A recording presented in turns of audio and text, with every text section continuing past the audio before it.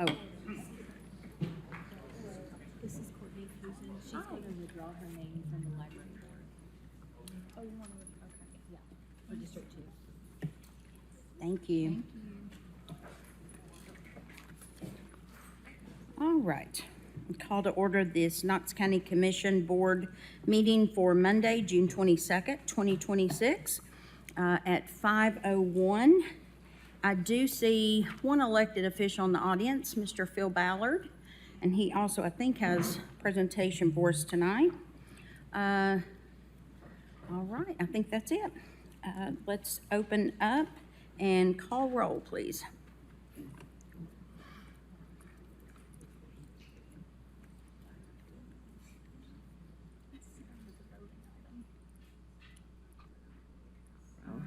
We need to do no vote. Commissioner Walls. Commissioner Barrett. Commissioner Oster. Here. Commissioner Jackson. Commissioner Russell. Here. Commissioner Hill. Commissioner Lee. Here. Commissioner Thompson. Here. Commissioner Fox. Here. Commissioner Jay. Commissioner Frazier. All members are present. Thank you.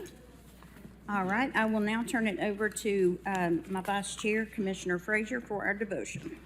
Thank you, Madam Chair. Good evening, everyone. As a believer of Jesus Christ, my faith has always been the lens through which I've viewed public service, leadership, and relationships. It is from that personal perspective that I'd like to offer my final devotional before this body. As I reflected on the past 4 years, I've thought about what has made serving as a commissioner one of the greatest privileges of my life. When many people think about public service, they think about the votes that were cast, the policies that were debated, or the projects that were completed or not completed. Those things certainly matter, but they are not what I will remember the most. I will remember the people. The people I've had the privilege of serving alongside, the people I've been honored to represent, the people that I've simply had the opportunity to get to know. They have been the greatest blessing of this journey. When I read Micah 6:8, to act justly, to love mercy, and to walk humbly, I realize that these are the convictions that every public servant should demonstrate. Justice reminds us to seek what is right. Mercy reminds us that every person we encounter carries burdens we may never fully understand. And humility reminds us that no elected office belongs to us. It is simply entrusted to us for a reason. Long after today's agenda is forgotten, the way we treated others and the integrity with which we carried out our responsibilities will be reminded and will be remembered. The health and the future of our community ultimately depend on the character of those who serve and seek to serve. My prayer is that every person entrusted with this duty will pursue truth, focus on solutions, and always seek the good of the people above all else. In doing so, we honor both the office we hold and the people we are privileged to serve. So if you will, please pray with me. Heavenly Father, thank you for the privilege of serving this community and for every person gathered here today. Thank you for the dedicated employees who faithfully serve Knox County each day. Bless them, strengthen them, and remind them that their work matters. Thank you for the relationships built through this shared experience. Grant us all the wisdom in our decisions, humility in our conversations, grace in our disagreements, and hearts that always seek the good of the people we serve. As the seasons of service begin and end, may we always remember that the greatest legacy of public service is not simply what we accomplish, but how faithfully we serve one another and our community. In your holy name we pray, amen. Amen. Very well said. Thank you, Commissioner Frazier. I'll now turn it over to Commissioner Ross for the Pledge of Allegiance.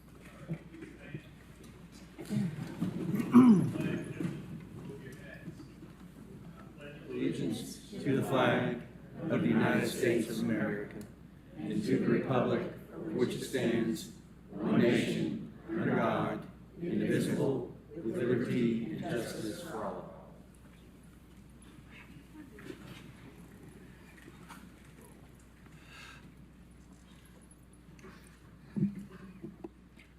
right, now we will go to the amendments to the agenda. There are quite a few. So, we have got addition is number 29 and 39. Defer to July is number 45, 49, 59, 62. And then defer to September is number 33. So again, defer to July is 45, 49, 59, and 62, and to September, number 33. Withdrawals, 35, 65, and 69. Again, withdrawals, 35, 65, and 69. Non-consent, 26, 28, 29, 32, 34, 40 through 44, 46 through 48, 50 through 58, 60, 61, 63, 64, 66, and 67. I'm going to do that one more time. Non-consent, 26, 28, 29, 32, 34, 40 through 44, 46 through 48, 50 through 58, 60, 61, 63, 64, 66, and 67. We need to hear resolution number 67 before we hear the resolution for number 64. So 67 will need to go in front of 64. We're also going to move the 250th proclamation to the end of the honorary resolutions. And do I have a motion to approve, or we have any other changes? Motion approved. I got a motion to approve by Commissioner Thompson and a second by Commissioner Durrett. Any discussion? Seeing none, open voting. Are we using our plans? Okay. I don't know, mine's not. Whichever.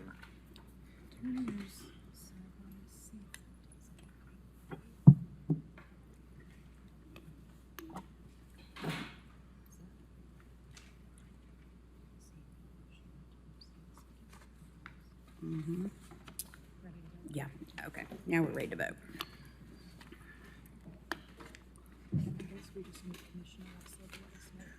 Commissioner Russell, we need to know your vote, please. Approve, please. What'd she say? Was that a yes? Yes, please. All right, that passed unanimously. All right, Madam Clerk, next item, please.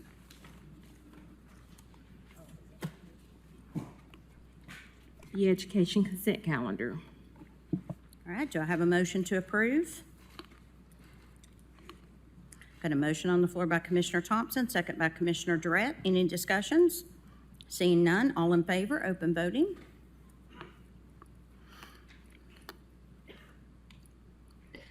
Yes, please. That's a yes from Commissioner Russell, unanimous. And 11-0. Next item. The next item is the consent calendar. General government consent calendar.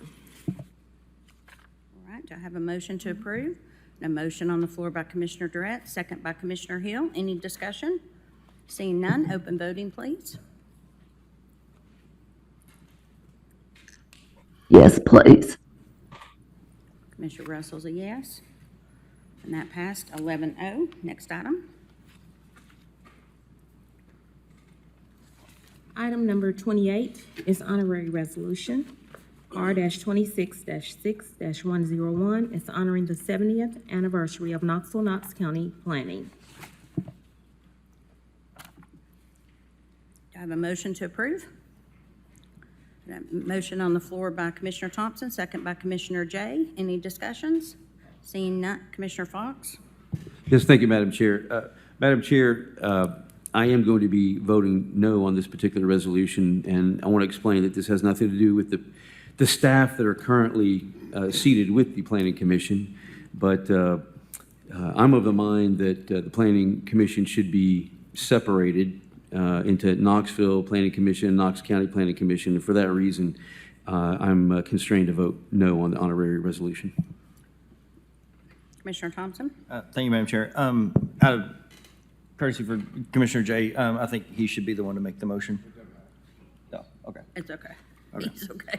I, All I right. just jumped the gun, sorry. Please open voting.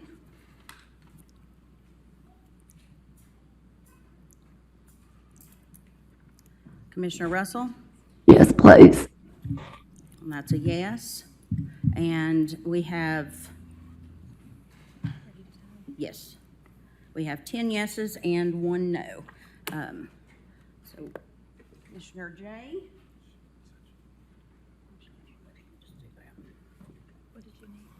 Thank you, Madam Chair. Without planning, we would have no land use policies. Without planning, we would have no comprehensive growth plan, no transportation plan, no greenway plan, no plan at all.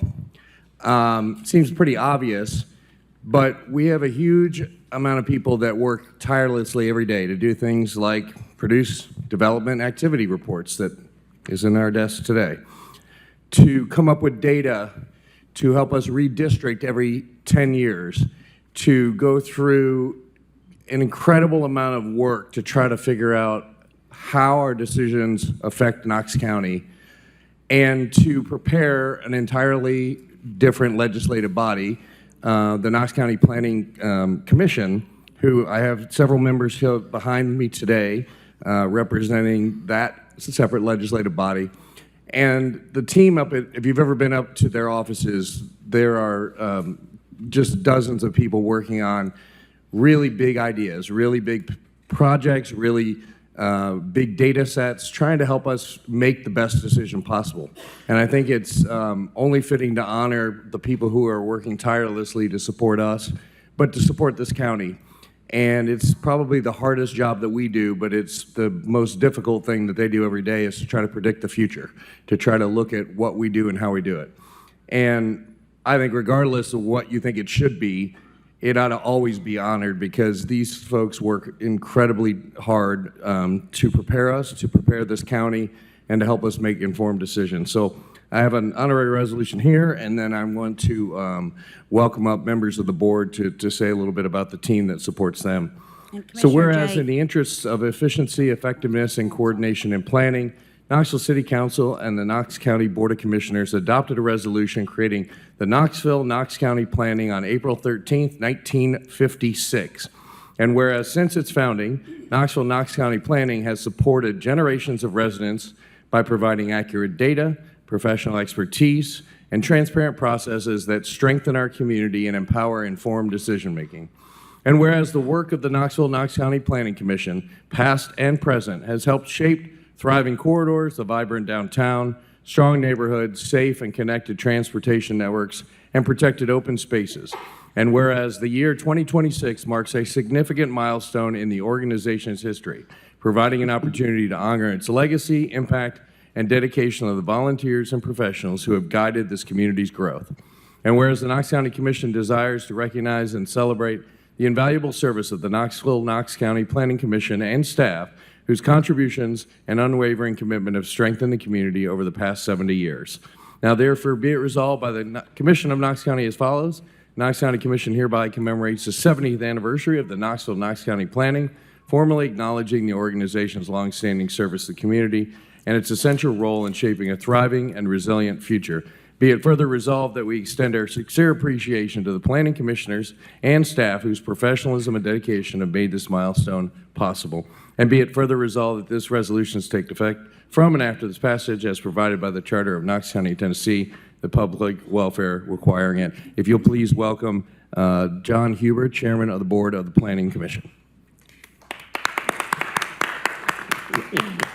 This is really for you. We'll kick it back to the team. Okay, we can do that. Well, thank you very much. I'll certainly keep this short, and certainly very humbled to accept this for the 15 sitting commissioners that we have right now and the hundreds that came before us. So, but it does, as Commissioner Jay had mentioned, it really goes back to the staff and Amy and all these people, they work tirelessly on everything that we ask them to do, that you ask them to do, that city council asks them to do. I've seen their workload, and it is impressive. So certainly want to make sure that you know where it starts and how much we appreciate them. But this is a very kind thing. Accept it with Commissioner Vice Chair Levinson and former Commissioner Boyer, who spent 8 years on Planning Commission and donated a lot of their time. So we're very humble and thank you for the honor. Thank you. Thank you.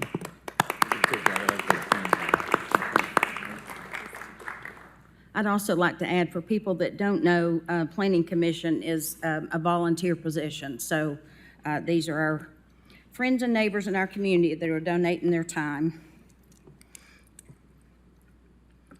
Next item, please.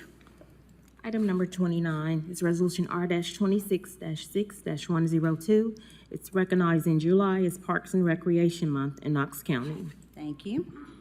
I will make a motion to approve. Do I have a second? Commissioner Jay, any discussions? Seeing none, open voting, please. Yes, please.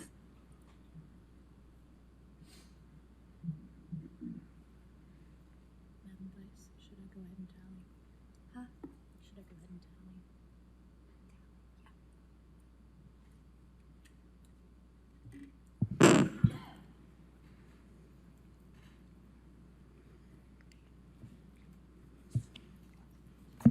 And that motion passes 11. Thank you. I am joined here by Director Mack, who has done a great job with our parks. So we are going to recognize this. Whereas Parks and Recreation is an integral part of our communities throughout this county, including Knox County. Whereas Parks and Rec promotes health and wellness, improving physical and mental health of people who live near parks. And whereas Parks and Rec promote time spent in nature, which positively impacts mental health by increasing cognitive performance and well-being and alleviating illnesses such as depression, attention deficit disorders, and Alzheimer's. And whereas Parks and Recreation encourages physical activity by providing space for popular sports, hiking trails, splash pads, and many other activities designed to promote active lifestyles. And whereas Parks and Recreation programming and education activities such as out-of-school time programming, youth sports, and environmental education are critical to childhood development. And whereas Parks and Recreation increases a community's economic prosperity through increased property values, expansion of the local tax base, increased tourism, and the attraction and retention of businesses and crime reduction. And whereas Parks and Recreation is a fundamental to the environment, well-being, and community. And whereas Parks and Recreation is essential and adaptive infrastructure that makes our communities resilient in the face of natural disasters and climate change. And whereas our parks and natural recreation areas ensure the ecological beauty of our community and provide a place for children and adults to connect with nature and recreate outdoors. And whereas the U.S. House of Representatives has designated July as Parks and Recreation Month, and whereas Knox County recognizes the benefits derived from parks and recreation resources, now therefore be it further resolved, the Commission of Knox County as follows. The Knox County Commission hereby recognizes July as Parks and Recreation Month in Knox County and encourages all Knox County citizens to acknowledge that the parks and recreation enrich the lives of residents and contribute to the physical, economic, and environmental well-being of our community. Be it further resolved that this resolution is to take effect from and after its passage as provided by the Charter of Knox County, Tennessee, the public welfare requiring it.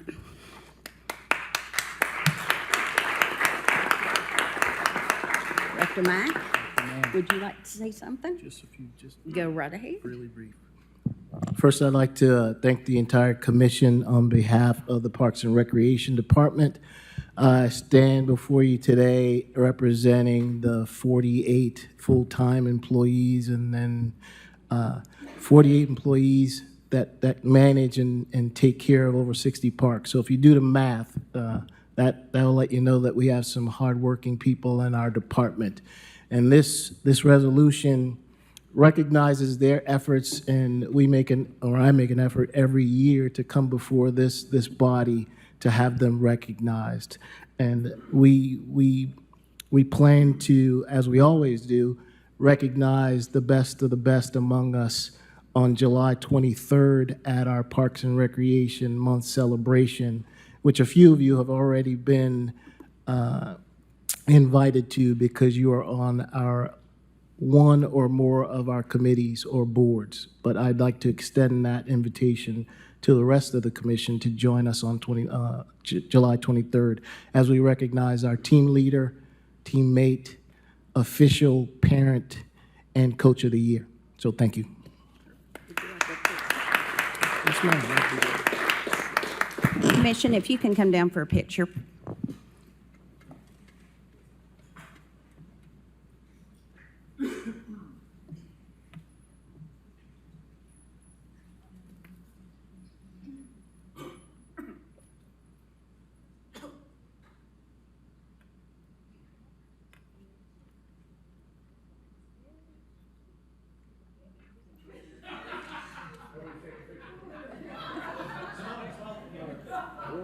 Okay, that's kind of different.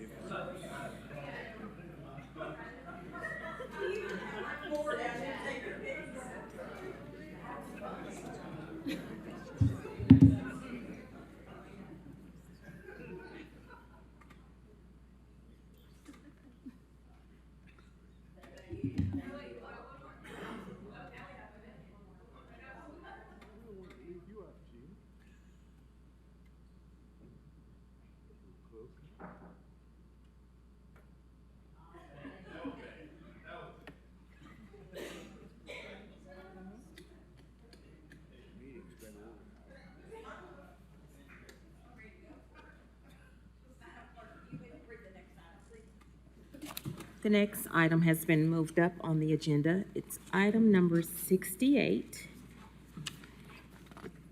which is a presentation recognizing the United States Constitution. All right, do I have a motion to approve? We don't need to vote on it. It's Oh, just no, a proclamation. This proclamation, I apologize, I'm sorry. I do want to see if any of the following are in attendance tonight. Commander Michael Kesterman, Captain Bill Robinson, or Commandant Susie Schmidt. Is anybody in the audience? I wasn't sure if they were able to make it. I don't see them, so we will continue. Commissioners, thanks to everyone for signing on to this. This was brought very early in the year from a constituent of mine that we be sure to, and she sends her regrets for not being able to attend this evening as well. But she sent this to ensure that we were able to honor our nation's 250th anniversary. Today, as we recognize the 250th anniversary of the founding of the United States, I want us to understand that this milestone gives us an opportunity to reflect on the ideals that have guided our nation for 2.5 centuries: liberty, self-government, civic responsibility, and the belief that each generation has a role in shaping a more perfect union. As local elected officials, we see democracy at work every day in our communities. The strength of our nation has always begun at the local level with engaged citizens who volunteer, vote, serve, show up to county commission meetings, and work together to address challenges. As we commemorate this historic anniversary, may we honor the sacrifices of those who came before us while renewing our commitment to the principles and freedoms that continue to unite us. I want to congratulate all of us, this nation, everyone that has given their blood, sweat, and tears to make this great nation what it is today and will continue to do so every day going forward. And thank you for helping us celebrate our 250th anniversary. And with that, I will read the proclamation. Be it known that Knox County Commission does hereby recognize the United States Constitution during the nation's 250th anniversary. Whereas the year 2026 marks the 250th anniversary of the founding of the United States of America, observed nationwide through the semi-quincentennial, And whereas the Declaration of Independence established the principles that guide the American Republic, including liberty, representative government, and the rule of law. And whereas the Constitution of the United States, adopted in 1787, created the enduring framework of American government and remains the supreme law of the land, to which all public authority is subordinate. And whereas the Constitution establishes clear limits on governmental power and provides a system of checks and balances to ensure that no office, branch, or individual exercises authority beyond that granted by the people through the Constitution. And whereas elected officials at every level of government take an oath to support and uphold the Constitution, affirming that their responsibilities are defined and constrained by its texts. And whereas members of the United States Armed Forces swear an oath to defend the Constitution against all enemies, foreign and domestic, reflecting and enduring principle that loyalty is owed to the Constitution and the nation it establishes, not to any individual office holder. And whereas veterans in our community continue to honor that oath through service, civic participation, and the promotion of constitutional values. And whereas the semi-quincentennial offers an opportunity for Knox County to reaffirm the constitutional principles that safeguard liberty, domestic governance, and the peaceful transfer of authority. Now therefore be it resolved that Knox County Commission recognizes the 250th anniversary of the founding of the United States and reaffirms the Constitution of the United States as the supreme law of the land and the foundation of American government. And be it further resolved that this proclamation be entered into the public record in recognition of the Constitution's continuing role in guiding the duties, responsibilities, and lawful limits of public service. And this proclamation, I do believe, is going to be read at some events that are coming up in honor of the 250th anniversary on July 4th. And so I just thank you for your time. Thank you.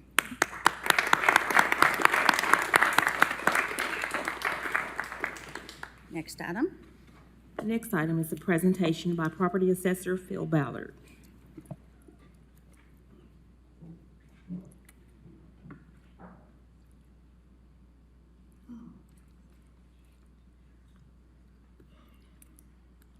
Thank you, Madam Chair, Commissioners, and Commissioner Lee for allowing me to come forward.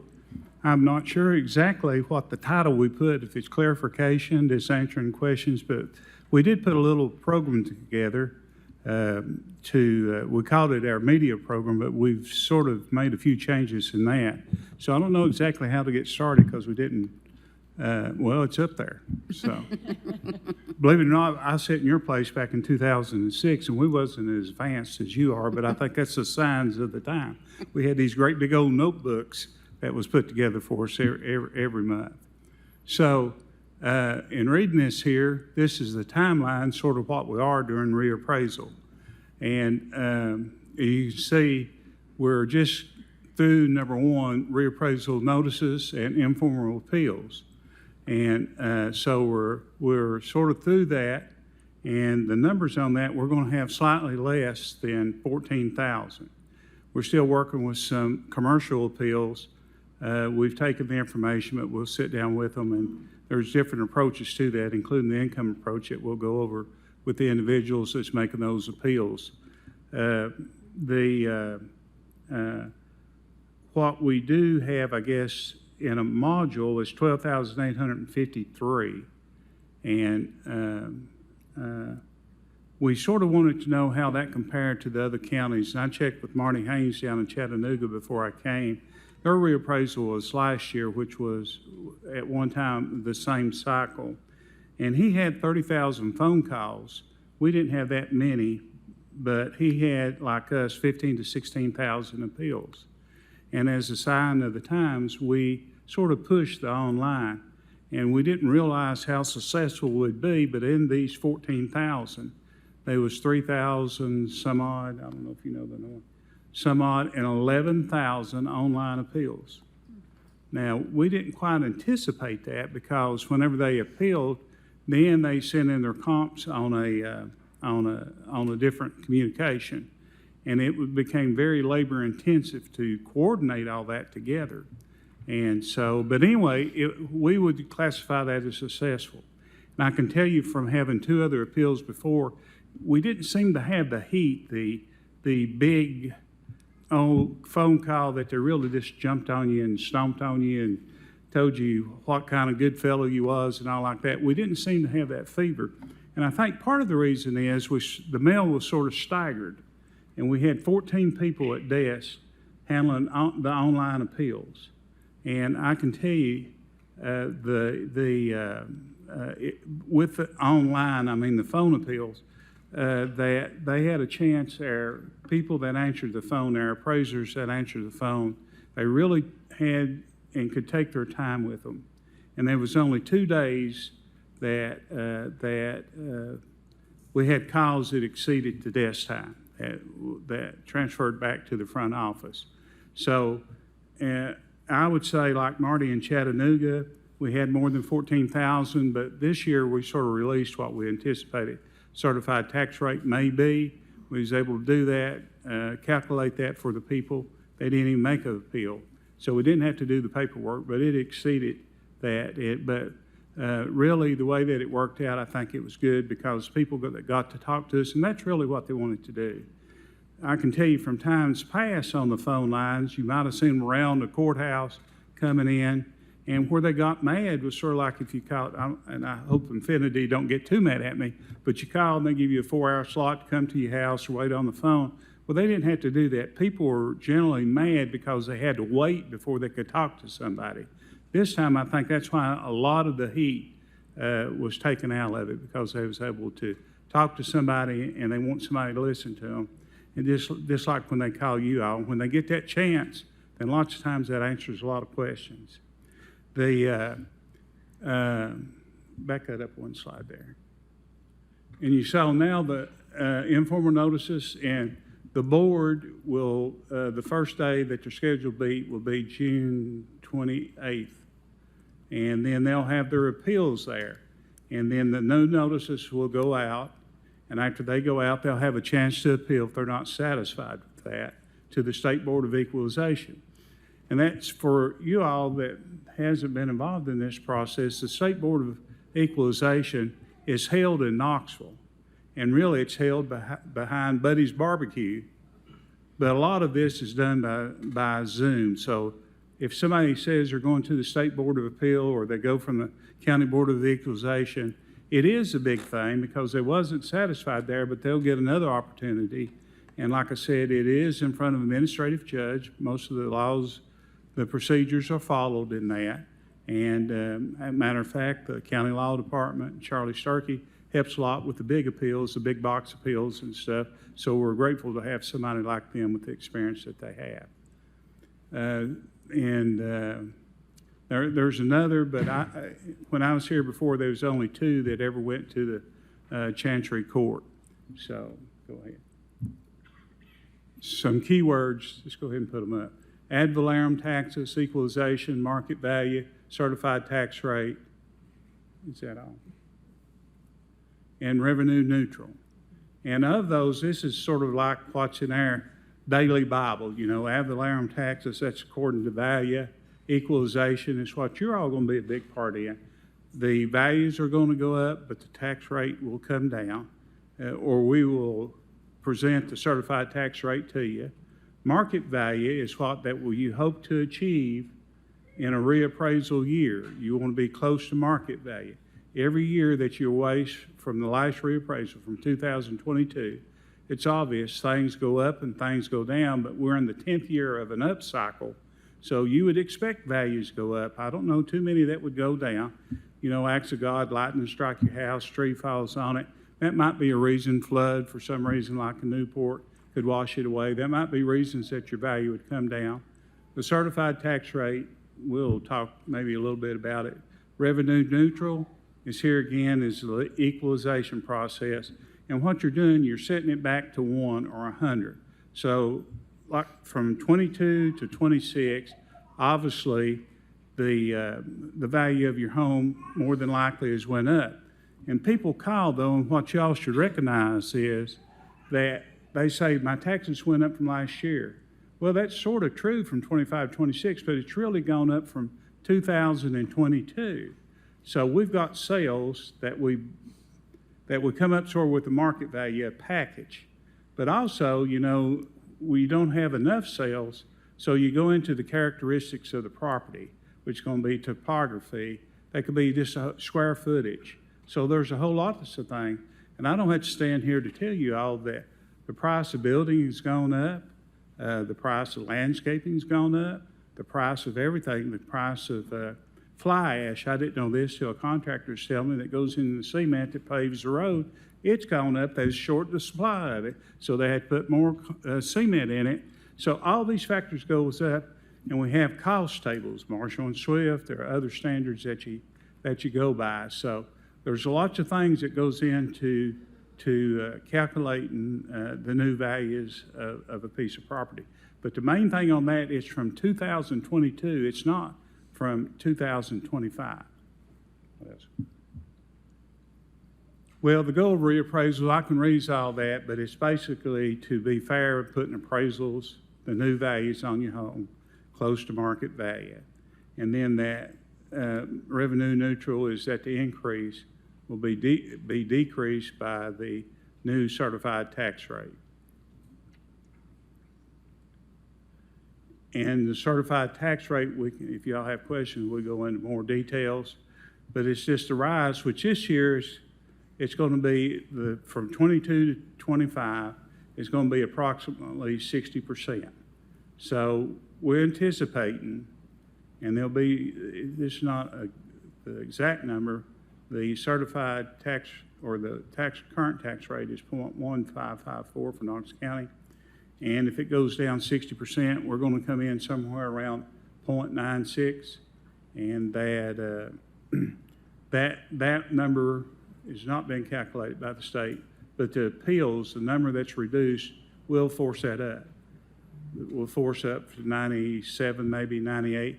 But we would have to reduce a whole lot, $200 or $300 million to push that tax up. Because when you start calculating it, 25% times that it is a big number, but to adjust that up, the penny on the tax dollar would have to be a big number that we would be offset by the appeals. What else we got? And here, this is this sort of the easy illustration. If you had a home at $254,300 in 2025, and it rose by 40%, then, which would be $355,800, your tax would be $854, which you could see is down by $988. If it reaches the 60% threshold that I told you, $406,880 from $254, you'd owe $977, which is still just a little bit down because of the fraction on it. Before you get into an increase, the home would have to go from $254,300 to $457,740. And I didn't do the math. I just saw this before I come down here, but I think that's $111. So it's a huge jump before that you would get a tax increase. That's how come when people call that, and we calculate it for them, lots of times it doesn't reach that 60% or it's 62 or 68, and they can live with that. And so we've not really, like I said, had the heat once we get into it. And I would think sometimes on the larger pieces of property, it's not that we're closer, it's just that maybe they don't rise because sales in their area has not went up. Lots of times the frequent sales and stuff maybe below the 300,000, we may see some increases that we need to adjust. And whenever we start seeing increases sometimes in a subdivision, we're tracking a zip code a little bit at a time. We may go in and adjust that whole subdivision. So just when we send notices out doesn't necessarily mean that it ends there.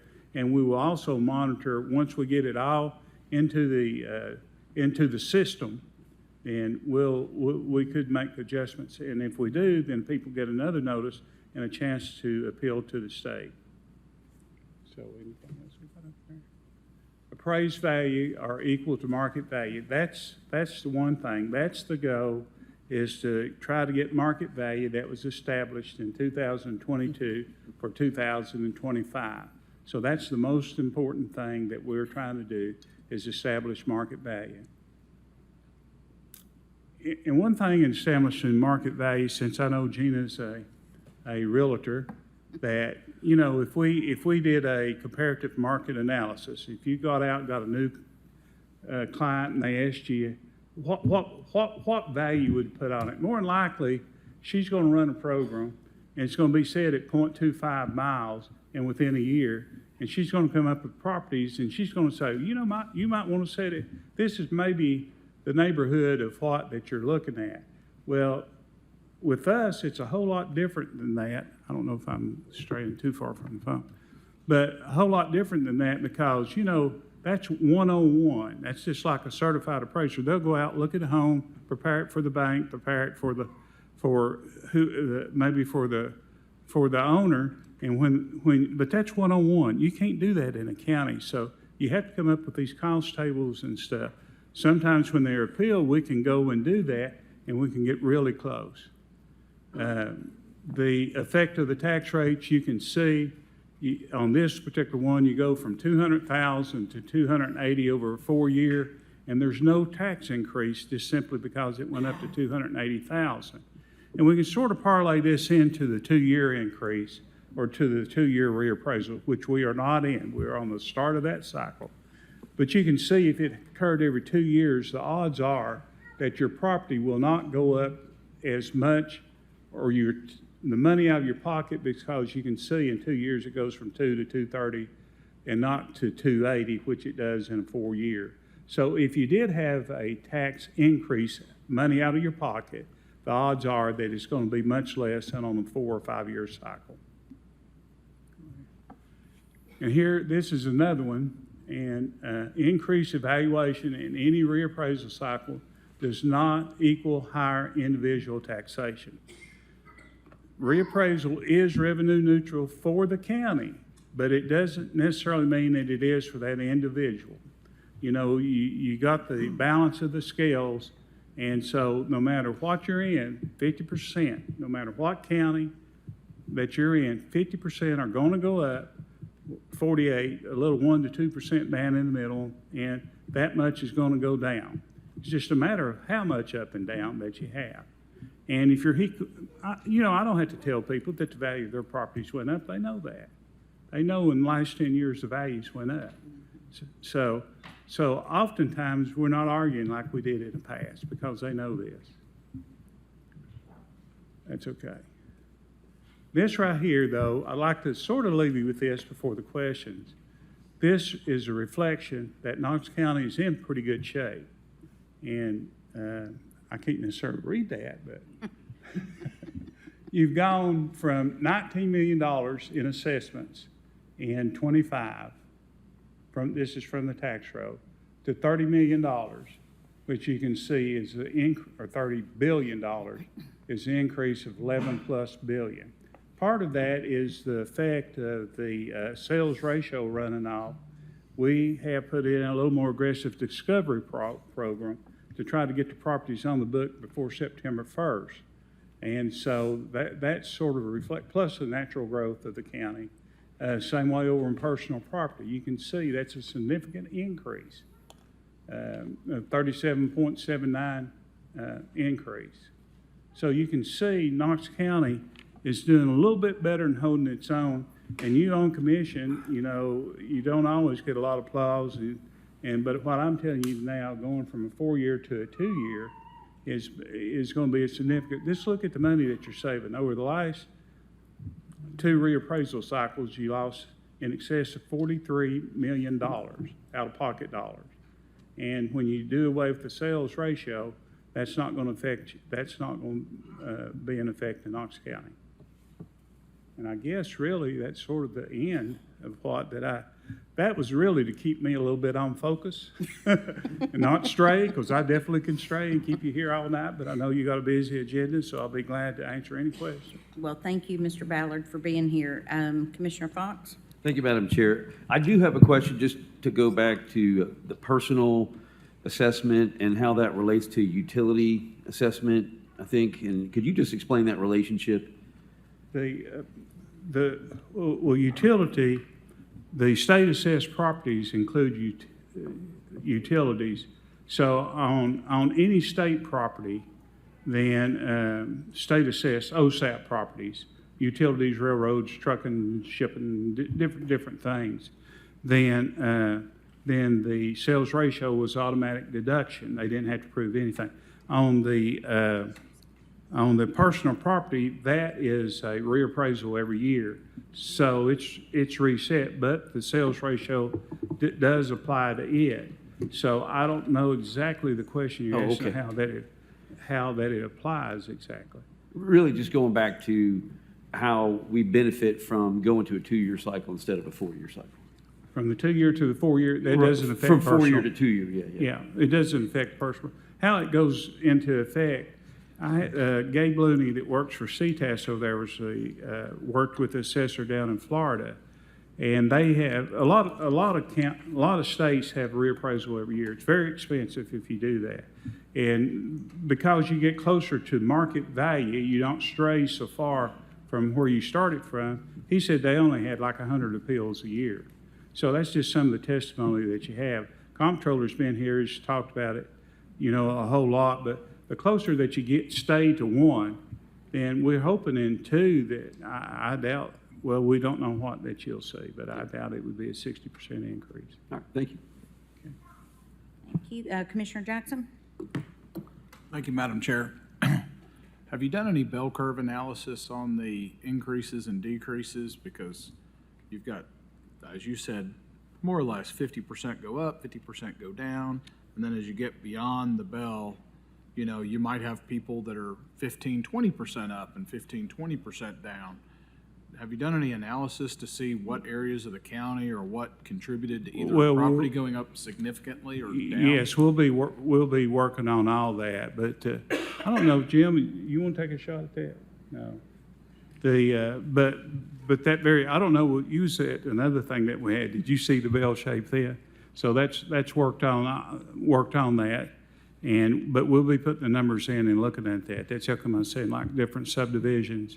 So I don't know, but we'll do that.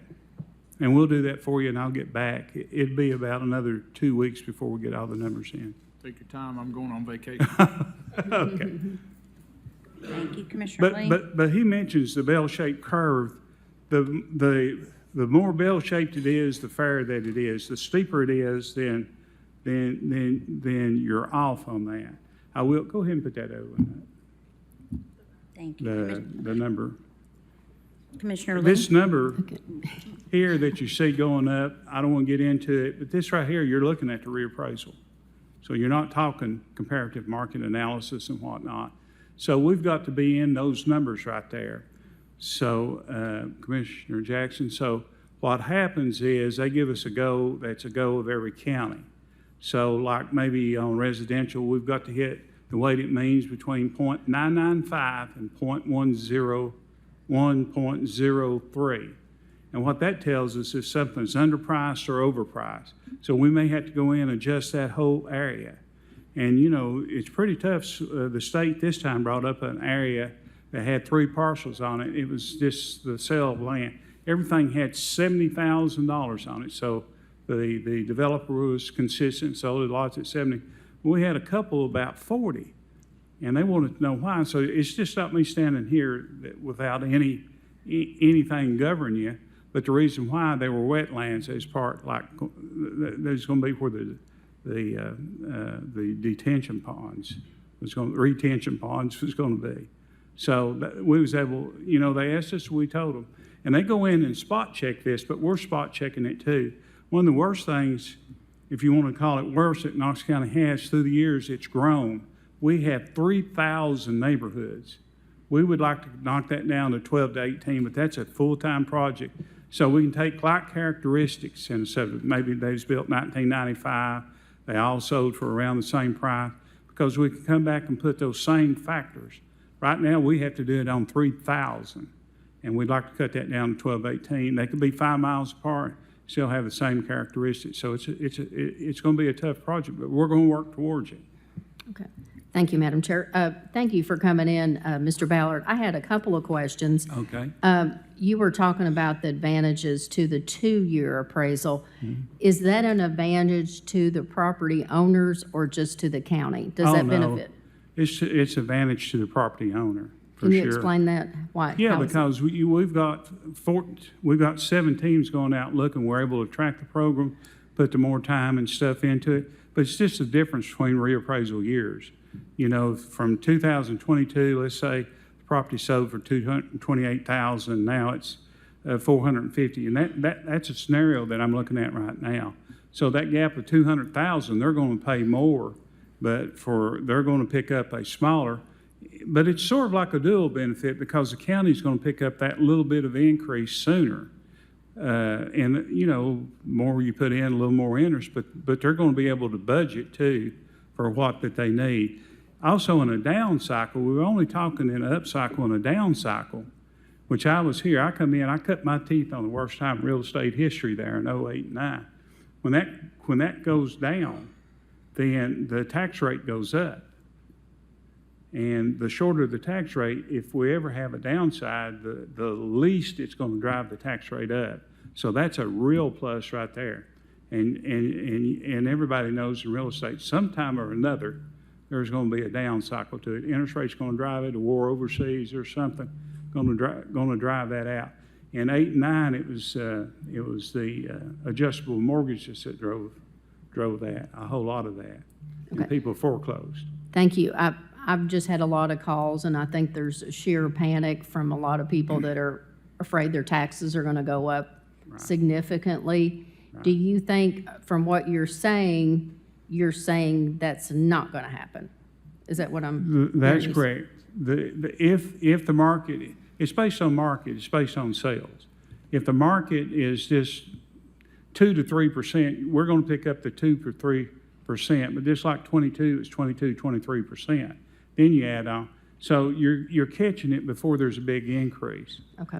And then the next question I wanted to ask is in regards to like the big box stores, some of the commercial, are they going to be paying more of their fair share as opposed to, is this just hitting the homeowners or will this hit the commercial? No.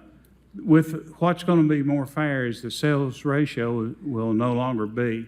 You'll see legislature that try to change that to a 2-year. They'll try to do away with that. But no, the sales ratio, you see in year 3 and 4 when that applied to all OSAP properties, and Chris Caldwell could tell you, but they, you know, like KUB, I don't know if that's OSAP, but they got a $2 million decrease. And there's tax agents and firms that they're writing endlessly to these big box people. And sometimes the big box people here in Knoxville, they only need one, but they'll come in with 6 and they'll pill them. They have groups of people that tour the country. If it's successful in Arizona or New Jersey, they'll bring that team in and come and try to be successful in Knoxville. The small counties that don't have the resources and law department like we do, with Barry Mathis down there has been doing it 26 years. He's as good as anybody in the state on the appeals. They get an unfair reduction just simply because of the case law that existed a long time ago. So without that sales ratio, then the commercial people will be paying a lot more of their fair share. Because in year 3 and 4, that was taken out. $43 million are in 2 reappraisal cycles that you're all going to gain. So it's like in this year, if you all approve it, then you've got your full amount of money. Used to be in year 3 and 4, you got that 30% reduction. And I believe Chris said that it was $9 million. Chris and the mayor during their budget talk said that was $9 million this year. So you're all going to retain that. Okay. Thank you. Thank you. Thank you, Mr. Ballard. I've had the unique opportunity, I'm not sure if any other commissioners have sat on the Board of Equalization, but I had the privilege of doing that, so able to explain it to my people when they call. I want to first say the information on the back was written well, and I think very informative for people. And I do think that this commission should be proud to move it down to the 2 years because it was it's going to be a huge benefit to our homeowners. I did want to see, because this was something, I had a couple of my people ask me, has the website of the 2026 values been posted? Because I know that's a great resource for neighbors to be able to get on and look and see if they're kind of in line with the rest of their neighbors. But it will be. I don't know the exact date on that. Chloe, do you know? You working on it? After the appeals are over, when the tax roll. That's right. So it'd be sometime in August before that happens, but Okay. it'd be that, right before the tax roll, which is gonna, that should be somewhere around, to give you a number, August 7th through the 10th. Hopefully, the tax roll will get over to the trustee around the week of the 15th or soon thereafter. Okay, perfect. Well, I don't think anybody has any other information. Thank you for coming. I think this was valuable information when everybody got their little yellow paper. So, Okay. thank you. Well, Have a thank you. good evening. Thank you to all your commissioners. Thank you very much. Thank you. Next item, please. The next item is presentation by University of Tennessee for National Dairy Month.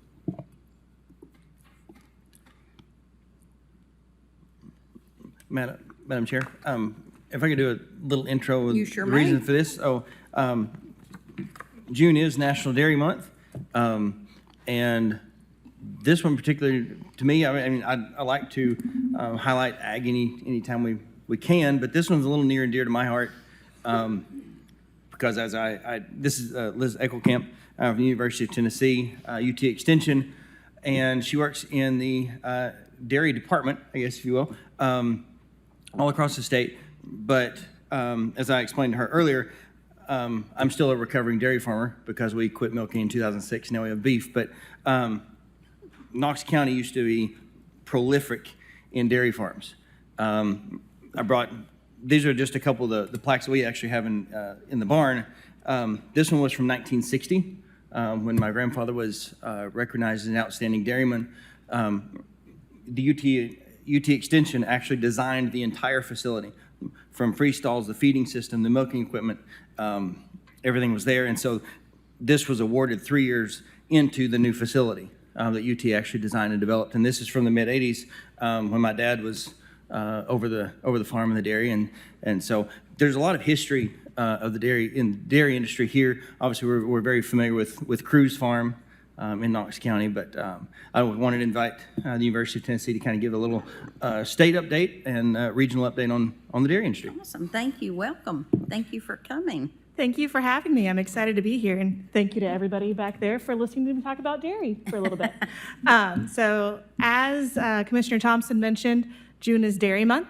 We are excited to share that month with several other things, but we are also proud to talk about all the lovely dairy products, so ice cream, cheese, and milk, of course, that we consume and the farmers that produce them. I'm going to try this and see if it works.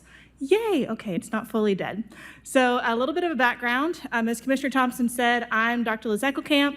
I'm our dairy extension specialist here in the state of Tennessee, which means I cover all things cows, goats, and sheep that are focused on dairy production and the producers and processors across the state. I also support our 4-H initiatives. I lecture in several classes at UT, so we kind of call me the one-stop dairy shop because most of it flows through me.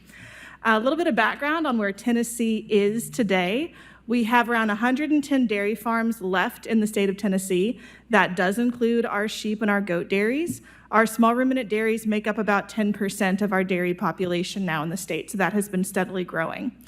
Even though we've only got 110 farms and around 22,000 cows, that is still enough to produce over 47.2 million gallons of milk in a year. Most people do not know how much dairy cows produce in a day. We always measure things in pounds, which makes it a little bit more confusing. So the average dairy cow produces anywhere from 90 to 120 pounds of milk a day. And for gallon reference, that's a little over 7 gallons of milk a day out of one cow. So when people ask me about a backyard cow, I say, exactly how much dairy are you planning on consuming? Because it's going to produce a lot more than you actually think it will. So our ladies are very, very productive. I do say ladies because only girls produce milk. If anyone was unsure about that, here is your trivia question for the day. Only females produce milk. Men produce something else. Our top 3 dairy counties are still Loudoun, McMinn, and Monroe, and that has been true for a very long time, at least as long as I've been here. And the most commonly consumed dairy product in Tennessee and the U.S. is cheese, not too distantly followed by ice cream. Fluid milk has been kind of on the decline for the last 60 to 70 years. It's not a trend that I expect to see differently, but that's not necessarily a bad thing for our dairy farmers because it takes about 10 pounds of milk to make 1 pound of cheese. So our consumption's actually going up, even though what we're consuming is changing. And we really see that reflected in the dairy processing industry in Tennessee. What we tend to think of when we think of dairy, right, is the animals and the farmers behind the product, which is fantastic. But something that often gets overlooked is the processing side of the equation, right? How many of y'all have a cow in your backyard? A dairy cow, Commissioner? No hands. Great. That's fine. But how many of you consume a dairy product on a daily basis? Yeah, probably.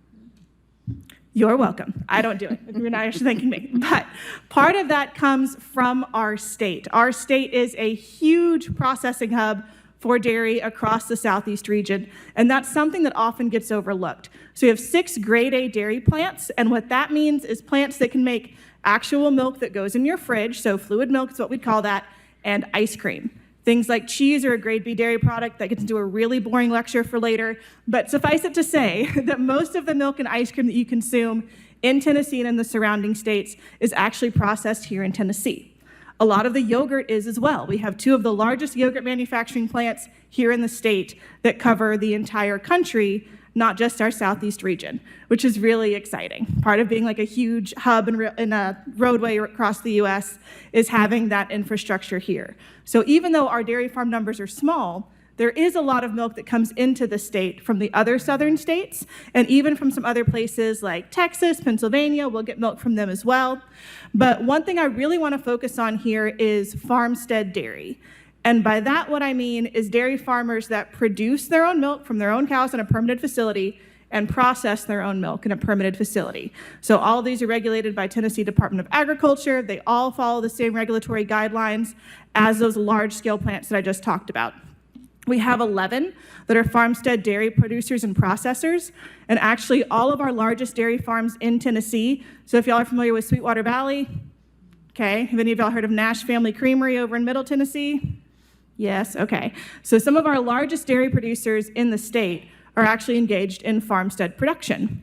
We also have every single one of our goat dairies involved in farmstead production, and our sheep dairy is also involved in farmstead production. Have y'all heard of Blackberry Farms?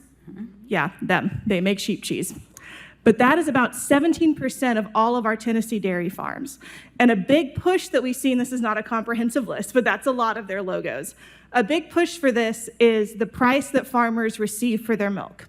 That is a federally mandated minimum level, but for many, many years, not recently, going back to the 80s and beyond, that price for milk has not kept up with the cost of producing it for the farmer. So many farms are switching to farmstead production as a way to recoup more of that customer dollar because they can sell directly to a customer, charge a little bit more for their product because it's local, and try to stay in business and support their families a little bit longer. It's also a really good way for them to diversify. So think about if we were going to try to grow any other family business, right? We either have to get larger or we have to offer more services with our business. So a way to offer more services is to have our cows, have our processing facility, and have a marketing outlet. And that is the way many of these multi-generational farms are keeping multiple families fed on that same herd, or bringing on multiple brothers, sisters, siblings, I guess I kind of already said that with brothers and sisters, into the practice. So how does UT support dairy across all of this? So my primary appointment, actually my only appointment, is extension, right? So my job is supporting our producers and processors where they are. And a lot of that involves direct-to-farmer outreach. So going out to farms, having conversations, what are the problems that we can help fix? What are resources we already have? And what are areas of research that we can expand into? Some other things are grant opportunities for dairy businesses, and I'll get more into that a little bit later. But we are incredibly fortunate at University of Tennessee to be one of 4 regional hubs that was funded by the USDA AMS Dairy Business Innovation Initiative. That started back in 2018, And that pot of money, yes, provides some support for us, but it also provides dollars for grants that we invest directly back into dairy businesses across the Southeast. So that's a huge part of what we do. We're very grateful to be able to do it. Another is youth opportunities, sharing with 4-H'ers, sharing with college students what you can do in the dairy industry, right? You don't have to be a researcher or an extension specialist like me. If there is a job on the human side, there is an equivalent in ag and an equivalent in dairy. So coming from a non-farm background myself, I am a city kid who moved to rural Louisiana who then learned about cows in college. So like every other kid out there, I wanted to be a vet. And I learned at LSU that there were other things that I could do with an animal science degree and other ways to be involved in the industry. And I would not be where I am today without professors like me now pouring into me and sharing those opportunities. So that is a really important part of what I do. And then technical assistance. So some of that is, what resource can I connect you with? How can I help you write your grant? Other things are, what resources do we have at UT that we can utilize to help you do a little bit more with your business? And we'll get into that more a little later. On the research side, I do a lot of applied research.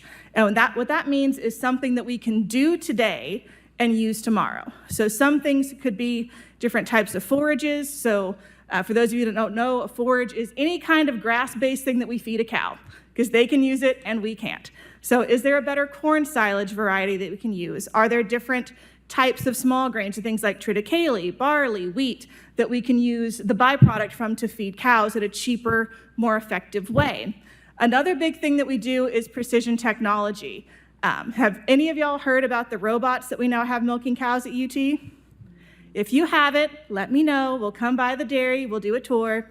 Goes for everybody, not just the commissioners. But this little picture that y'all can't see, the picture on the bottom, right-hand corner for me, left-hand corner for y'all, is gonna be a picture of one of our robots at UT. So what that does is it milks a cow without a person actually being there.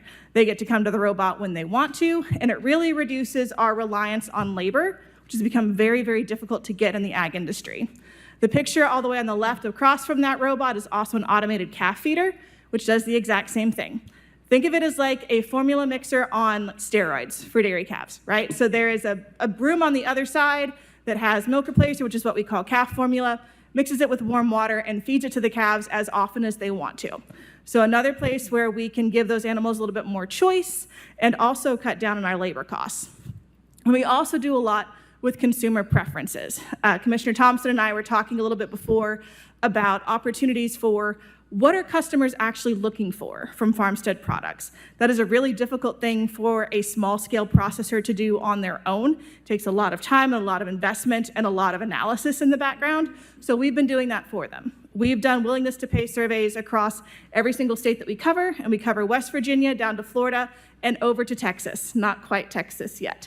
But we'll be able to create individual plans for each of those states as far as what are customers looking for, what products do they want to see, and kind of like farmstead products around the area, and what are they willing to pay for them, which is a huge leg up for these small-scale processors. Come on. On the teaching side, I'm responsible for several different organizations, again, trying to share opportunities and get collegiate students involved in dairy. One of those is Dairy Club. You can see these two Instagram grabs. A lot of my students right now are in Milwaukee currently at our annual conference, which is the American Dairy Science Association annual meeting. One of them has written an abstract, is presenting her own presentation. She's doing that tomorrow. They also competed in a collegiate dairy quiz bowl team. So representing UT on a national scale and having a lot of fun doing it. You can see they also went to a small scale processor while they were up there. Another thing we have is a dairy challenge team. That gets students involved to go through and evaluate a farm holistically. So they're looking at finances, they're looking at labor, they're looking at nutrition, reproduction, manure management, anything and everything that goes into running a dairy farm, which really is a small family business. They compete in an aggregate team at the regional level, and they compete as a Tennessee team at the national level. And we actually hosted at one of our Loudoun County dairies back in September of 2025 this past year. So we've been very, very involved there, and I'm on the national board of that organization. The last one up here is dairy judging. You can see them all the way to the right, and that is evaluating dairy cattle. So what kind of traits are we looking for? What makes a good animal? And those students compete at 4 or 5 different shows throughout the year. And lastly is classroom learning. I lecture in 5 or 6 different courses around the basics of dairy cattle, what it means to be a dairy farmer, what all goes into that process. And I also teach the dairy food side, even though I am an animal scientist. But again, all things dairy in a one-stop shop. I mentioned a little bit earlier the grant program that we're able to run through the USDA AMS awards through DBIs. Ours is the Southeast Dairy Business Innovation Initiative, and you can see the states that we cover in this map.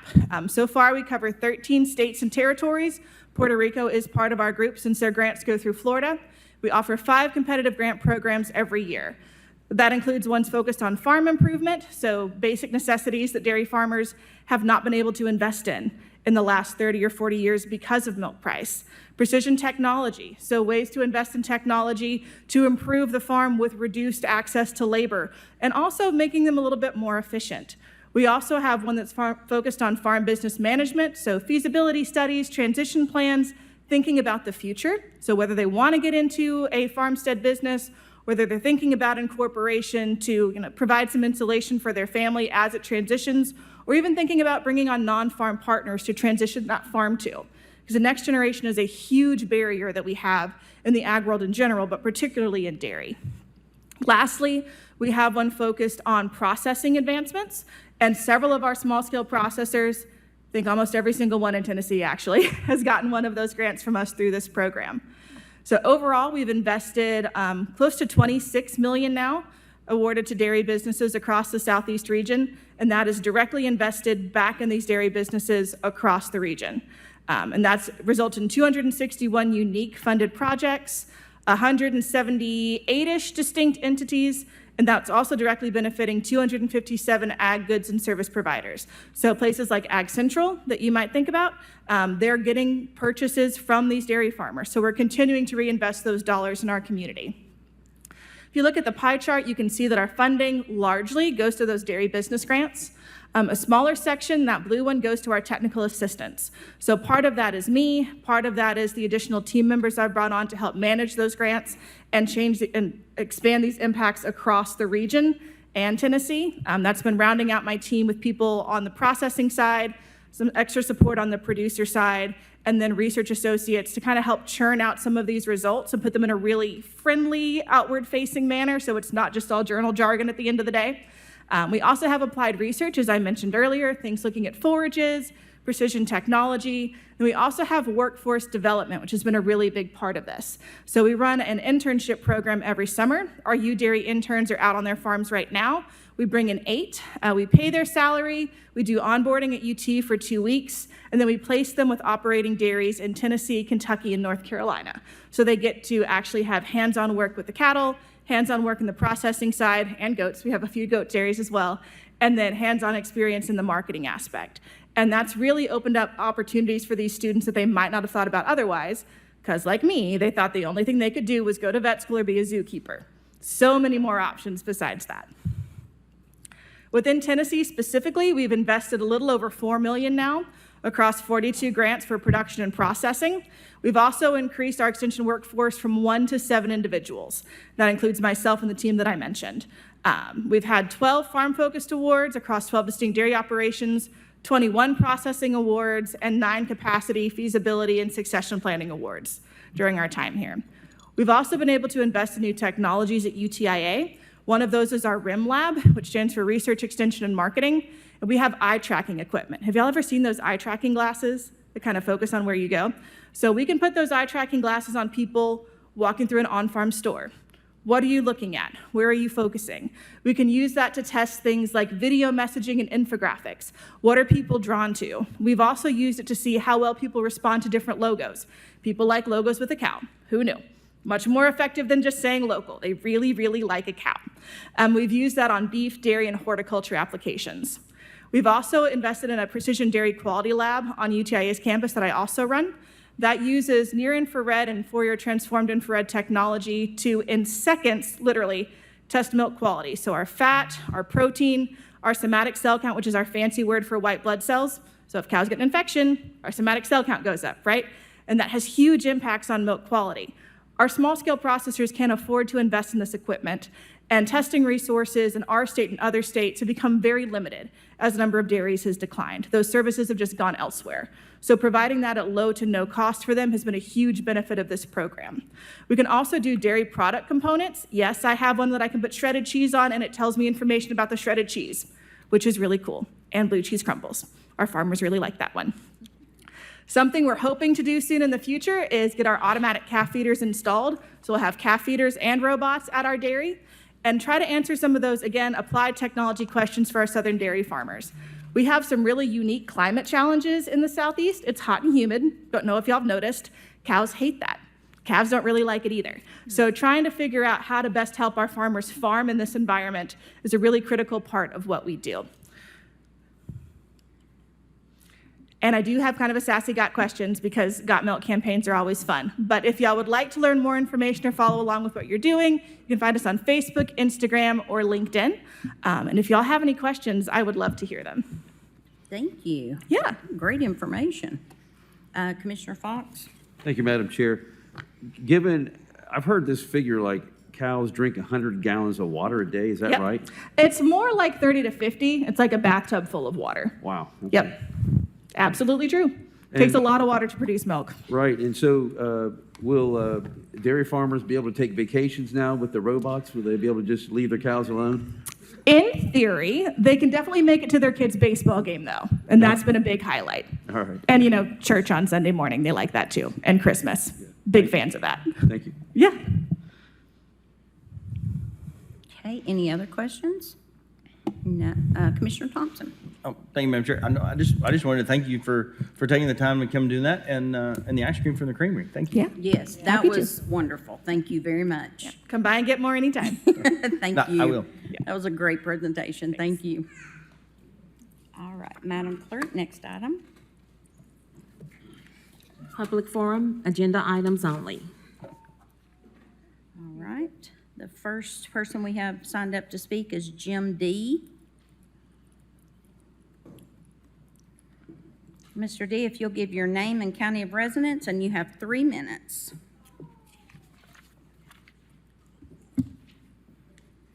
Madam Chair, I'm speaking on 2 topics tonight, so I don't know. I think you're on the open topics on the next item. Okay, so it's open topics? Okay. Yeah, right now, you're on the library.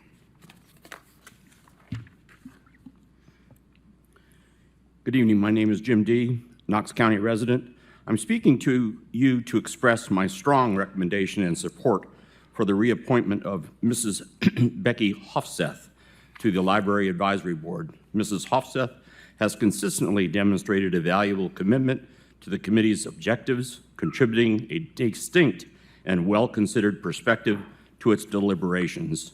It is my understanding that her initial recommendation for service came from Commissioner Angela Russell, whose judgment I hold in high regard, precisely for her ability to bring vital and comprehensive viewpoints to the Library Advisory Board, maintaining a broad spectrum of voices and ensuring diverse representation are crucial for fostering robust discussions within the lab. Mrs. Hofseth's continued presence is essential to uphold this crucial aspect of the committee's composition. I respectfully urge you to consider her reappointment, allowing the lab to continue benefiting from her dedicated service and immeasurable contributions. Thank you for your attention. Thank you. Next speaker is Ben Mullins.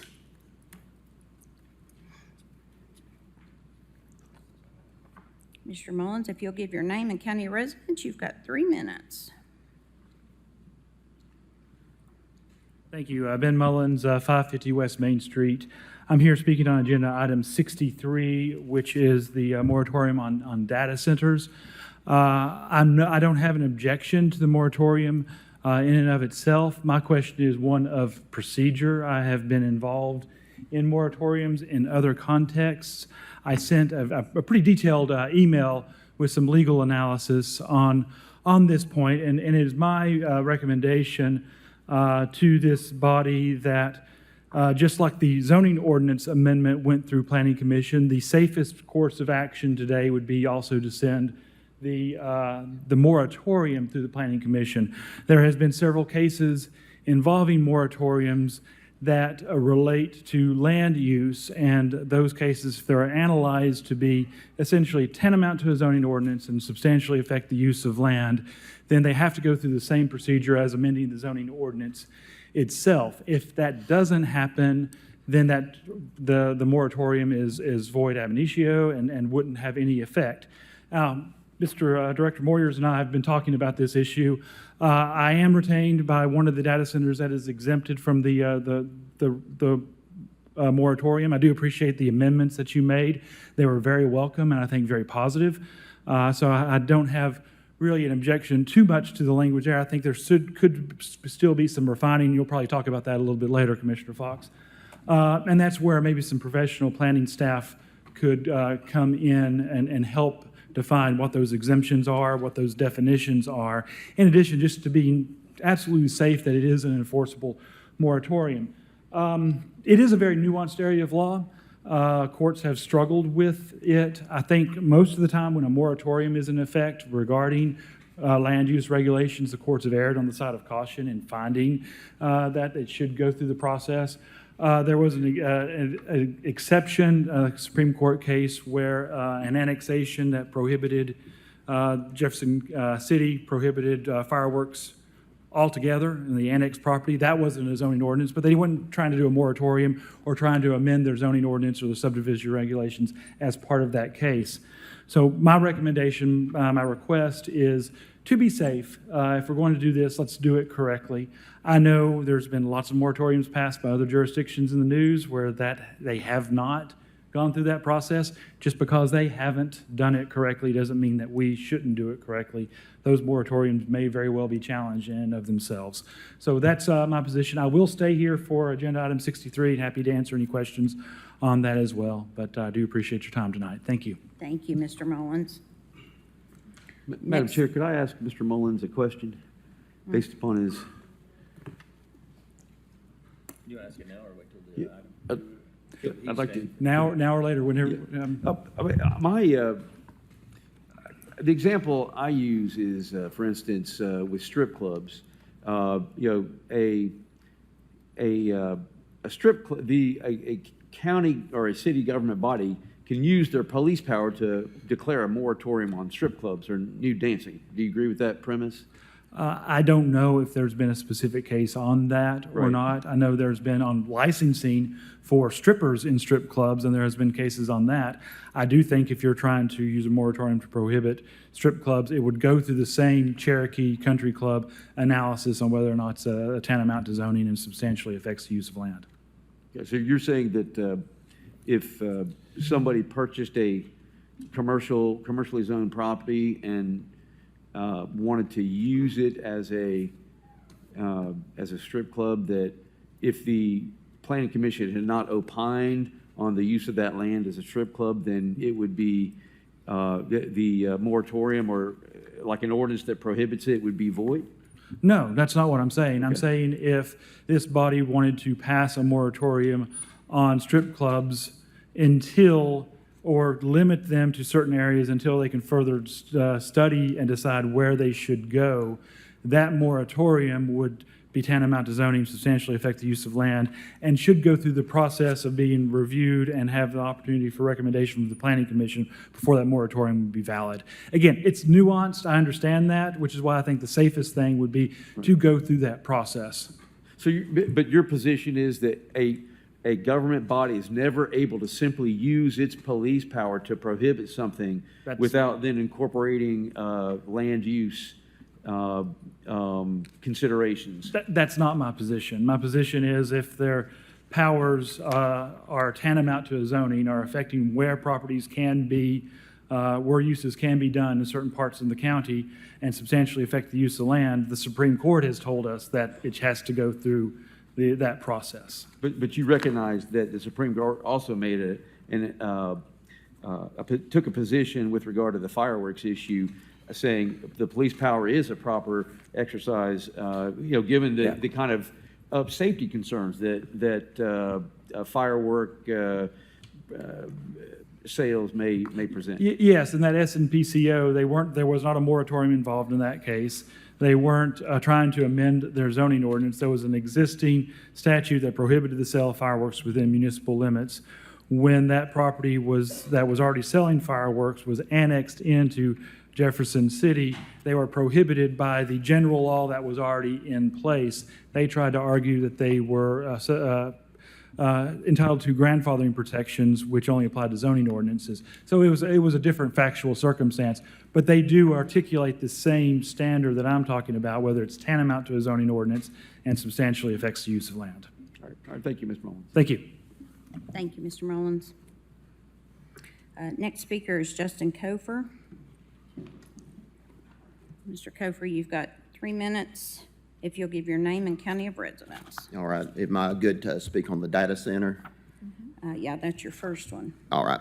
Name's Justin Kofer, and Madam Chair, Commissioners, thank you for letting me speak. I live in Carnes. I'm represented by Commissioner Hill, who's done an amazing job. Thank you. I'm a veteran of the United States Air Force, and I spent much of my career working in power production. Because of that background, I understand exactly how large electrical loads impact power grids. Data centers will change how you have to plan for long term. They will strain the infrastructure, they'll strain utilities, and they will hurt future growth. That is why I'm asking this commission to move with extreme caution on data centers, especially in Knox County. See, what I keep hearing are long discussions about what these data centers need from Knox County. What I have not heard is a clear explanation of what Knox County taxpayers get in return for these data centers. I have yet to find any data that can justify placing these facilities near the citizens here in Knox County. These centers consume massive amounts of electricity and water, yet they create very few benefits. So before Knox County commits to a path that will have lasting impacts on our utilities, we must be absolutely certain that the benefits outweigh the costs. Now, my second concern is timing. Knox County is about to welcome a new mayor and several newly elected commissioners, and the impact that these data centers could have will be felt for decades. Because of that, the taxpayer deserves input from the leaders who will be governing this county come September as much as the body that's here today. So whether you support data centers or oppose them, the incoming administration must have the chance to review the facts, hear from the public, and help shape this policy. So I respectfully ask this commission to honor the Knox County voters and allow the incoming leadership to be part of this vital decision. So I thank everyone for your time, and I do want to add too that data centers should be going through the elected body and not volunteers, because it's an issue that impacts Knox County voters directly. Thank you all so very much. Next speaker is Chris Treadwell. Mr. Treadwell, if you'll give your name and county of residence, you have 3 minutes. Thank you very much. Chris Treadwell, Knox County. The USA has the most amount of data centers in the whole world, about 5,500 facilities. There is a false fear being propagated that we need more data centers to compete with China. We have 3 times the amount of data centers that China has. It's not necessarily about the amount, but how they're used. China focuses on AI infrastructure to make factory production more efficient and program robots. We mainly use AI to make stupid fake videos that confuse boomers and for college kids who cheat on exams. For anyone not aware, there's this thing called the internet, and it allows data to be sent from far away from these centers to your phone. So you don't need a data center in your backyard to use Facebook. It can be anywhere in the country, anywhere in the world. And we have to ask ourselves, why put such a resource-intensive operation in a residential area? Build them next to power plants where there's abundant water resources or things of that nature, not in urban and suburban areas where people don't want them. There are plenty of superfluous arguments for building data centers. It creates construction jobs. You think Knox County is in a deficit of construction jobs? Instead of building something that everyone will hate, you can build anything else. It creates jobs. Yeah, Bitdeer, the data center that we have right now in Knox County that eats up an equivalent of 1/3 of all residential homes in our county. One data center eats up 1/3 of all the electricity used in our county for homes. It employs roughly 30 people. McDonald's employs 3 times as much as that. It does not create jobs. That's a fallacy. Okay, the third fallacy, we use AI, so we need data centers. There are roughly 90,000 AI platforms that you can access. You think adding one more data center in our backyard that's just going to make residents unhappy and then choose to elect someone else instead of you is a good idea? No way. Nobody wants them. The reality is both Democrats and Republicans are against data centers and don't want them built in Knox County. KUB sent out a memo last summer asking residents to limit electricity use because of strain on the infrastructure from the hot summer. And we already have infrastructure issues because of all the development that's going on and happening in this county. Now imagine building a data center, another one that's going to use the other third of electricity used by residents. It's insane, and it's the taxpayers that are going to have to foot the bill for the infrastructure increase. So the Planning Commission is made up of real estate agents, mortgage lenders, and attorneys, and they're appointed, not elected. They have no interest in what's best for the citizens of Knox County. They just want to develop. Miles Biggs is on the board. He's worked on data centers before. It's a conflict of interest. He probably wants to build more. The only governing body that can protect us and is responsible for our well-being is sitting right here. It's a county commission. You're elected, you look out for us, and it's your duty to prevent harmful industries like data centers from ruining our neighborhoods. So please pass a moratorium on data centers being built in Knox County. Thank you very much. Thank you. Last speaker on the public forum for item agendas is Justin Kofer. Oh, I'm sorry, there was two, Paul and Kathy Dunbar. I'm sorry, I forgot that they signed up. I didn't have that on my sheet, I apologize.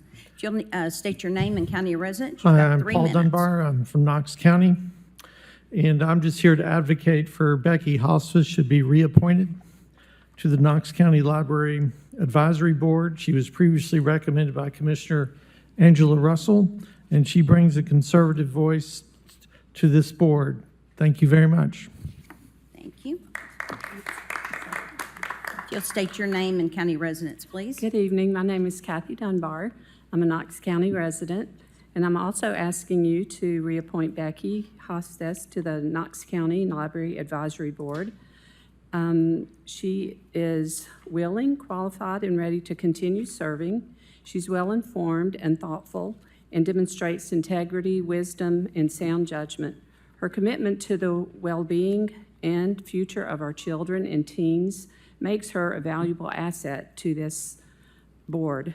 The public support that led to the passage of the Age-Appropriate Materials Act, which is implemented in the public school libraries, reflects the importance many Knox County families place on age-appropriate materials for children and teens. Becky brings that perspective and commitment to the Knox County Library Advisory Board.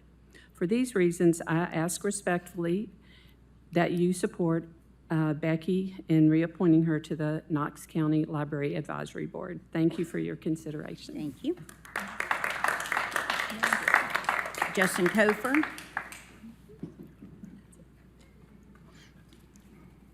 Thank you again for letting me speak twice here, and Your name and county residence. Justin Kofer, and from Carnes, and like the others here, I'm speaking on behalf of Becky Hofseth in support of keeping her in the Library Advisory Board. It's not an easy position, and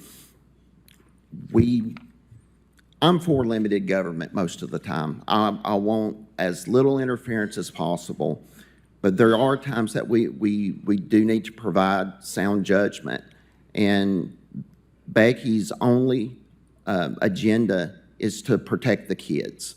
And I think that's something that we should applaud. So please put me down in support of her on this. Thank you very much, and thank you, everyone. Thank you. Thank you. All right, that's the end of public agenda. Next item, please.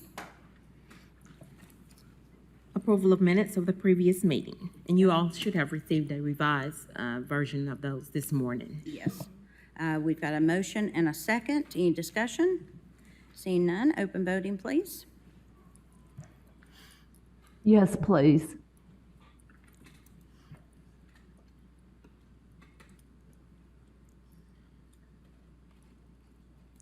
All right, close voting. And that passed 11-0. Next item, please. Drives and roads, consideration of the acceptance of new county roads. This is Eloise May Lane, located in Cotswold Park, District 3. Thank you. Do I have a motion to approve? I don't do that, do I? Motion, yeah? Yeah. First and second. Where am I at? I got a motion on the floor by Commissioner Hill, second by Commissioner Durrett. Any discussion? Seeing none, open voting. That was on the other page. Yes, please. And that passed 11-0. Next item, please. Line item transfers, total amount of $116,950. Thank you. Do I have a motion to approve? Motion to approve by Commissioner Jay, second by Commissioner Hill. Any discussion? Seeing none, open voting, please.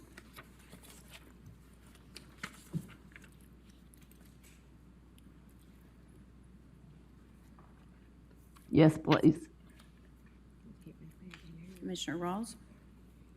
Thank you. That passed unanimously. Next item, please. We have 215 notary public applications. Thank you. Do I have a motion to approve? Got a motion on the floor by Commissioner Hill, second by Commissioner Durrett. Any discussion? Seeing none, open voting. Yes, please. That passed unanimously. Next item, please. Spread of records.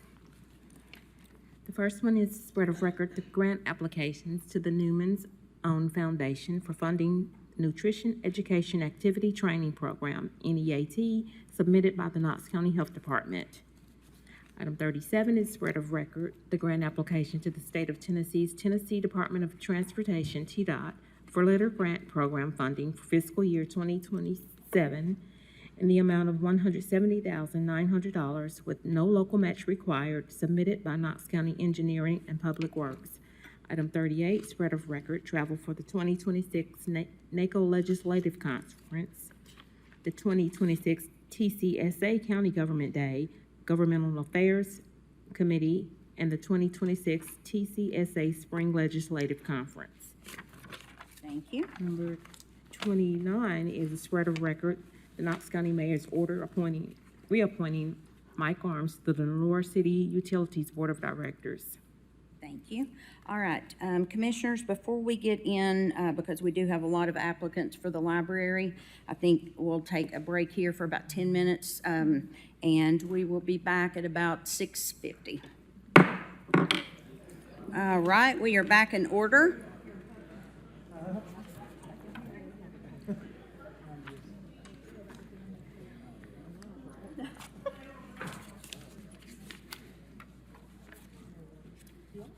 All right, Madam Clerk, if you will call the next item.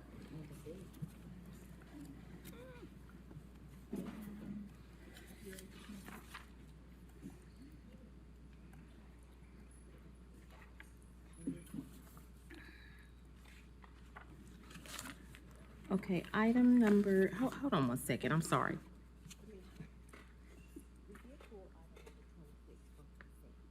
So it's like a 900 number, so do you want it now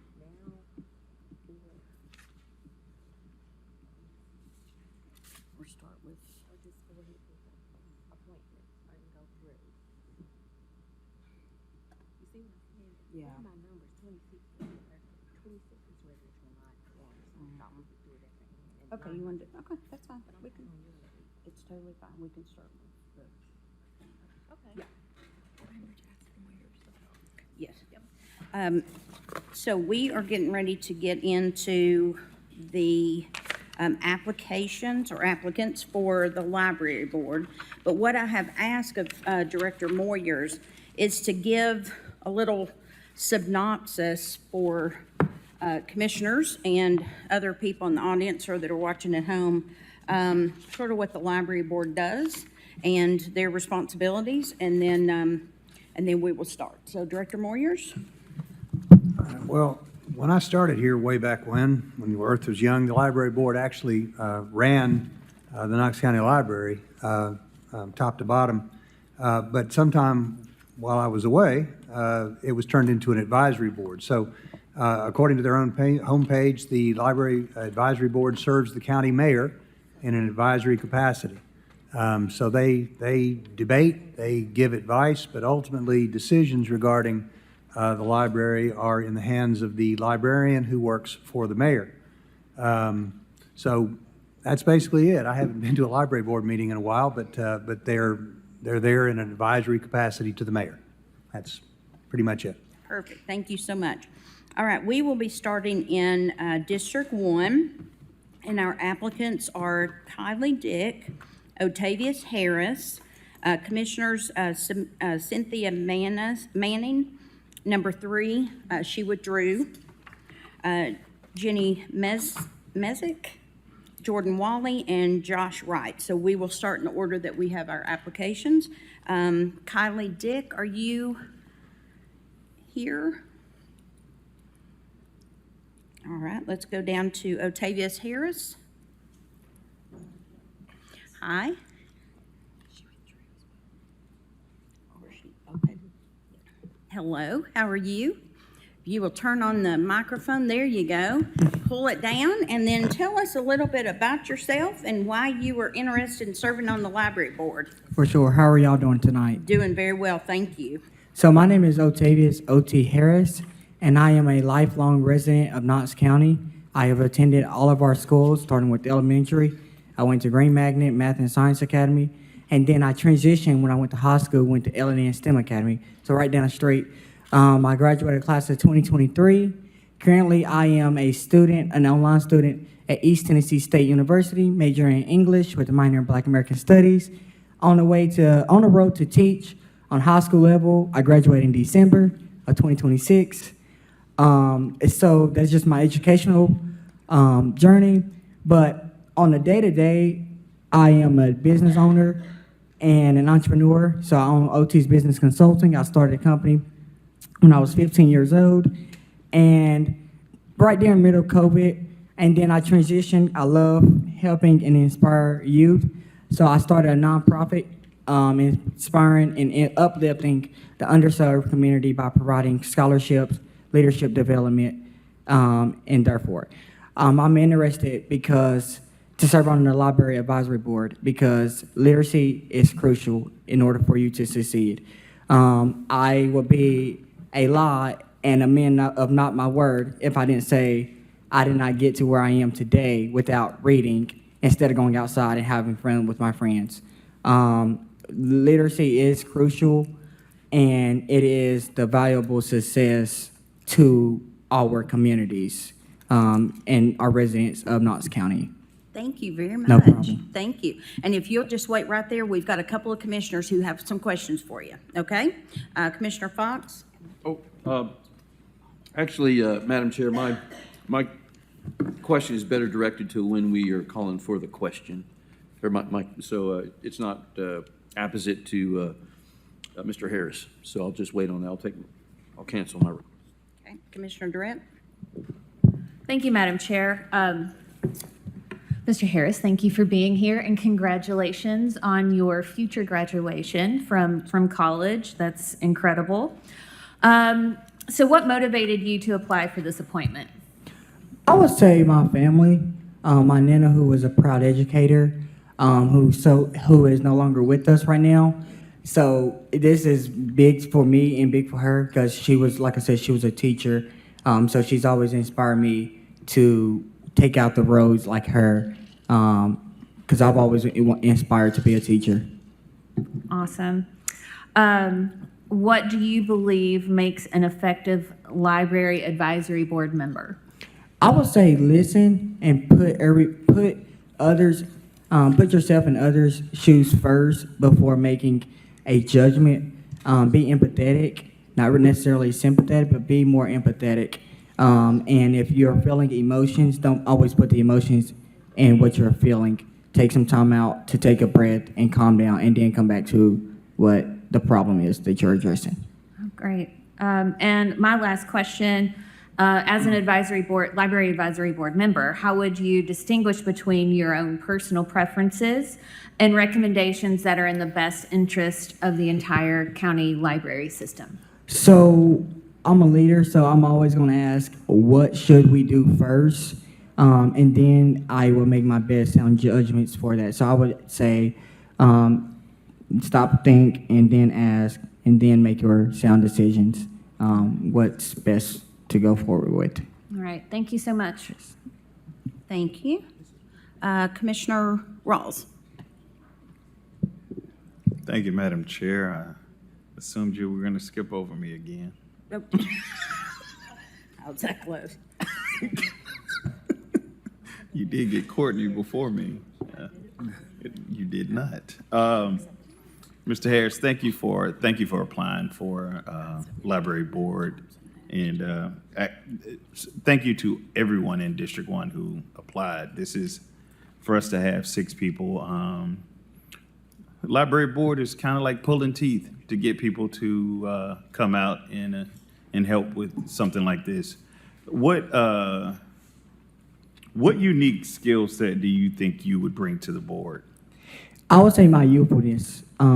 As you see, a lot of people who are currently in the seats or who've held the seats are a lot older. So I would say I would bring youthfulness and fresh ideas to the board as someone who's in their early 20s, who's also been in school in the recent years.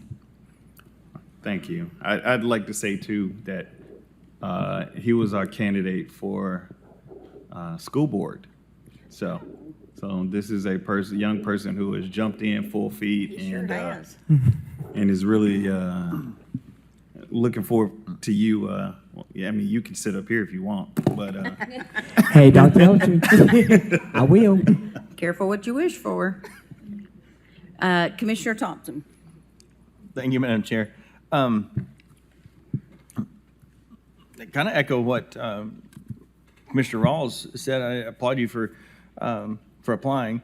I think one of the things that you bring is your youthfulness. We're not going to get into the talking about the age because my mother is currently on the library board, but that was meant to be a joke. You can laugh. But you were talking about your passion for reading, and hearing you speak, and the way you're, in public speaking, and the way you're talking about yourself and answering the questions.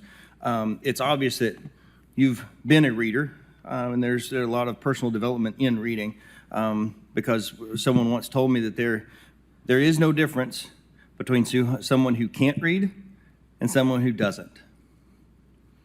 Right? So I just like to applaud you. I think it's been a great interview, and I just wanted to say that. Thank you. Awesome. All right. I think that is it. So we will be voting here in a few minutes. Thank you again for taking your time, and just have a seat. Awesome. Thank you. All right. We have got the next is Jenny Mezek. I hope I'm pronouncing that right. Okay, good. That never happens. So you've got 3 minutes, and tell us a little bit about yourself and why you're interested in the library board.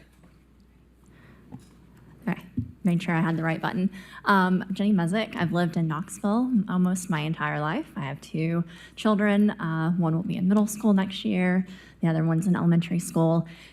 We use the library all the time. And I myself am a librarian. I am the Associate Dean for Research, Collections, and Assessment at UT Libraries. And I have been on the state's Library Advisory Board. I'm currently the past president of a nonprofit in the state of Tennessee called TenShare, which works with all library types, public, academic K through 12, to help connect services and professional development. And it also oversees our courier system that delivers books from one end of the state to the other. So if you're in Knoxville and the library that you don't have the book that they don't have the book that you want at your local library, then the library can get it from Chattanooga or UT or somewhere else. Libraries obviously mean a lot to me. This would be a great opportunity for me to be able to continue serving the local community. I recently rolled off of the City of Knoxville's Greenway Commission, and so I was looking for an opportunity to continue being of service in our local community. Awesome, thank you. All right, we have got one question right now from Commissioner Durrett. Thank you, Madam Chair. Ms. Mezek, thank you for applying. I'm going to ask you the same questions that I asked Mr. Harris. What motivated you to apply for this appointment, aside from having that space now from leaving your previous appointment on the Greenways Board? Yeah, well, I think libraries, I think I could do a lot on the Library Advisory Board because I know how to operate a library. It's what I do in my day-to-day job. And I've had experience working, observing public libraries and the types of services that they provide throughout the state of Tennessee. As a previous member of the Tennessee State Advisory Board, I got to visit libraries all over the state of Tennessee and get to see the awesome things that they were doing within their communities. Thank you. What do you believe makes an effective library advisory board member? I think it's important to understand the audience of the residents who are served by the library, to understand the mission of the library, and to understand the strategic vision of the director of the library and the community members. All right, thank you. And my last question, as an advisory board member, how would you distinguish between your personal preferences and recommendations that are in the best interest of the entire county library system? I think I do that every day as a trained librarian. One of the things that we're taught early on is that we should not bring our own biases into helping patrons. A patron can come to the reference desk and ask for information on why are papayas the best fruit in the world, and our job is to help them find information, not tell them the way something should be. Perfect. Thank you so much. Thank you. Commissioner Rawls. Jeannie, how you doing? Good. Thank you for applying. She is my neighbor, and also she reminded me that I played tennis against her husband. Your husband beat me, so I don't know why you applied. So. Well, you should play him again. He's been playing a lot of pickleball lately, so his tennis game is off. Okay. All right. No, I get my question is kind of the same that I asked OT. So you have a lot of work in the library system, in the system as a whole. So what unique skill set do you think you would bring to, I mean, it's a bit obvious in the work, but outside of the work, philosophically, what do you think the purpose of a library is? It's to provide access to information for lifelong learning. It breaks down those barriers of if someone can afford to go and get internet in their own house, or if they can go to a library to get it, if they can afford to buy a book they want to read, or they have access at the library. Our libraries also provide amazing enrichment services, like the Burlington branch that we go to most often has a Lego club, and all sorts of cool stuff. They have authors come in that just provide different experiences that people in the local area can walk down the street and hear an author talk about their book or their research. Thank you. Awesome. Thank you very much. I appreciate you applying, and we'll be voting here in a few minutes. Thank you. Thank you. All right, next is Jordan Wally.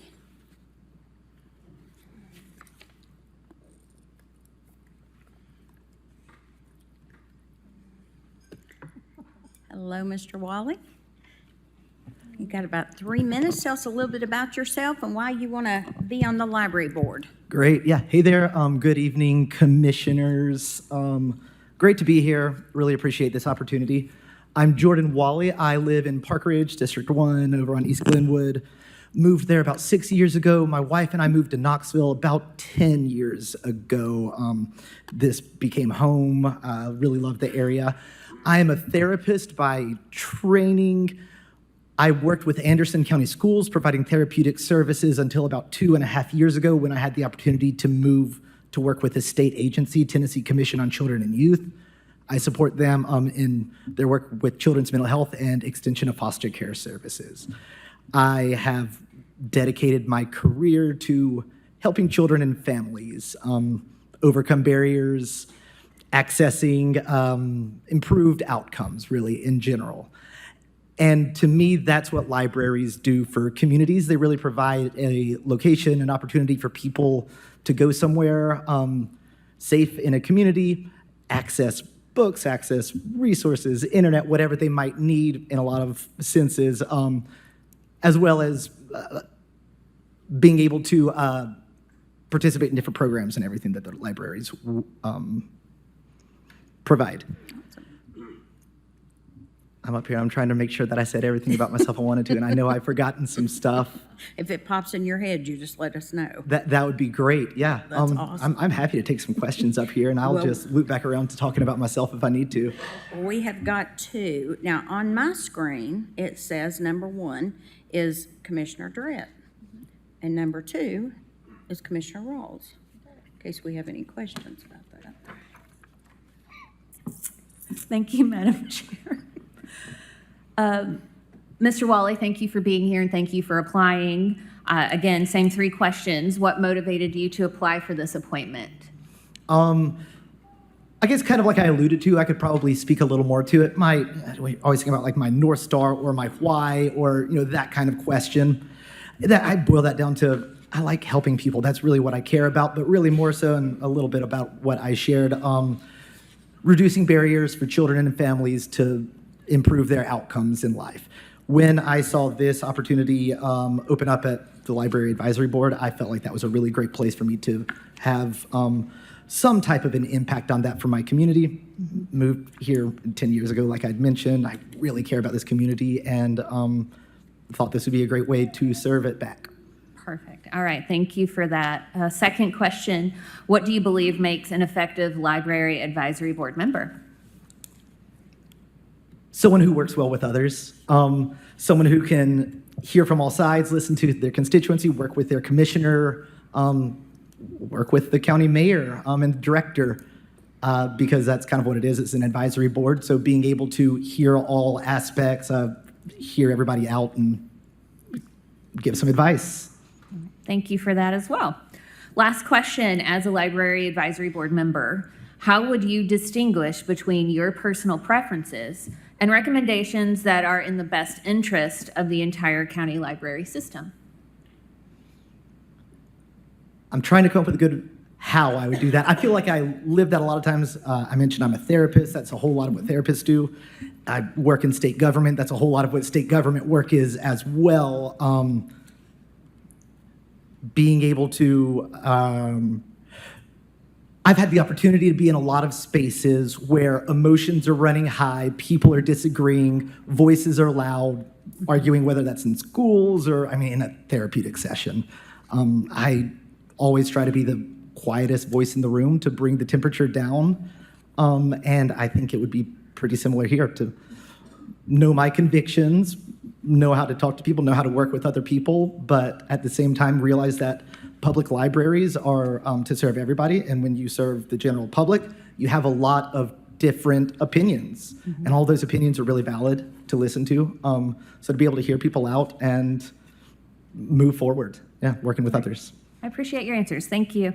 Sure. Thank you. Commissioner Rawls? Thank you, Madam Chair. I'm going to take a picture next time. Thank you for applying. Thank you. I really appreciate it. Yes, sir. And thank you for your willingness to serve. So this will be the unique skill set question. So what unique skill set do you think you would bring to the library board? I am not familiar with everybody's experience that sits on the library board currently, so it's hard for me to know kind of uniquely different from everybody currently sitting there. For myself, I'm someone who's been able to live in some different places, one across the state, around the Southeast, but more than that, work in some different areas, whether that's in a hospital setting at Peninsula Hospital, different school systems, state government, therapist, just kind of having some different experience that I'm bringing to the table as far as, I'll even go back to that question of like my why, of like, I'm here to help people. I really want to do that however possible. I don't believe I actually answered your question straight up, but I'm kind of dancing around it a little bit. Okay, no, you that's did. good. You danced a little bit, but you uniquely did. You stated something in what you said that actually gave me the answer. I'm really familiar and comfortable working with a multidisciplinary team, and I know that that is what the Library Advisory Board would be like. Yep. Thank you. Sure, Thank absolutely. you. Thank you very much, Mr. Wally. And if you want to have a seat, we appreciate you applying. All right, thank you. Next is Josh Wright. Okay, and I want to go back to Kylie Dick, if she came in. Okay, all right, so those are the applicants. And I have to say that District 1 certainly showed out on the number of applicants, which is awesome. But we do thank everybody who put themselves out there and who's willing to apply and who's willing to work for our community. So thank you guys, everybody. So we will open the floor for nominations, and we'll start with District 1. Commissioner Rawls. This is a really tough one for me because all the people here are really good and they bring a unique perspective, and I think they would work well on the board. But I'm going to nominate Jenny Mezek for the boys. Can you repeat that one more time? Jenny Mezek. Okay. Can you? All right. So we've got one nomination on the floor. Commissioner Durrett. Pass. Commissioner Oster. Pass. Commissioner Jackson. Commissioner Russell. Pass. Commissioner Hill. Commissioner Lee. Can I make a motion for somebody else? Is this when I These are can, for okay. nominations. Okay, I'm going to nominate Jordan Wally. Commissioner Thompson. I'd like to nominate Octavius Harris. Given the scope and the role of the library board, being an advisory, somebody of his youthfulness, who's wanting to get an introductory role into county government and civil service, I think this would be a fine opportunity for him to get his feet wet and gain some experience. Commissioner Fox. Pass. Commissioner Jay. Pass. Commissioner Frazier. All right, so commissioners, we have Jenny Mezek, we have got Otavia Harris, and we have Jordan Wally. So we will go around and you pick your candidates. Starting with Commissioner Rawls. Mezek. Commissioner Durrett. Mezek. Commissioner Oster. Mezek. Commissioner Jackson. Harris. Commissioner Russell. Mezek. Commissioner Hill. Commissioner Lee. Wally. Commissioner Thompson. Harris. Commissioner Fox. Wally. Commissioner Jay. Mezek. Commissioner Frazier. Mezek. All right, so Ms. Mezek gets the highest number. She does get 6, am I correct? 7. She received 7. Oh, she got 7, I'm sorry, I missed one. All right, so congratulations, Ms. Mezek. Thank you all for applying, please. If there's a, I just want to if there's another opportunity that strikes your interest in the county, please apply. So we are going to read the resolution with the appointment. So this is Resolution 110. It's appointing Jenny Mezek, District 1 seat, to the Knox County Library Advisory Board. The term expires July 1st, 2029. Thank you. I've got a motion on the floor by Commissioner Rawls and a second by Commissioner Hill. Seeing no further discussion, open voting, please. Yes, please.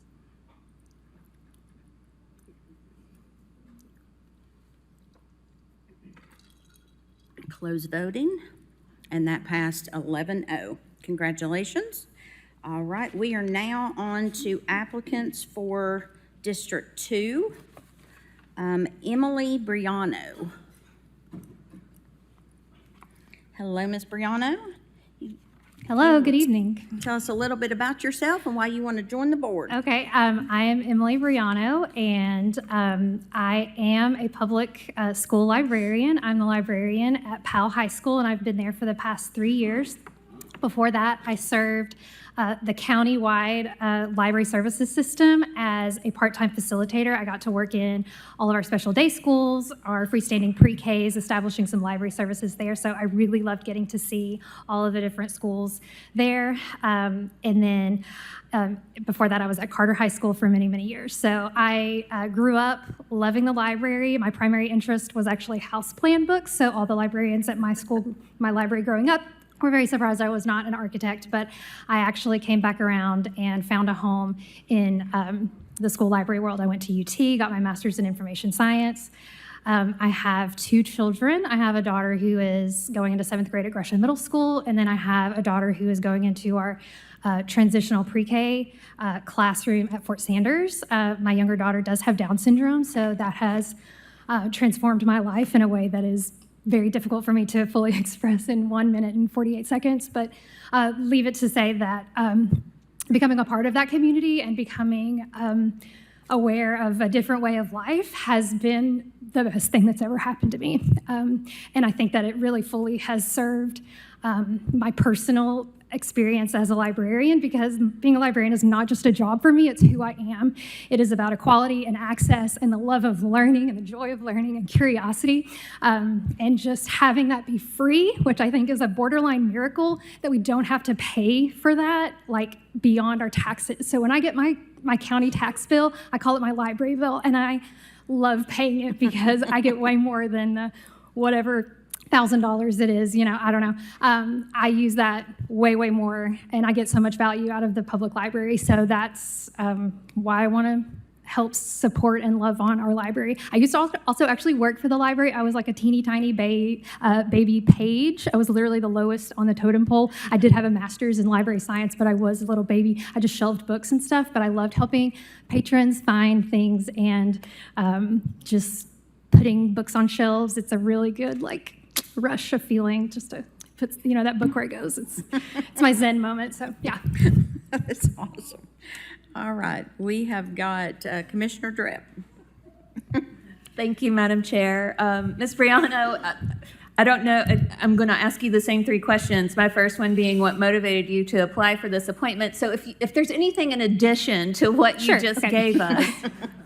Well, my beloved supervisor always said that readers are winners, and that's literally on the wall of my high school, because I do believe that readers are winners. And so I read about this opening in the Knoxville Compass newsletter. So I thought, what a wonderful way to give back and to dip my toe into, public service beyond just what I was very, very used to. And I have a lot of friends who work for the public library, and I use the public library, like I said, so I just want to make sure that it is taken care of.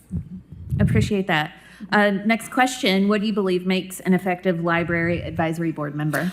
Well, I don't know a whole lot about it other than it is advisory only, so we don't necessarily make policy, which takes the pressure off, to be honest, because I know there's a lot of, policy things happening in the world of libraries. I won't bore you all with that. I'm sure you're very well aware, but I just want to be a vocal enthusiast for being on the library board.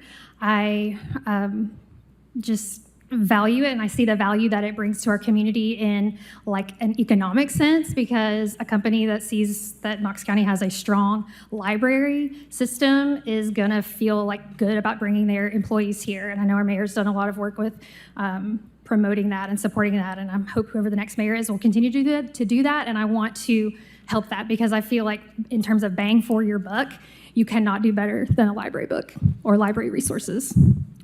Thank you. And last question, as a Library Advisory Board member, how would you distinguish between your personal preferences and recommendations that are in the best interest of the entire county library system?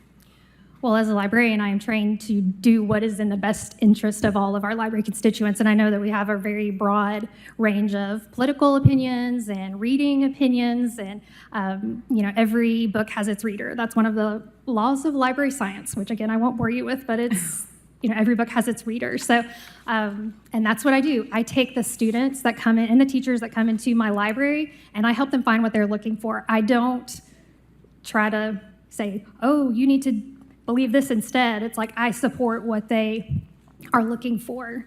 And I love that. Putting a book in someone's hands and having that moment is really great. Thank you so much. Thank you.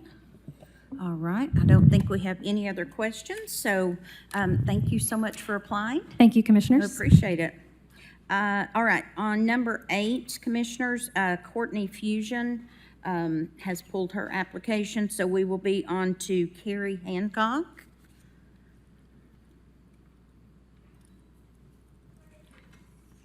All right, Cassie Waters.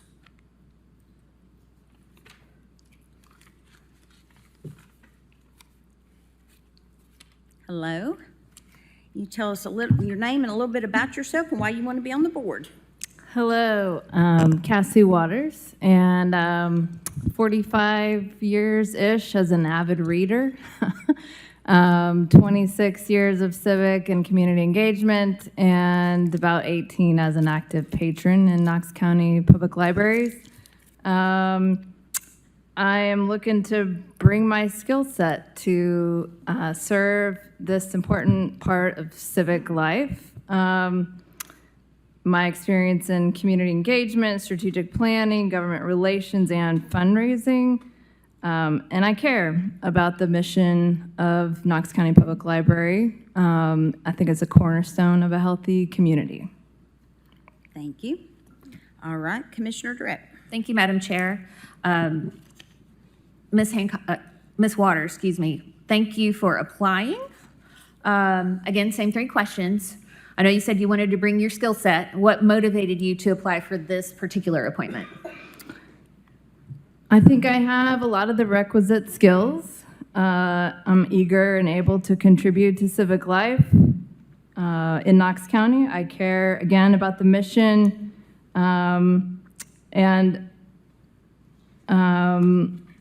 Yeah, I think those, again, I feel strongly that's a cornerstone, and it deserves people trying to keep it that way. I appreciate that. Second question, what do you believe makes an effective library advisory board member? Willingness to take the role seriously, to apply relevant skills and experience, ability to work with others on the board, in the public, and in local government in order to ensure the library serves the needs of Knox County. Okay, thank you. And then last question, as a library advisory board member, how would you distinguish between your personal preferences and recommendations that are in the best interest of the entire county library system? I think it would be important to consider the whole of Knox County, of the public, and the mission of Knox County Public Library. All right. Thank you so much for applying and being willing to serve. I appreciate it. Thank you. Ms. Waters, thank you so much. We appreciate it. Thank you. All right, Commissioner. So we have, let me call Carrie Hancock one more time, just make sure she hadn't stepped out. Okay. So we have Emily Briano and Cassie Waters are the 2 candidates. And so we will start the nomination process. Mr. Durrett. Again, tough decision. I appreciate everybody who has applied, but I am going to nominate Emily Briano. Commissioner Oster, Pass. Commissioner Jackson, Commissioner Russell, Pass. Commissioner Hill, Commissioner Lee, Pass. Commissioner Thompson, Pass. Commissioner Fox, Pass. Commissioner Jay, Commissioner Frazier, Commissioner Rawls. Pass. Right. So we will now, we only have one candidate, so we will now open the voting. Well, no, we need to, yeah. Yeah, just read the resolution. Including the name. This is Resolution 111. It's appointing Emily Briano for District 2 seat for the Knox County Library Advisory Board. Term expires July 1st, 2029. Thank you. We've got a motion on the floor by Commissioner Durrett, second by Commissioner Jay. Any further discussions? Seeing none, open voting, please.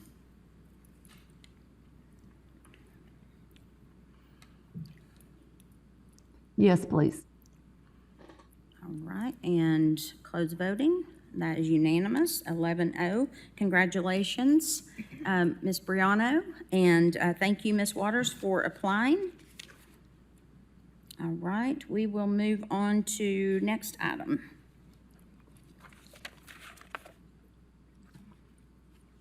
Item 112, Resolution 112 is appointing or reappointing a member for District 5 seat to the Knox County Library Advisory Board. The term expires July 1st, 2029.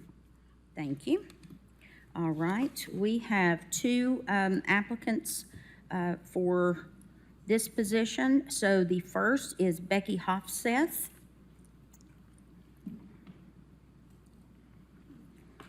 Good evening. My name is Becky Hofseth. I'm from Knox County. It's my pleasure to be able to come before you tonight. I actually prepared a statement, if that's okay. It's under 3 minutes. I've been a dedicated fan of public libraries from young girlhood, where each week of summer vacation, my sister and I would jump on our bikes and we would just roam the library, check out as many books as our bike baskets would allow. And then years later, weekly library trips allowed me to gather books to supplement our 7 children's education while they wandered the aisles, making their own selections. Perhaps 1 or 2 you'd find curled in a corner with a new find, each leaving with as many books as the library would allow them. Sadly, those carefree days are gone. What was once a trusted environment for wholesome exploration has become a landmine field. Today, books with explicit sexual content and confusing gender ideology, even at reading early reader ages, are readily accessible in the children's and the teen sections. So as we look around, we could see there's safeguards for children. They're everywhere.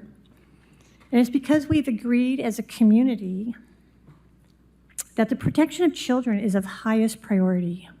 So we'll see, for instance, reduced speed limits in school zones, required car seats, impact-absorbing playgrounds, bike helmets, and even restricted theater access as a movie is rated R.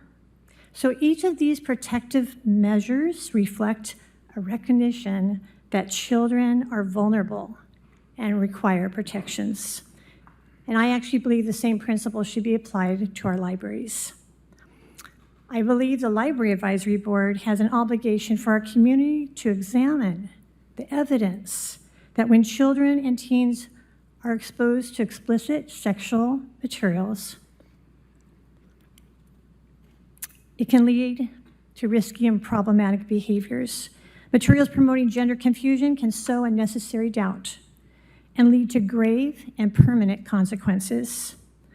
And I believe that the board also must take into consideration the will of the people as reflected in Tennessee laws and policies statutes that we have currently on the books regulating inappropriate materials in school libraries, for example, they actually set a standard that public libraries, the board actually needs to consider.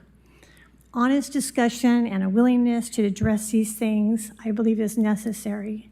And so in answer to your question, Commissioner Durrett, that's what I would bring to the table, is that willingness to actually ask the hard questions, to address these things, because there's even some modest and protective steps, such as relocating some of these books that have been deemed inappropriate, that are currently accessible to children, and then putting them in a section, maybe the adult section, to be able to talk about that, so that our public libraries would be truly safe places again. We're over the 3 minutes, so.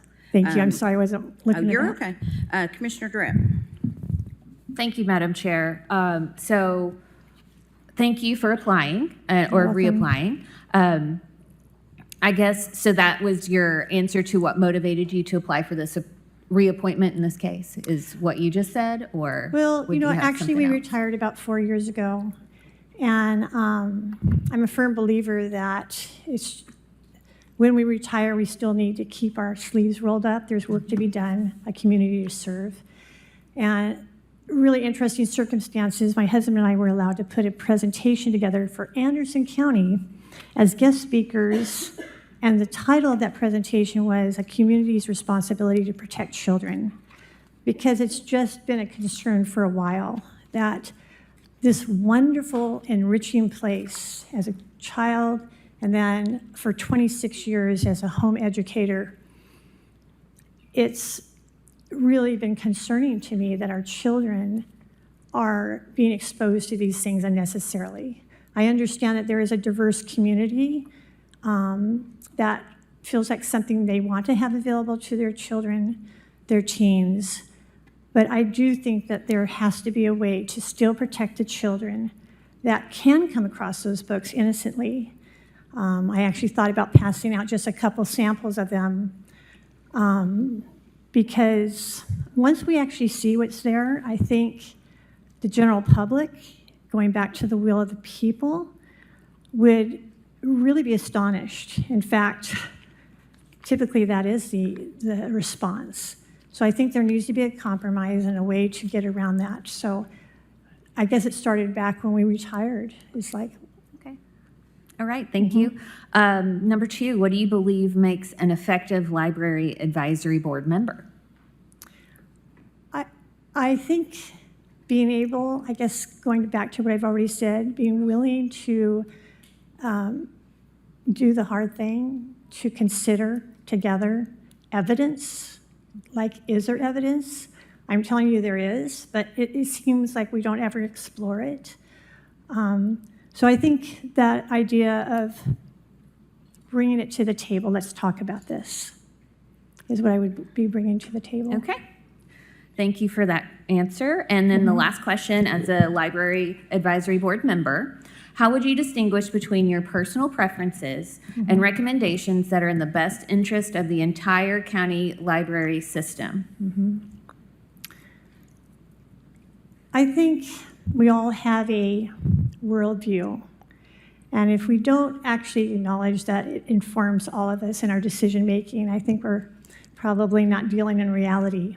So my worldview is that there is a God, and what he thinks really matters. And that is my guiding light, and I'm accountable to him. And so when I see that children are being exposed to these things, and it is evidently harmful, I think that worldview does inform how I would want to press into a topic, to be honest. Okay, is there a way to separate your personal preferences versus recommendations for the entire library system? I actually don't consider it a personal preference. I believe it's okay.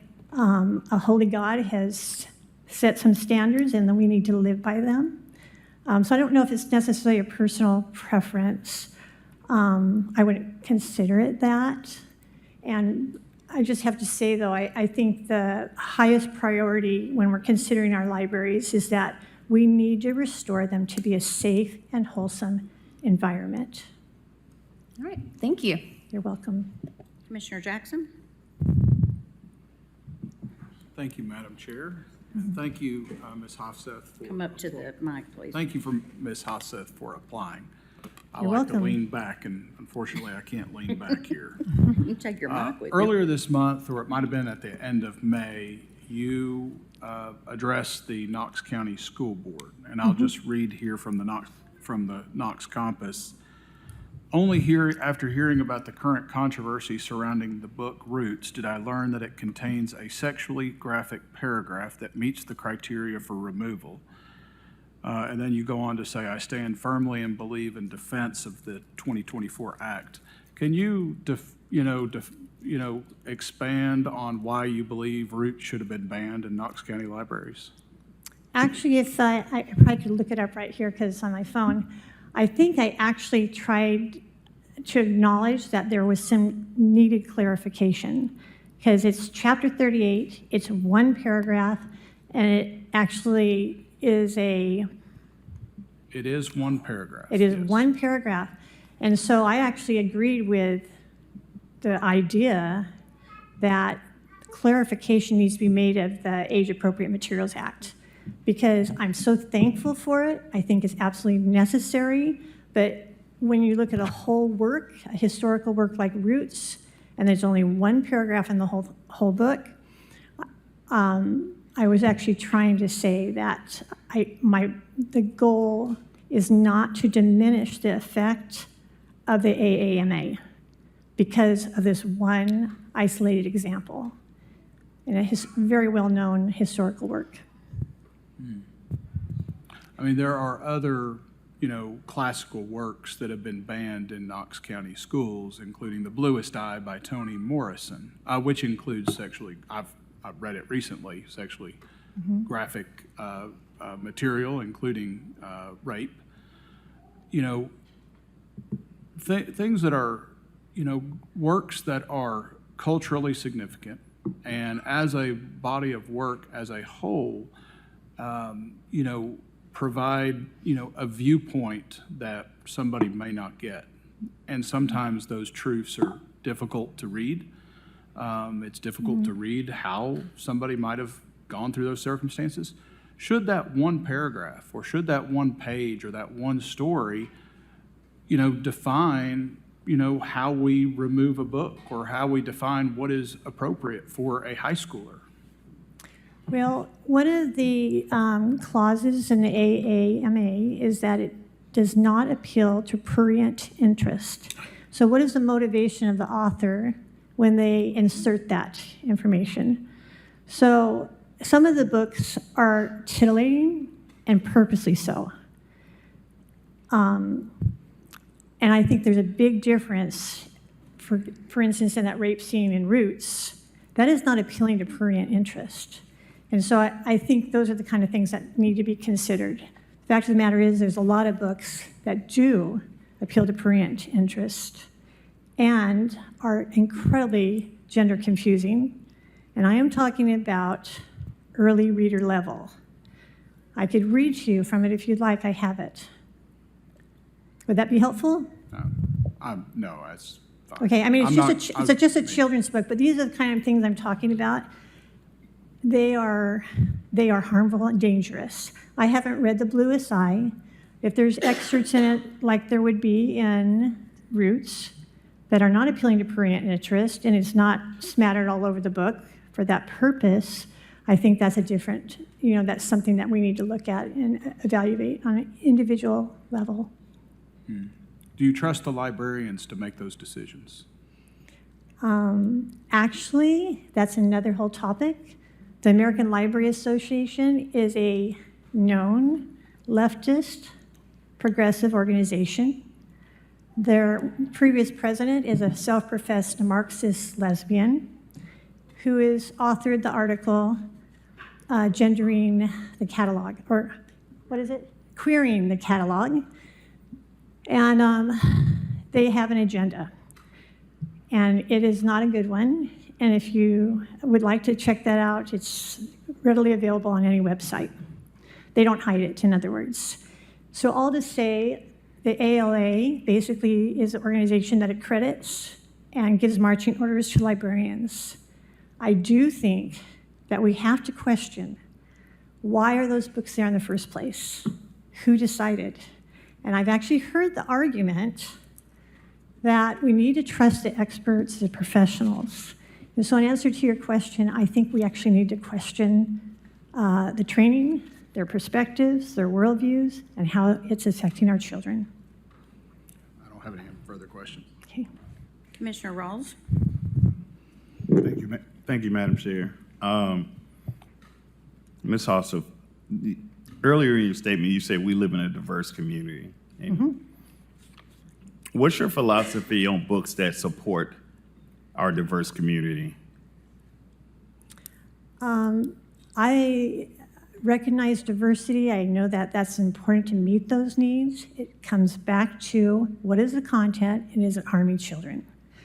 There is evidence that sexually explicit books are harmful. It actually can cause... I'm not asking about sexually explicit books. Okay. I'm What saying, are you referring to? What's your philosophy on books that support uplifting and the diversity of our community? Absolutely. That's wonderful. Okay. Mm-hmm. That's all I wanted. All right. I'm All right. sorry. It's okay. It's okay. Okay. You were on a tangent. So that's all I wanted. All right. Because we do live in a diverse society. So I like you, I love books. I've probably read more books than anybody. I would challenge most people. I've probably read more books than most people on this panel.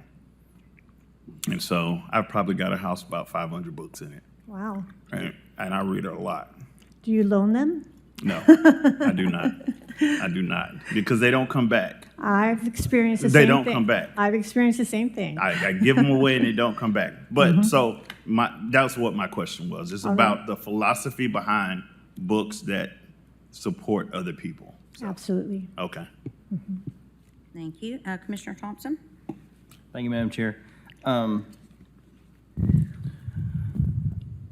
I knew of Roots when I was a young kid, but you know why I didn't read it? Because it was that thick. It was sitting on the shelf in my grandparents' house, and I didn't have the attention span, and this was before doom scrolling on Facebook, where we conditioned ourselves to have short attention spans. I get your intent, and I understand where you're coming from, and I think you and I agree on a lot of it. What I'm conflicted with is I'm a huge advocate for parental rights, and with rights comes responsibility. And so, whether it's YouTube, PBS Kids, there's things that are very passive that come into, that interact with our children, right? And so it's a parent's responsibility to either limit screen time or put restrictions on what access other outside entities have to our children.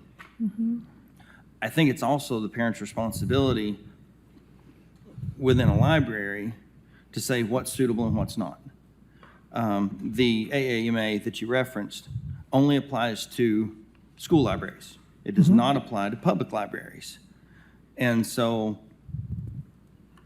with that, I think our Knox County library system has a system in place to where there's age-restricted cards.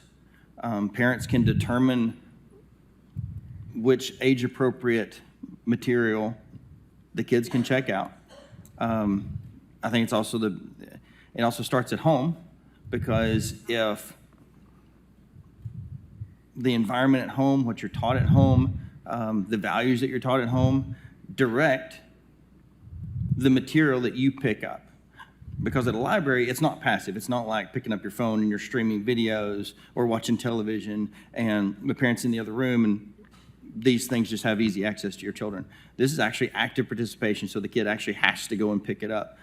And they can't check it out without parental permission and oversight.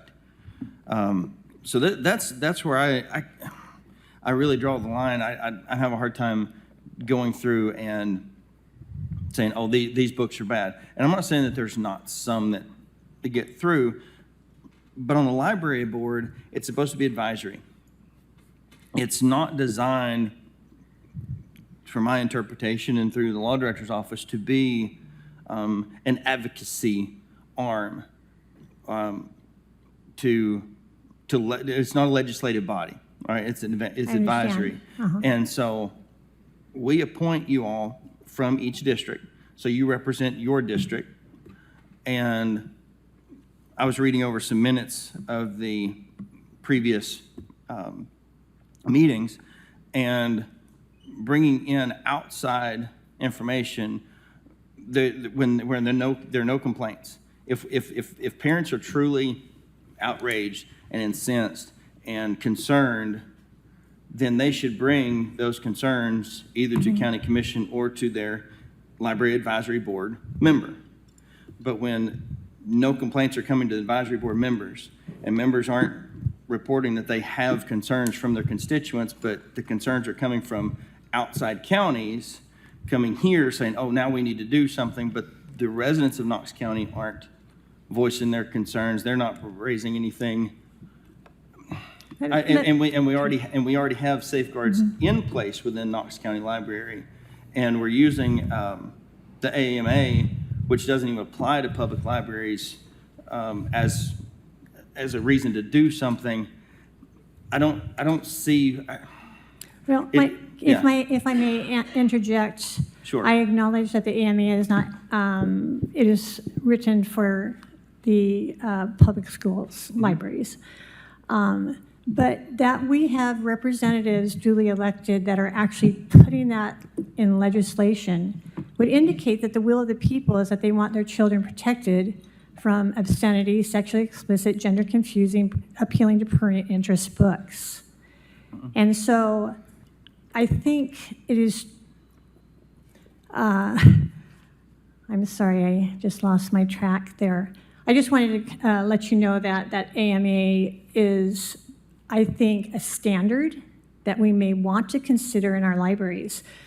The other thing I just wanted to respond to, as far as parents aren't saying much, I know as a busy mom, there's not a lot of latitude for you to be going through the process of, that the library requires for you to actually make an appeal about a book. I honestly think that if we showed just a sample of books, we could even agree on them to the general public. Let's say that we actually set up a table, made a survey. I've actually thought about doing this. Did you know this book is in the library at a child's fingertips? And the second column would be, do you approve? I believe that in Knox County, that if we did that, we would find the outrage that I'm talking about. But I just think parents are really busy. I don't even know how well the library is being used. I am recalling the days that I literally had my kids. I've actually been told by the librarians, well, parents have to be with their kids. Well, what if you have 4 kids? And one's a teenager and you've got them all the way down to 2. You can't be on every aisle looking at what they're looking at. They could take that off the shelf and there it is. It's perfectly normal, where you are seeing graphic illustrations of women in bed together and men in bed together, committing, in sex acts. And it is, if you look it up, it's perfectly normal. It's in every library, and it's in the children's section. So an innocent child that comes across that because their mom is in the other aisle with a younger child, or maybe doing her own research, because it's supposed to be a wholesome, safe environment, you now just created a scenario where a young child, we all know they're very vulnerable, has seen something they cannot unsee. I wasn't planning on telling you this tonight, but I feel like it might be helpful. You asked what my motivation is. When I came and you all approved me. And by the way, it was so easy. It was 11-0. I didn't even have to answer a question. My husband and I afterwards, you all affirmed me. We walked over to Market Square. And while we were sitting there waiting for our dinner, I get a text, or actually an email from my very best friend. Urgent prayer needed. And I read that her 13-year-old grandson had gone ballistic because his parents had found out that he was addicted to porn. And he was out of control. And the family was in chaos. Turns out, his first exposure to porn, when they got down to the bottom, was a public library book.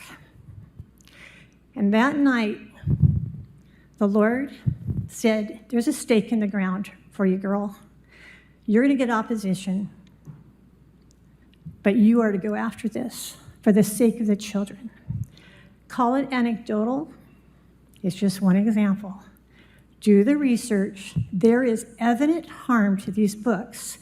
If our community feels compelled to make them available, the least we can do is put them in the adult section.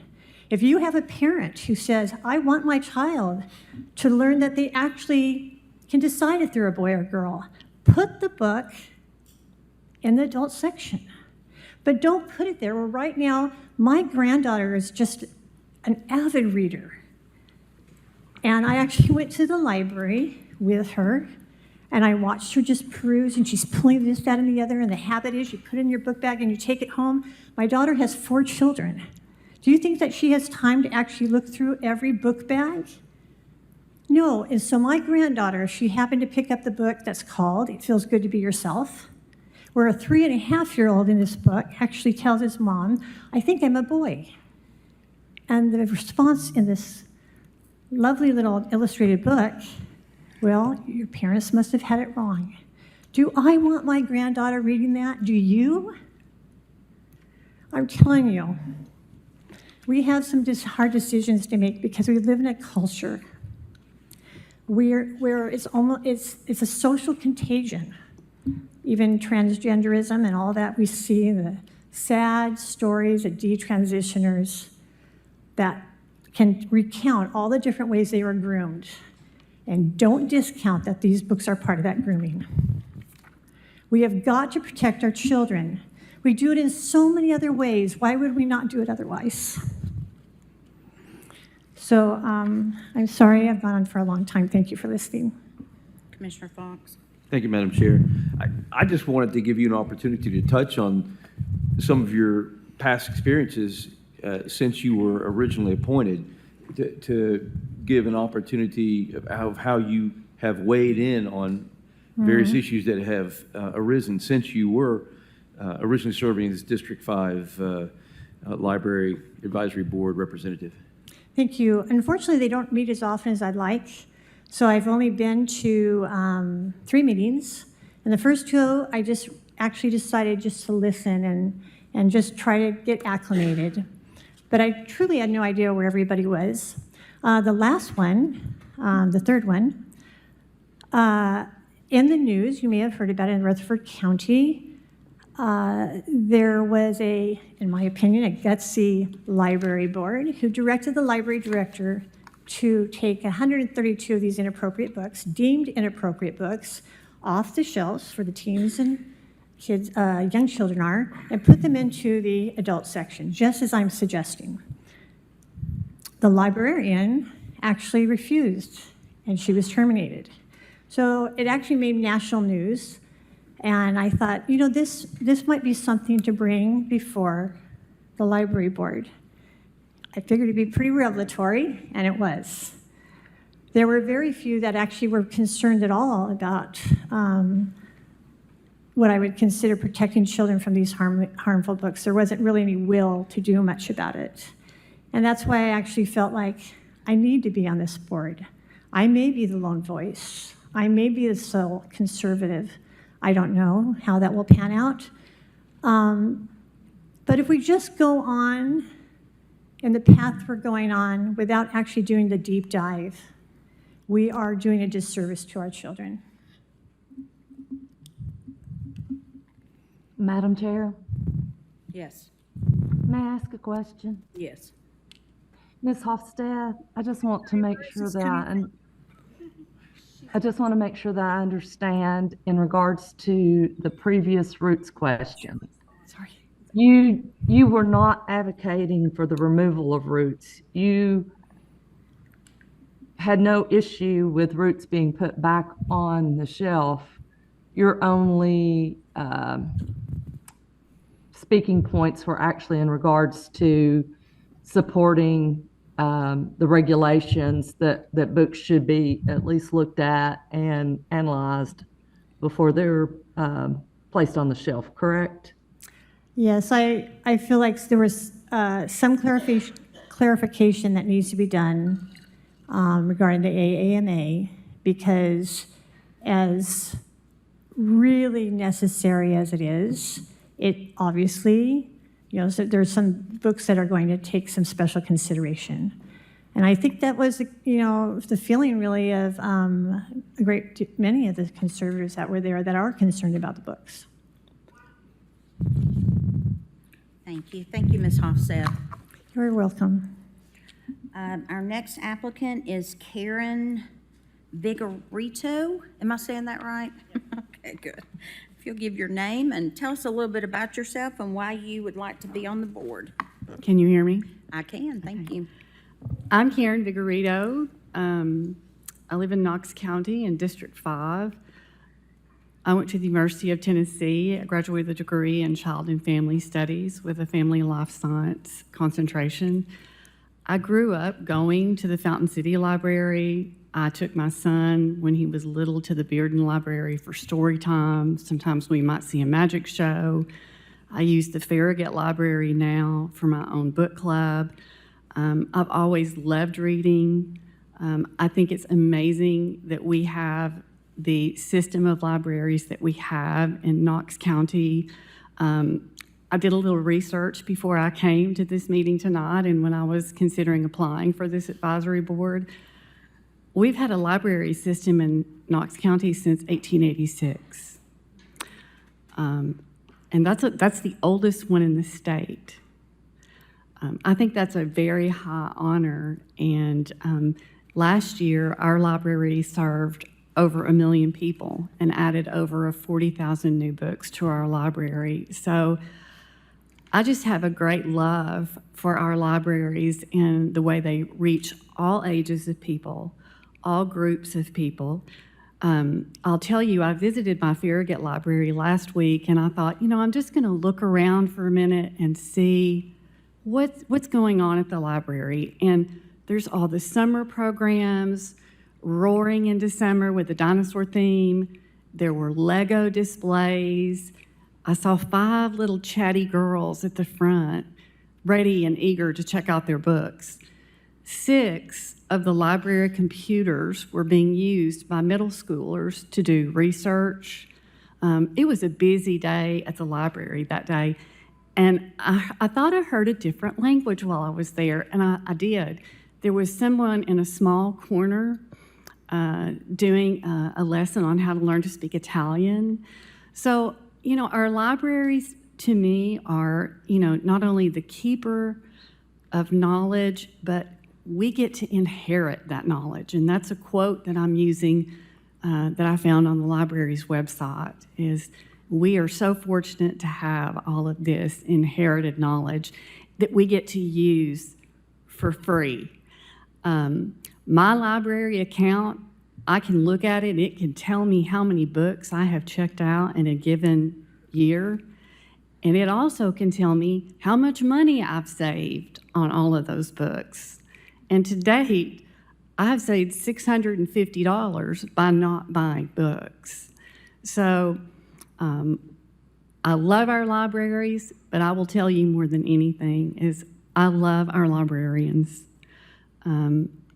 I have friends that are librarians in the Knox County schools and in our public library, and they work very hard to make sure that they select books for our libraries that have a meaning, have a lesson, and are worthy of being in our library. Thank you. We got at least one commissioner that's got questions for you. Commissioner Durrett.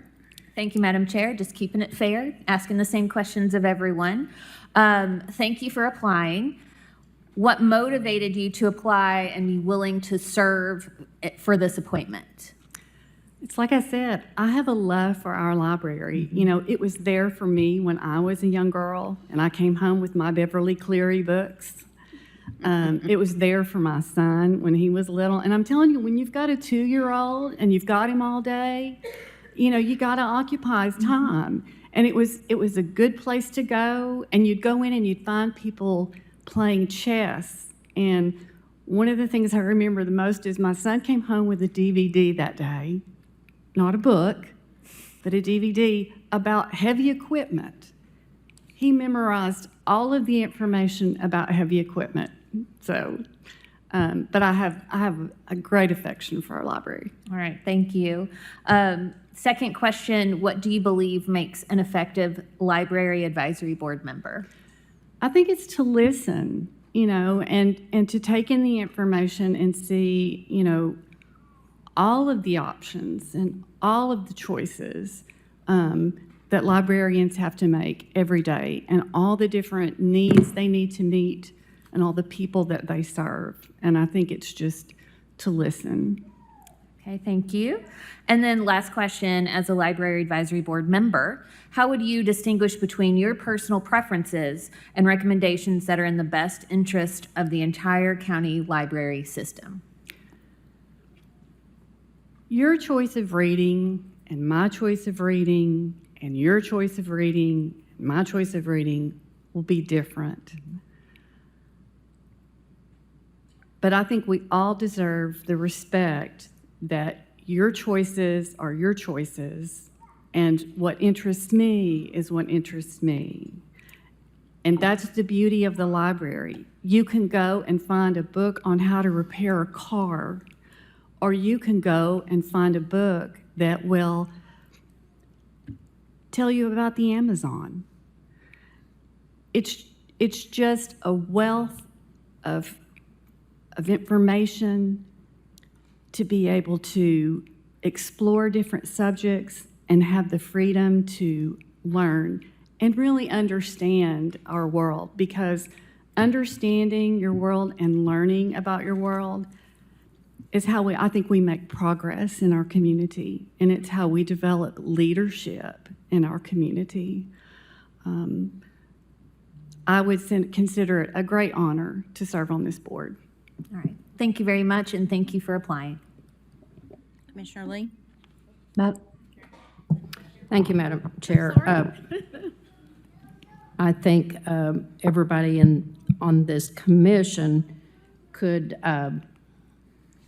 support libraries and how valuable they are. But something did strike me interesting that you said about listening. So listening, what about the parents? I'm a mother of 6 children and 12 grandchildren. I believe Ms. Hoffseth has 7 children. What about the parents who do care about sexually explicit things that their kids could have? Why would you not want to protect children and put that in an adult section if you want to listen to everybody? Why would you not listen to the parents who said, we don't want this on the shelf where our 5-year-old could pull this off the shelf? If it's got sexually explicit sexual acts on that, why would you not listen to the parents who say, let's put that over in a more adult section? Why are you wanting to shut off the parents who want their kids protected from that? I don't believe I said that I wanted to shut those parents off or that I wouldn't listen to those parents. What I'm saying is listening to what the community wants, what the community likes, what the community wants to read, what new books they may want in the library. I didn't say anything about turning someone off and not listening to their needs. Are there things that are age appropriate? Yes. Okay, so you do agree there are things that are age appropriate? There are. I think that's what this whole thing is about. Is it Yes. age appropriate not the value of a library, because I think everybody's in agreement. Yes. But if it's age appropriate, putting it in a different section where it would be, do you agree with that? Yes. Okay, Yes. thank you. Commissioner Hill?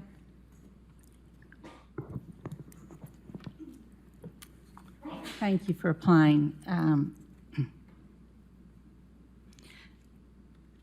Who ultimately do you feel like should make the decision, especially for minors, about what they should read? I'm sorry, Who ultimately do you feel like should make the decision and be watchful for their children? Is that whose responsibility I is think the that? parents are. Thank you. I think when I took my son to the library, we looked at books together. It was something that we did together, and I think it's the parents. Did you feel like you were capable to make that decision for your child? Yes, ma'am. Thank you. All right. Thank you so much for applying. Thank We you. appreciate it. Madam Chair, may I? Yes. First of all, I'm the District 5 Commissioner, and I want to thank you for applying. It's always refreshing to see people who are willing to serve. I did have a question about how you heard about the, I'm so sorry, the position, if you had spoke with any of the other commissioners, or how it is that you heard about the position. Oh, I have a neighbor that works with the Friends of the Library, and she mentioned that there was a position on the advisory board that was available. I will tell you that my son went to Tennessee Tech back in the fall, and I had to get used to being in an empty nest. I have a lot of time to volunteer. I volunteer in some other ways in my community, but I just really felt like this was a way for me to give back to my community and also to embrace my love for reading. And I just like to hang out with librarians. They're some pretty cool people. Again, thank you for applying. Thank you very much. All right, we will open the floor. We have two candidates, Becky Hofseth and Karen Vigorito. So, Madam Clerk, if you will start, please. Yeah, start. Commissioner Russell, Hofseth. Commissioner Hill, Vigorito.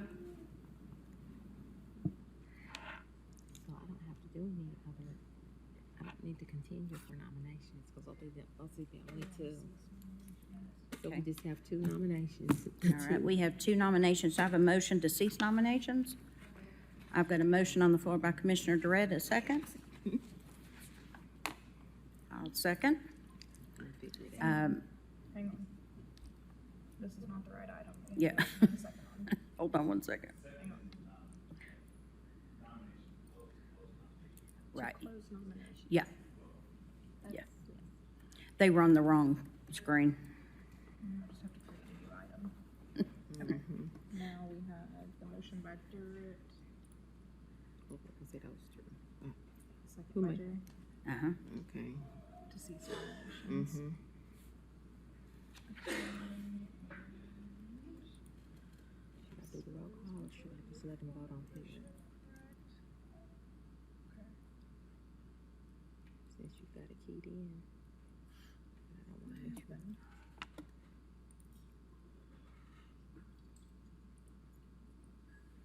All right. This is the vote on that. Okay, so we're voting on the, to cease nominations.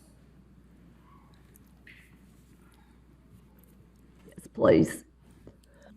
All right, and that passed unanimously. All right, now, we have both candidates, so when your name is called, you will vote for the candidate of your choice. District again? Yeah. Commissioner Russell, Offset. Commissioner Hill, Vigorito. Commissioner Lee, Offset. Commissioner Thompson, Pass. Commissioner Fox, Hofseth. Commissioner J, Vigorito. Commissioner Frazier, Figurito. Commissioner Rawls, Vigorito. Commissioner Durrett, Vigorito. Commissioner Oster, Vigorito. Commissioner Jackson. Vigorito. All right, does the pass wish to vote? Hofseth. Do I? Do what? Hofseth. Bacon. Hofstad? Yes. Okay. All right. 7 for Vigorito. All right, so congratulations, Ms. Vigorito. Thank you for applying. And if you will now read into the record. So this is Resolution 112. It's appointing Ms. Vigorito for District 5 seat to the Knox County Library Advisory Board. Term expires July 1st, 2029. Thank you. Do I have a motion to approve? Got a motion on the floor by Commissioner Thompson and a second by Commissioner Jay. Any further discussions? Seeing none, open voting. Yes, please. All right, and we have, that passed 9 yeses and 2 nos. Thank you very much. Next item, please. This one should be easy because we just have one. It's Resolution 113. It's a resolution appointing a District 8 seat to the Knox County Library Advisory Board. All right, is Mr. Muir, hi, come on down.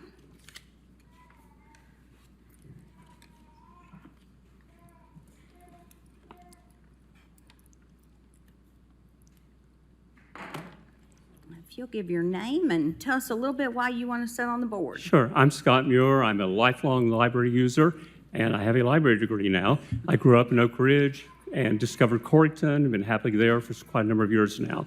I mentioned I have a library degree. I have worked in libraries for over 42 years and retired. Came back to Knoxville because I moved away from my career. During that time, I also worked with a lot of friends organizations. While I was in Phoenix, I served on 7 years on the Library Advisory Board there. I served 2 terms as president of their board. When I moved back here, I joined the Friends, and 2 years later, I found myself as president-elect. And I'm still an active member of the Friends. I go off the executive board in about a month, which I'm looking forward to having a little more free time, which will give me time to do this if I am approved. So I mentioned I'm a lifelong library user. I'm a big supporter of libraries. I think I show that by doing volunteer work with the Friends.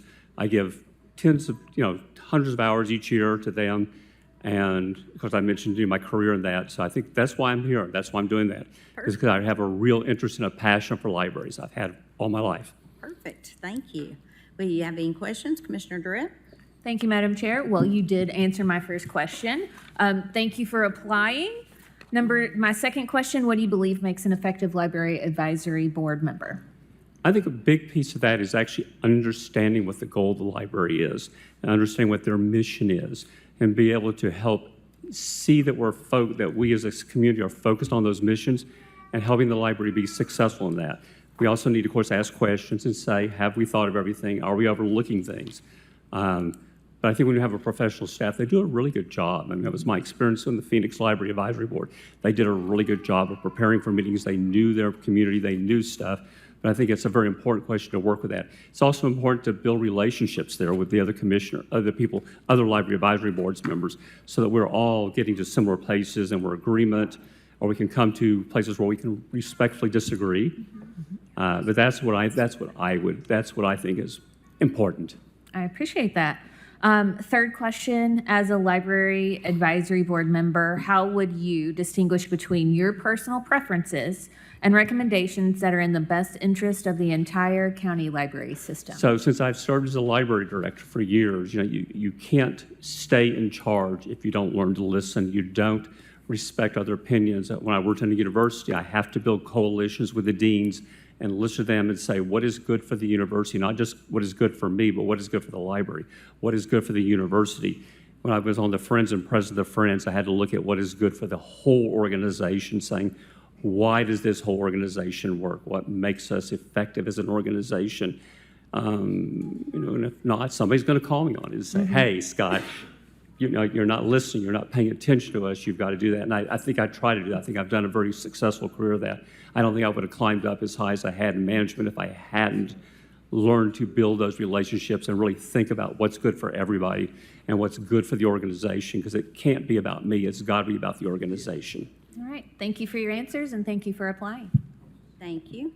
All right, doesn't look like any other commissioners have any questions. Thank you so much for applying. And Thank you. You're the I'll mention only one more candidate. thing. I'll mention one more thing that drives my passion. My parents both were volunteers with the library, and my mom is still a Library Friends volunteer at age of 96. Oh, wow, that's So, awesome. so, I'll be around for a while, hopefully. It sounds like you will. Thank you so much. Commissioners, Mr. Muir is the only candidate in this position, so we will read that into the record. This is Resolution 113, appointing Mr. Scott Muir for District 8 seat to the Knox County Library Advisory Board. Term expires July 1st, 2029. Thank you. Do we have a motion to approve? I'd like to make a motion that we approve it. All right, we got a motion on the floor by Commissioner Thompson and a second by Commissioner Jay. Seeing no further discussions, open voting, please. Yes, please. And that passed unanimously. Congratulations. Thank you again. Commissioners, number 44 was brought to my attention by Director Snowden that he has requested a 30-day deferral on this. So I will make a motion for a 30-day deferral. Do I have a second? Second. All right, I've got a second on the floor by Commissioner Frazier. And yep, they just gotta refigure that. And then,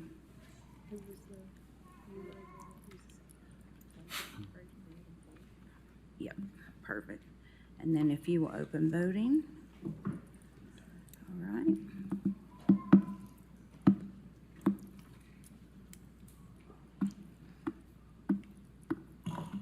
Yes, please.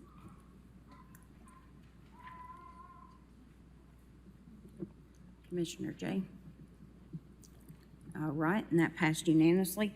I think, Commissioners, this is a good break time for just 10 minutes. Just stretch our legs, head to the bathroom really quick, and then we'll be back at 8:31. All right. Madam Clerk, if you will call the next item, please.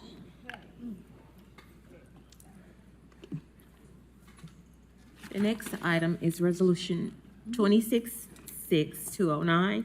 It's approving an agreement with AT&T Enterprises LLC for the installation of fiber optic cable by AT&T to the Powell Branch Library for the provision of an improved connection to the Knox County Public Libraries network and high-speed internet service. Thank you. Do I have a motion to approve? I got a motion by Commissioner Frazier, second by Commissioner Jackson. Any discussion? Commissioner Hill?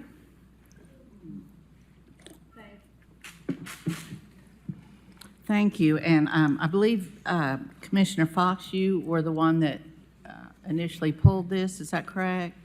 Yes. And I think, or you're probably referring to the same email that we got, I think all of us got. And I really did just have a question about it. Is there anyone here from the library system that could speak to this, or? She's coming.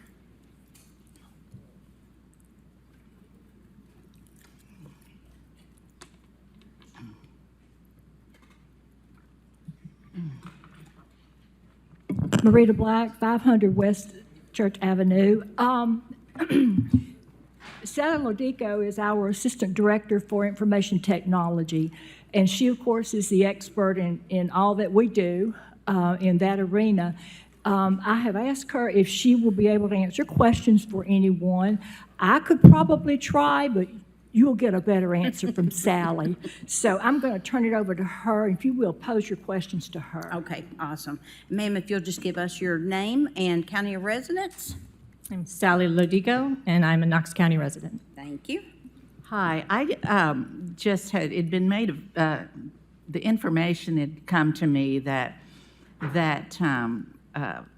KUB fiber availability was coming there just in the next few months.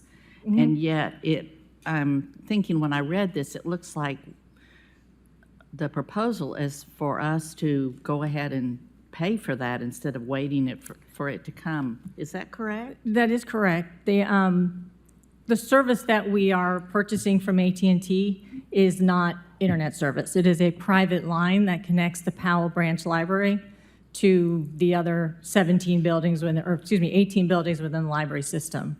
Our internet service is through those consolidated lines that are brought to Lawson McGee Library, and then we reach the internet through our firewall, content filter, other network services from Lawson McGee Library, not directly from any one branch.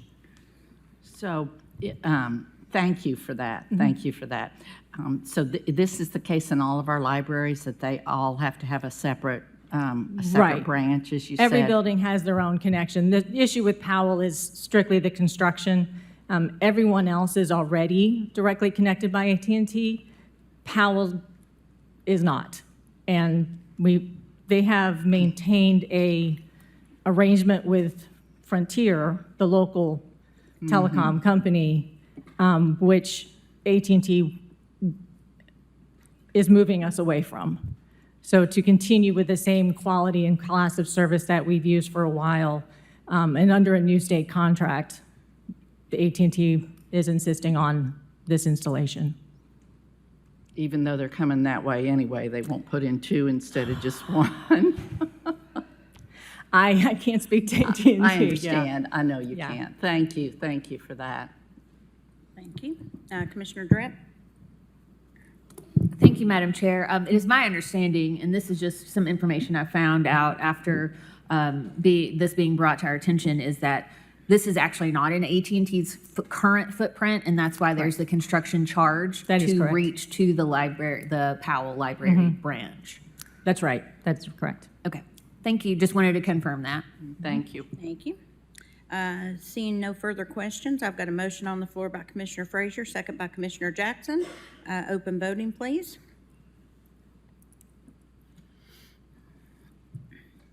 Yes, please. All right. And that passed unanimously. Thank you very much. Thank you. Yeah. All right. Next item, please.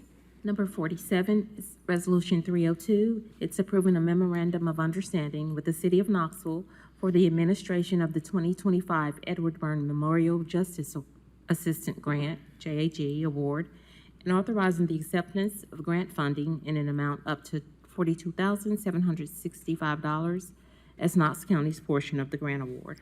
Thank you. Do I have a motion to approve? I've got a motion on the floor by Commissioner Fox, second by Commissioner Thompson. Any discussion? Who pulled this item? Do you have a question about it? No, Madam Chair. No, I apologize to Allison for her being here. And it should have been on the non-consent, return to the non-consent, so I apologize for that. I'm sorry about that, Allison. Open voting, please. Yes, please. Commissioner Frazier.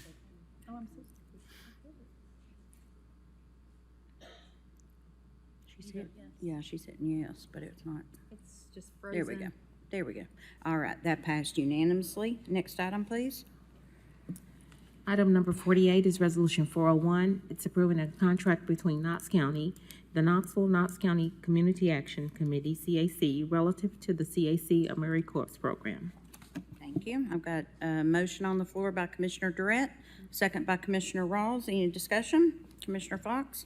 Thank you, Madam Chair. Yeah, I was just curious, what types of projects does AmeriCorps perform for Sure, engineering and Commissioner public works? Fox. Be glad to. Jim Snowden, Director of Engineering Public Works, Knox County. Yeah, we've used this contract for many years now to provide TDEC as part of our MS4 permit. We have to do education and outreach, and we use this particular program. We pay about $20,000 a year and get a degree, most likely an environmental science type person that's joined the AmeriCorps division, and we can use them full-time, 80 hours of pay period to, kind of perform various functions to meet our permit compliance right at $20,000. So it's a really good value for the county and gets us that checkbox from the TDEC permit. Okay, thank you. Seeing no further discussion, open voting, please. Yes, please. That passed unanimous. Next item, please. We're on item number 50, Resolution 501, authorizing the acceptance of a grant award from the U.S. Department of Housing and Urban Development, HUD, Economic Development Initiative, EDI, Community Project Funding, CPF, for fiscal year 2026 in the amount of $2 million to fund veterans housing, no local match required.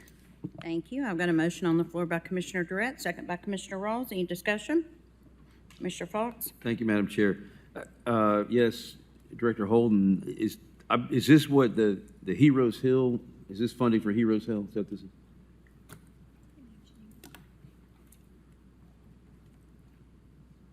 Jenny Holden, Grants and Community Development. Yes, Commissioner, this is for Operation Heroes Hill. Okay, all right, thank you. Open voting, please.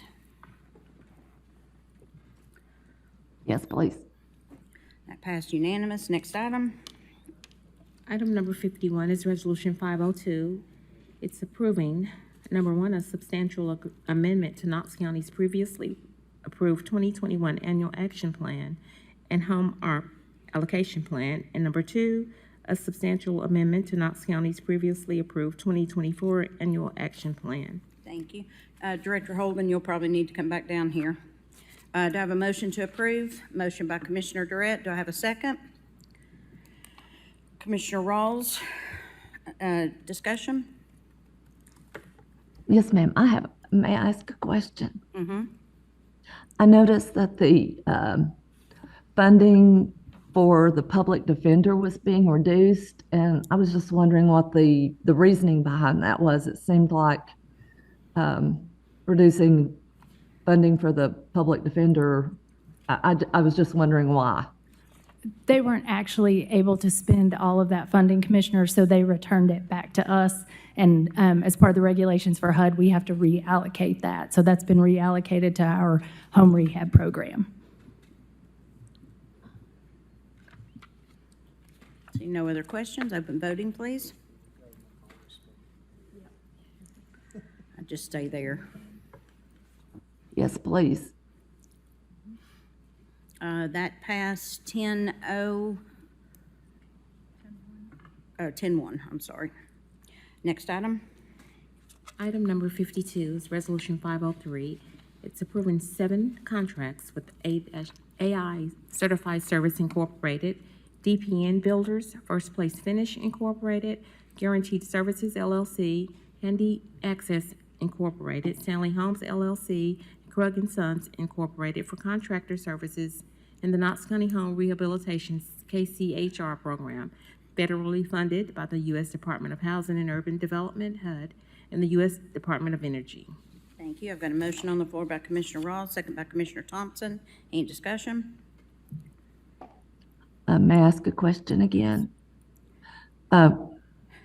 Director Holden, what project are these contractors being used for? For our home rehab program. So all of our older adult home modification program, our lead-based paint program, and then just our general home rehab program. Thank you. Commissioner Thompson? Thank you, Madam Chair. Director Holden, would you mind to expand on the I guess, home renovations for some of the seniors. What does it take for them to qualify for that? And then also, what's the end goal? Because we've had this conversation before, just you and I, where seniors want to stay in their home, but sometimes it's not safe for them to do so. Could you expand on that and what this money is really for? Because there's not a local match required, correct? No, no local match. These are all federal funds. The overall goal of this program is for seniors particularly is to let them age in place and not have to leave their homes. Qualifications, you have to be a homeowner here in Knox County, low to moderate income. I talk about this number all the time. For a family of 4, that would be less than $79,400 to qualify. A lot of the work that we do would be HVAC. Well, as a matter of fact, we had 2 last week that we approved for seniors that were going into the hottest part of the summer with no working HVAC. So you'll see us do a lot of HVAC work. We'll do some accessibility work, folks that need ramps or, quite frankly, just their porches replaced because they're not safe, that they can't get in and out of their homes. But the overall goal is to preserve the affordable housing that we have already naturally occurring here in our community. It keeps people in their homes and keeps the housing stock up to par so that folks can continue to live there. Okay, thank you. Thank you. No further questions. Open voting, please. Yes, please. And that passed 10-1 no. Next item, please. Item number 53 is Resolution 507. It's approving 2 agreements in 2021 home investment partnerships, American Rescue Plan, Home ARP program funds with the following service providers for homelessness assistance and supportive services. Knoxville, Knox County Community Action Committee in the amount of $125,000 and Community Mediation Center in the amount of $35,000, federally funded through HUD Home ARP program funds, no local match required. Thank you. Do I have a motion to approve? Motion on the floor by Commissioner Rawls, second by Commissioner Durrett. Any discussion? May I again ask exactly what the purpose of this is? Yes. This is a new program for us that it's for renters as opposed to homeowners that will keep folks that are imminently facing eviction within 21 days of eviction, that will get them access to legal services, and then if we're able to pay a month's rent so that they can stay stably housed as long as they have the income and the ability to remain stably housed. It's a small program. You all may remember that we had the Emergency Rental Assistance Program a couple of years ago. That was a $100 million program. This is a much smaller program. It's only $1 million total. So you'll see us help more people with much smaller amounts through this one. Okay, thank you. Commissioner Lee? Thank you, Madam Chair. Is, for them to qualify for this program, do they have to be a legal citizen? Yes. Okay, thank you. Seeing no further questions, open voting, please. No, please.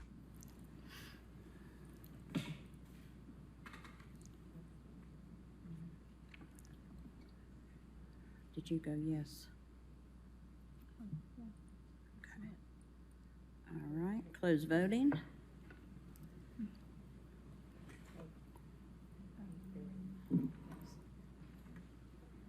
And that passed yes. 8 yeses and 3 nos. Next item. Item number 54 is Resolution 508. It's approving 6 agreements in 2026 Community Development Block Grant, CDBG program funds with the following service providers for various activities and programs: Catholic Charities of East Tennessee Incorporated, Samaritan Place of Emergency Shelter in the amount of $15,000, Knoxville, Knox County Community Action Committee, Homeward Bound Program in the amount of $108,182.90. The Salvation Army Joy Baker Center in the amount of $15,000. The University of Tennessee HMIS in the amount of $20,000. Neighborhood Housing Incorporated Operation Backyard in the amount of $100,000. And Volunteer Ministry Center Incorporated CHAMP program in the amount of $20,000, federally funded through HUD CDBG program funds, No local match required. Thank you. Do I have a motion to approve? Motion on the floor by Commissioner Rawls, second by Commissioner Jackson. Discussion? Who pulled this item? I did, Madam Chair.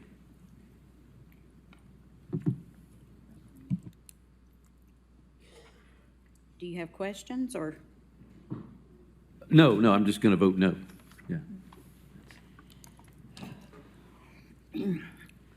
Open voting, please. No, please. Close voting. And that passed yes, 8 yeses and 3 nos. Next item. Item number 55, Resolution 602, is approving Amendment 9 to the Knox County Indigent Care Program Agreement, which amendment provides for revisions to the reimbursement for services section of the agreement for fiscal year 2027. Thank you. Do I have a motion to approve? Got a motion on the floor by Commissioner Jay, second by Commissioner Durrett. Any discussion? I have a question, ma'am. Mm-hmm. What is the funding source? It doesn't say whether it is federal, state, or local money. I just was curious what the funding source is. If you'll give your name and address, please. Michelle Boyers, Interim Senior Director at Knox County Health Department. The funding source is Knox County funds.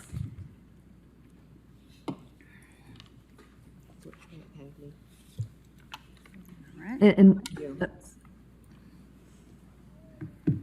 what was the amount again, please? It is, the total amount for indigent care is $2,999,995.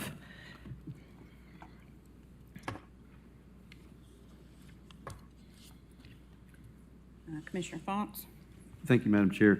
I reviewed the contract for this, and I believe it says that the programs are available to people who've been a Knox County resident for at least 30 days. Is Correct.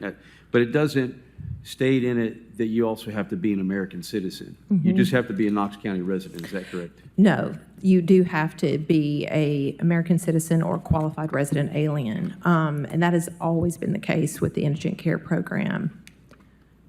Okay, qualified alien, It'd be a green card. green card, okay.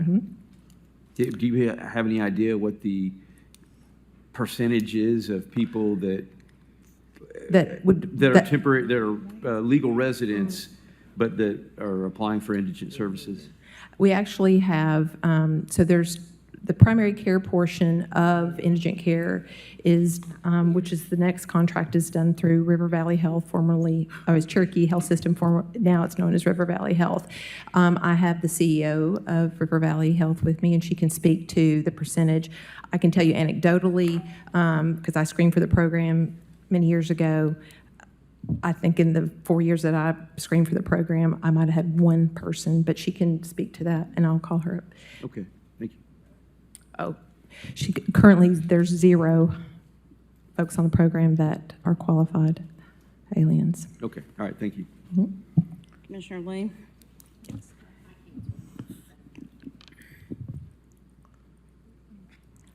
Open voting, please.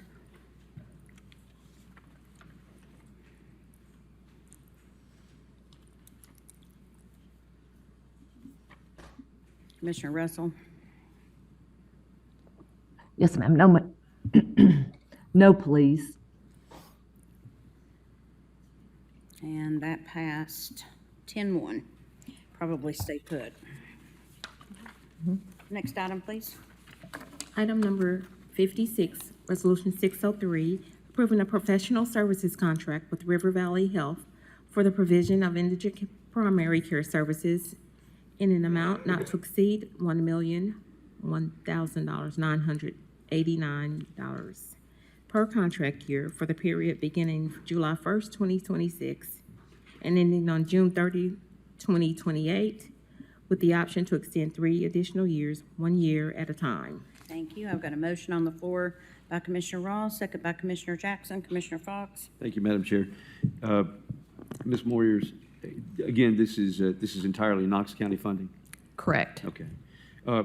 I'm just stating, Madam Chair, that I am going to vote no on this because I object to 3-year contracts. I think they should be renewed every year. So that's my position. Thank you. Open voting, please. No, please. Mr. J.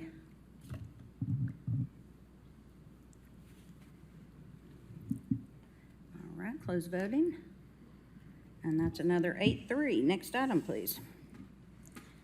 Item number 57, Resolution 604. It's approving modification number 2 to the cooperative agreement with the U.S. Environmental Protection Agency for the acceptance of funding in the amount of $300,017 for the Knox County Air Quality Management Ongoing Air Pollution Control Program. No application or local match required. Thank you. I've got a motion on the floor by Commissioner Jackson. Do I have a second? By Commissioner Durrett. Any discussion? Commissioner Fox? Thank you, Madam Chair. Is Knox County under a mandate for air quality from the federal government at this time? I actually have the Division Director for Air Quality Management with me here today to talk about the programmatic aspects, if there was one, and I'll have her answer your question on that. Thank you. Rebecca LaRock, Knox County. Is there a federal mandate for an air pollution control program for specifically Knox County? Yes. Is a little nuanced. The answer would probably be no. We are under a ozone maintenance plan that we do in cooperation with the state of Tennessee. We also are under a,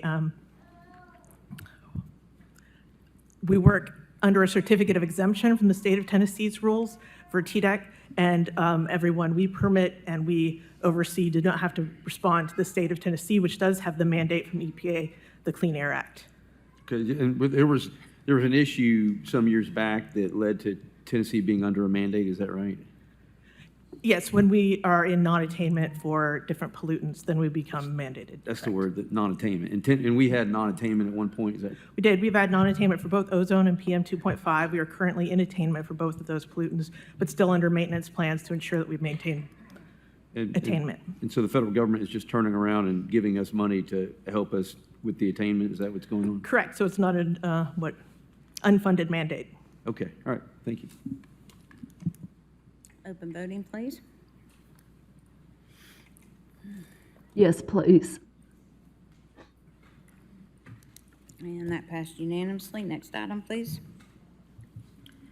Item number 58 is Resolution 605, approving a grant contract in an amount not to exceed $39,593 with the United Way of Greater Nashville for the provision of non-medical case management and food bank home delivered meal services for the period beginning April 1st, 2026 and ending March 31st, 2027. No application or local match required. Thank you. I've got a motion on the floor by Commissioner Rawls. Do I have a second? By Commissioner Thompson. Commissioner Lee? Thank you, Madam Chair. I just had a question. The United Way of Greater Nashville, is that for use in Knox County or Nashville? It is for use in Knox County. They are the contractor for the East Tennessee region. They receive the HRSA funds. Okay. Is this part of Mobile Meals or what? No, it is HRSA funding that has come down, and United Way is helping with the disbursement. So it is federal funds. Okay, thank you.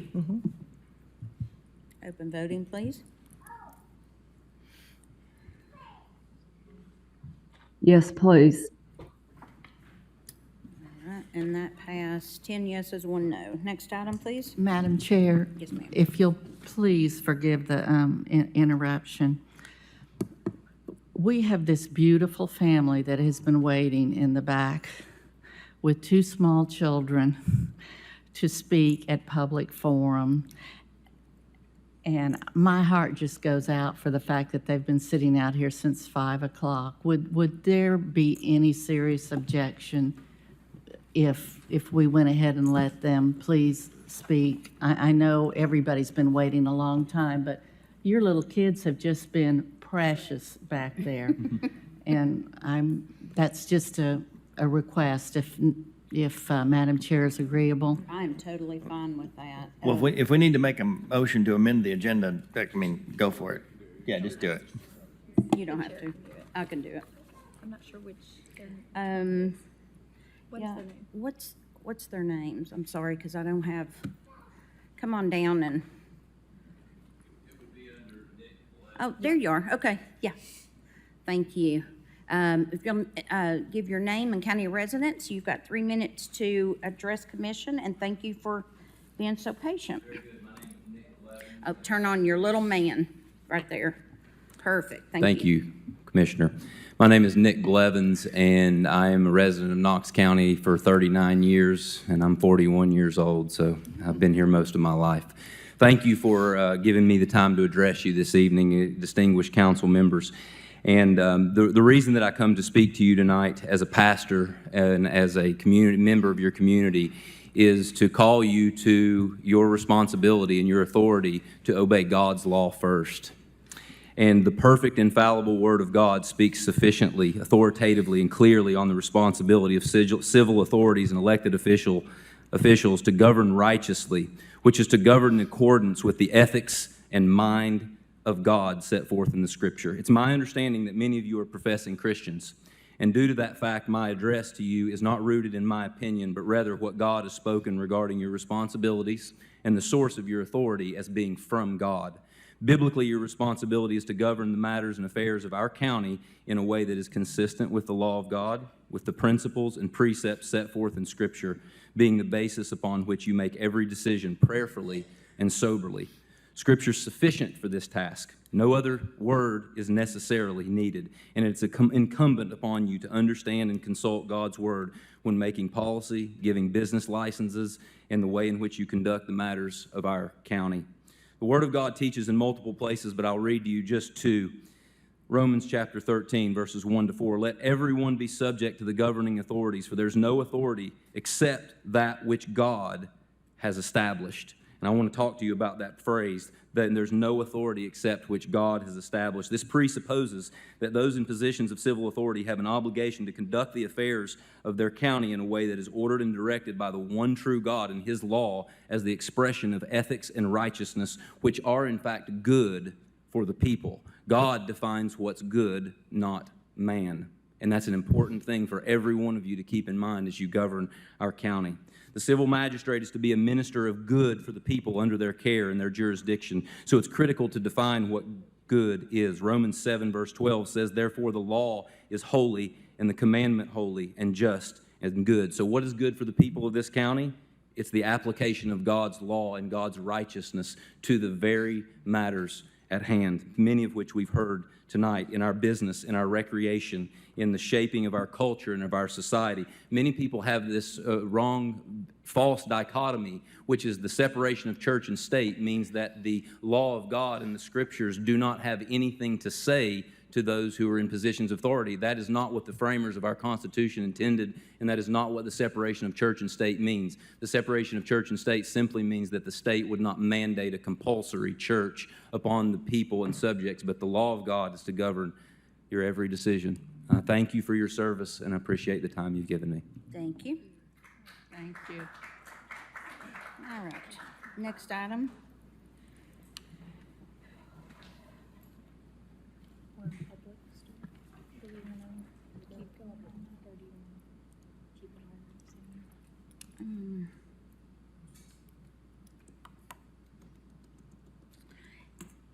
If it's okay with the body, we have two other speakers under, and since we're already here, under public forum, and we'll just go ahead and finish that up, and then we can finish the business up. Let me ask, because I know two people were emailed about the withdrawal March Madness, but they're still on here.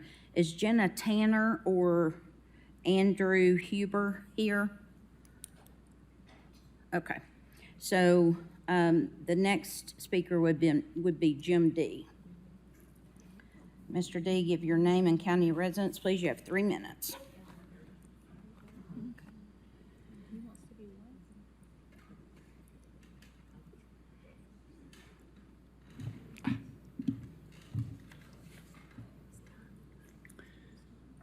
My name is Jim D., Knox County resident. Good evening, Commissioners. I'm here to address the budget amendment proposed by Commissioner Russell that did not pass, and to set the record straight on what it actually said. The proposal was deliberately respectful. It praised the mayor, acknowledged the difficulty of budgeting, and framed itself as collaboration, not opposition. The statistical analysis was sound. School budgets grew 41%, while enrollment fell 3%, and that's an approximate 44% per student cost increase compared to 19 to 24% for other departments. Flagging that kind of cost per unit divergence is exactly the fiscal analysis a commissioner should do. It's not an attack on education. Teacher pay was addressed directly and correctly. The commission controls total funding, not how the school board allocates it internally. That's an accurate statement of the separation of powers in Knox County. The motion itself was modest. It didn't propose cutting the school budget. It proposed reducing a $17.2 million proposed increase to $3.875 million, redirecting $13.3 million to roads. That's a reallocation argument, not anti-education position. On the new school building, questioning $64.7 million capital expenditure paired with $62.8 million in new debt when enrollment is declining is basic fiscal stewardship. Any commissioner should ask that question. Where the motion could have been stronger, the call to postpone school funding pending further research was vague. It should have required the school board to provide specific metrics before new construction could be considered, things like condition and upgrade costs of existing buildings and the geographic distribution of students. That specifically would have made the motion harder to dismiss. In sum, the most likely source of criticism was political, not analytical. Voting to reduce a school budget increase, even a large one, even with falling enrollment, is reliably unpopular. But the testimony reflects the kind of data-driven, proportionality-focused reasoning a CPA commissioner should bring to a budget hearing. If the criticism of that motion was anti-education or reckless, the record does not support that. The criticism is that it failed to fully define requirements for the new school building. That's marginally fair, and a refinement is worth making next time. Thank you. Thank you. And our last speaker is Alan Hassenmeyer. If you will give us your name and county of residence, please. Will do. All right. My name is Alan Hassenmeyer, and I am a proud resident of Knox County. As many of you know, the soccer FIFA World Championship competition is going on all over America right now.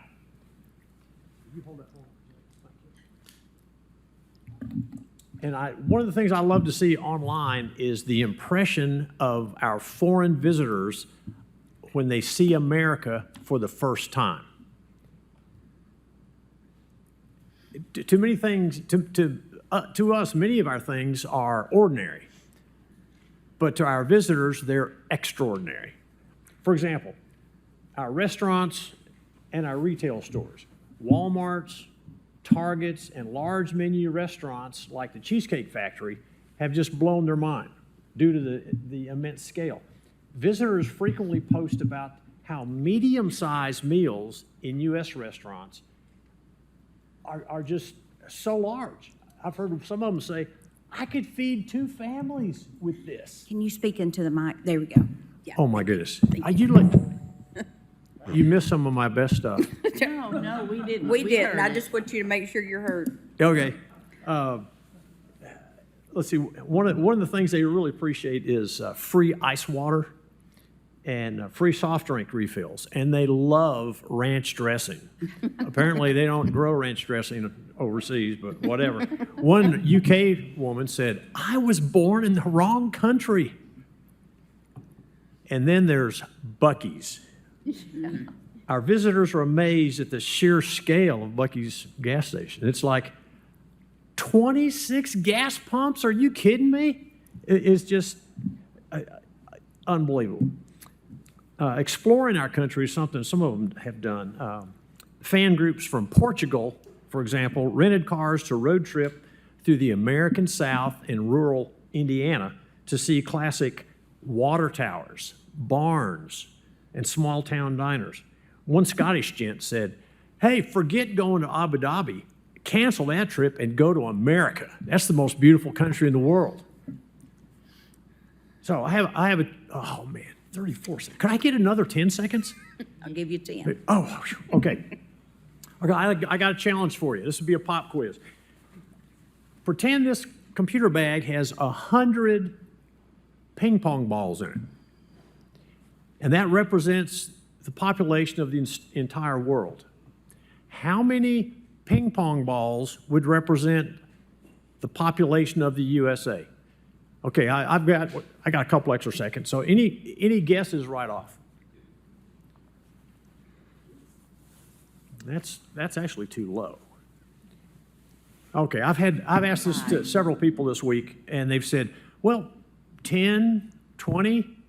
Well, the exact answer is 4 3/4 balls.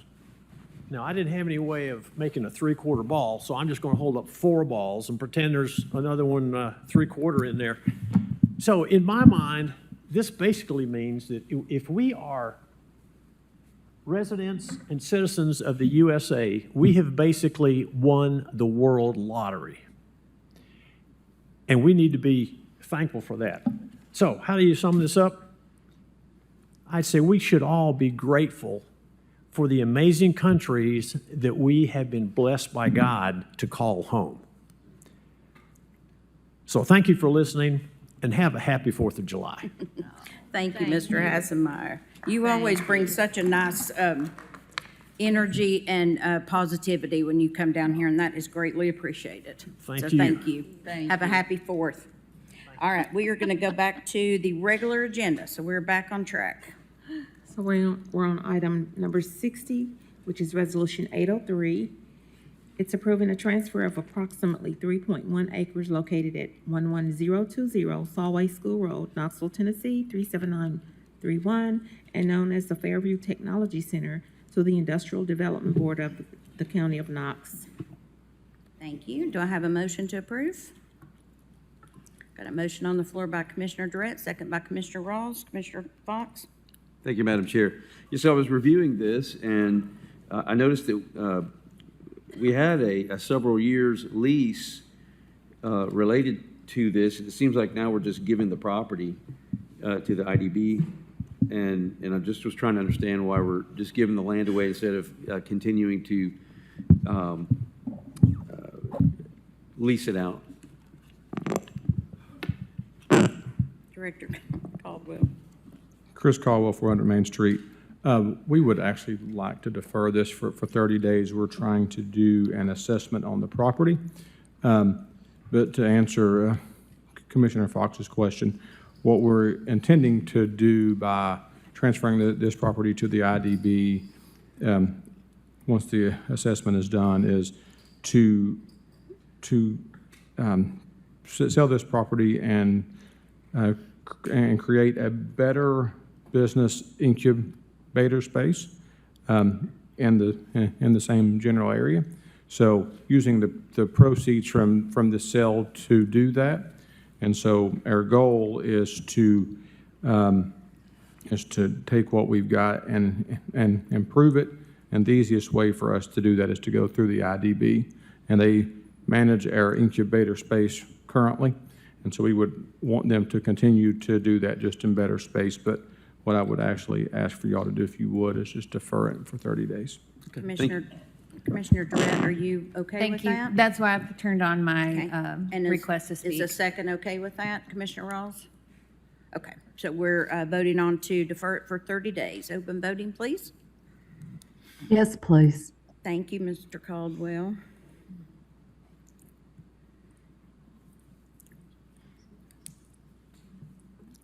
That passed unanimous. Next item, please. Item number 61 is Resolution 804, approving a utility easement with the First Utility District of Knox County, Tennessee, FUD, across 10960 Concord Park Drive, CLT map 153, parcel 063, to upgrade the current pump station. We have a motion to approve. I got a motion on the floor by Commissioner Hill, second by Commissioner Rawls. Any discussion? Who pulled this?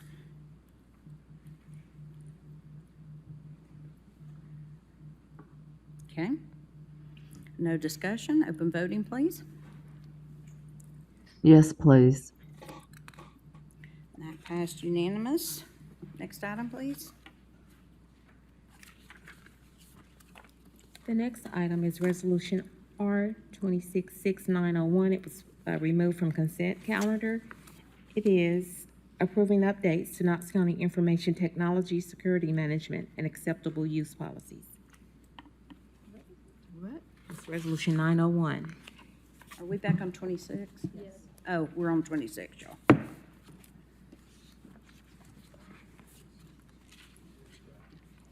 Give everybody a second to get back to that. All right. Do I have a motion to approve? I got a... Okay, undo his motion. Okay. Do I have a motion to... We got to have a motion and a second first. All right, so I got a motion by Commissioner Jackson and a second by Commissioner Hill. Now, the floor is yours.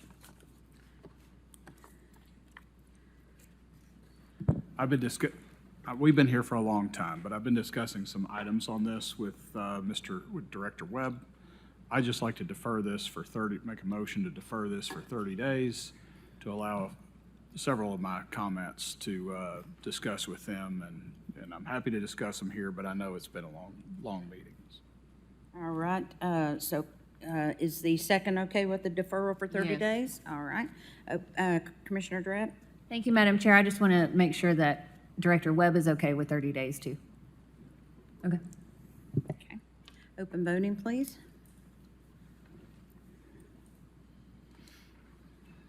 Yes, please.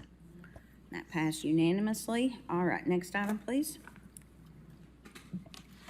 Item number 63, Resolution 904, is approving and authorizing a moratorium on data centers in Knox County. Thank you. Do I have a motion to approve?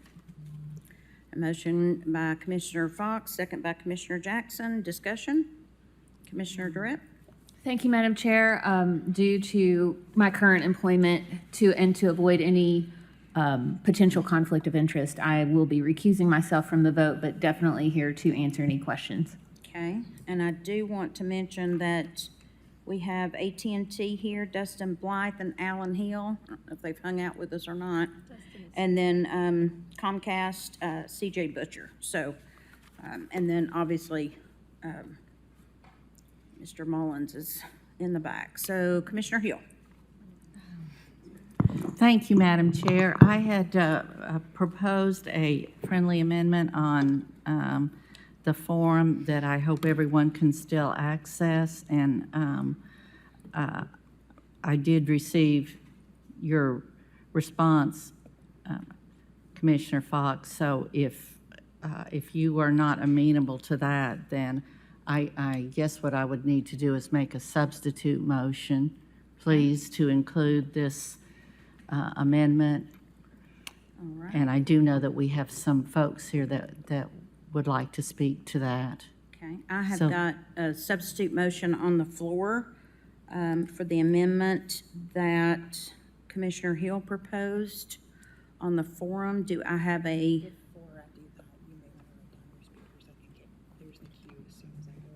Oh, okay, so I've got.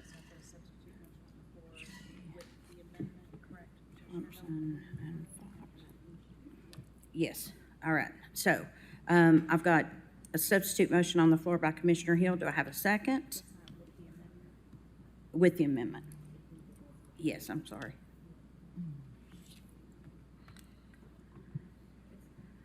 Okay. All right, and we got a second by Commissioner Rawls.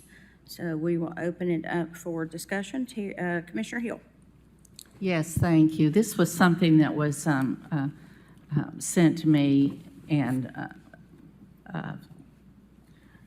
by two, actually, supported by two major telecommunications companies, and I think it's very clear that their purpose is strictly for, as the amendment says, wireless broadband network interconnectivity, emergency communications. It has nothing to do with anything that we're trying to prevent, which is large-scale operations of building a data center, or extending a data center, like no one in Knox County wants to do, and I certainly agree with that. I'm just trying to protect, in fact, the ability of our telecommunications folks to not face any limitation. Someone that can speak to this a lot more than myself is our friend here from AT&T. If you'd come forward, please. And this is Alan Dustin Bly. He is with AT&T, and he would like to address it with the commission's permission. If you don't mind to just give your name and county of residence, please. Yeah, Dustin Blythe, AT&T Wilson County. Yes, we support this amendment. Our biggest issue is just with the definition. We have a central office probably about a mile away from here, and that central office is probably, parts of that are probably over 100 years old, and like Commissioner Hill said, contains all kinds of equipment, wireline, wireless, broadband, emergency services. And so we offer no opinion on the huge data center debate. That's not what we're looking at. But under the definition, we could have under A and B equipment in there, but not large scale and not huge buildings. So that's our concern, and that's what we support. We support the amendment that Commissioner Hill has put forward. Okay, thank you. Commissioner Fox. Thank you, Madam Chair. Well, first, I'd like, I'm sorry, sir, what's your name again? Dustin. Dustin. Blythe. I'd like for you to stay there, but just for a moment. But I'd like to ask Mr. Moyers, because standard, what lawyers call is statutory construction concepts, would hold that if there is and I'm asking whether this is correct or not, Mr. Moyers, but I believe that the way the definition reads, if you, under subparagraph B, you have, and subparagraph A, you have these required components of what a data center is, and then if you have an and after B, then that by necessity would include C. In other words, there could be no A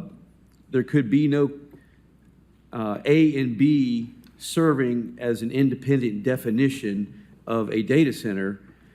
C has to be included because of the word and so then that means that no one should have a concern that, oh, we might get inadvertently captured because we do satisfy A and B but not C. So is that fair to say, Mr. Moyers? That is correct. The fact that the A, B, and C are connected by the conjunctive and means that an entity would have to meet all three of those in order to be taken in by this resolution. On top of that, I'd point you to Section 3 of the resolution, which exempts those facilities that are operating at the time that this resolution is adopted. So even if that building were to fall under that definition, which I don't believe it does based on what you've said, you would still be exempted by the provisions of that last paragraph of Section 3 because you're a pre-existing entity there. I'm not a lawyer, but that sounds pretty good. Well, thanks. I try to sound good when I get up here. So given that explanation that literally this does not apply, number one, to a facility that is less than 5 megawatts, and number two, that your facility would be grandfathered in, then do you continue to maintain that this is a necessary amendment to the original moratorium? I would defer to our lawyers on that. I'm not a lawyer, so I would defer to my lawyers on that, but. Are they here? They're not here, no. Okay. They're in Dallas, sorry.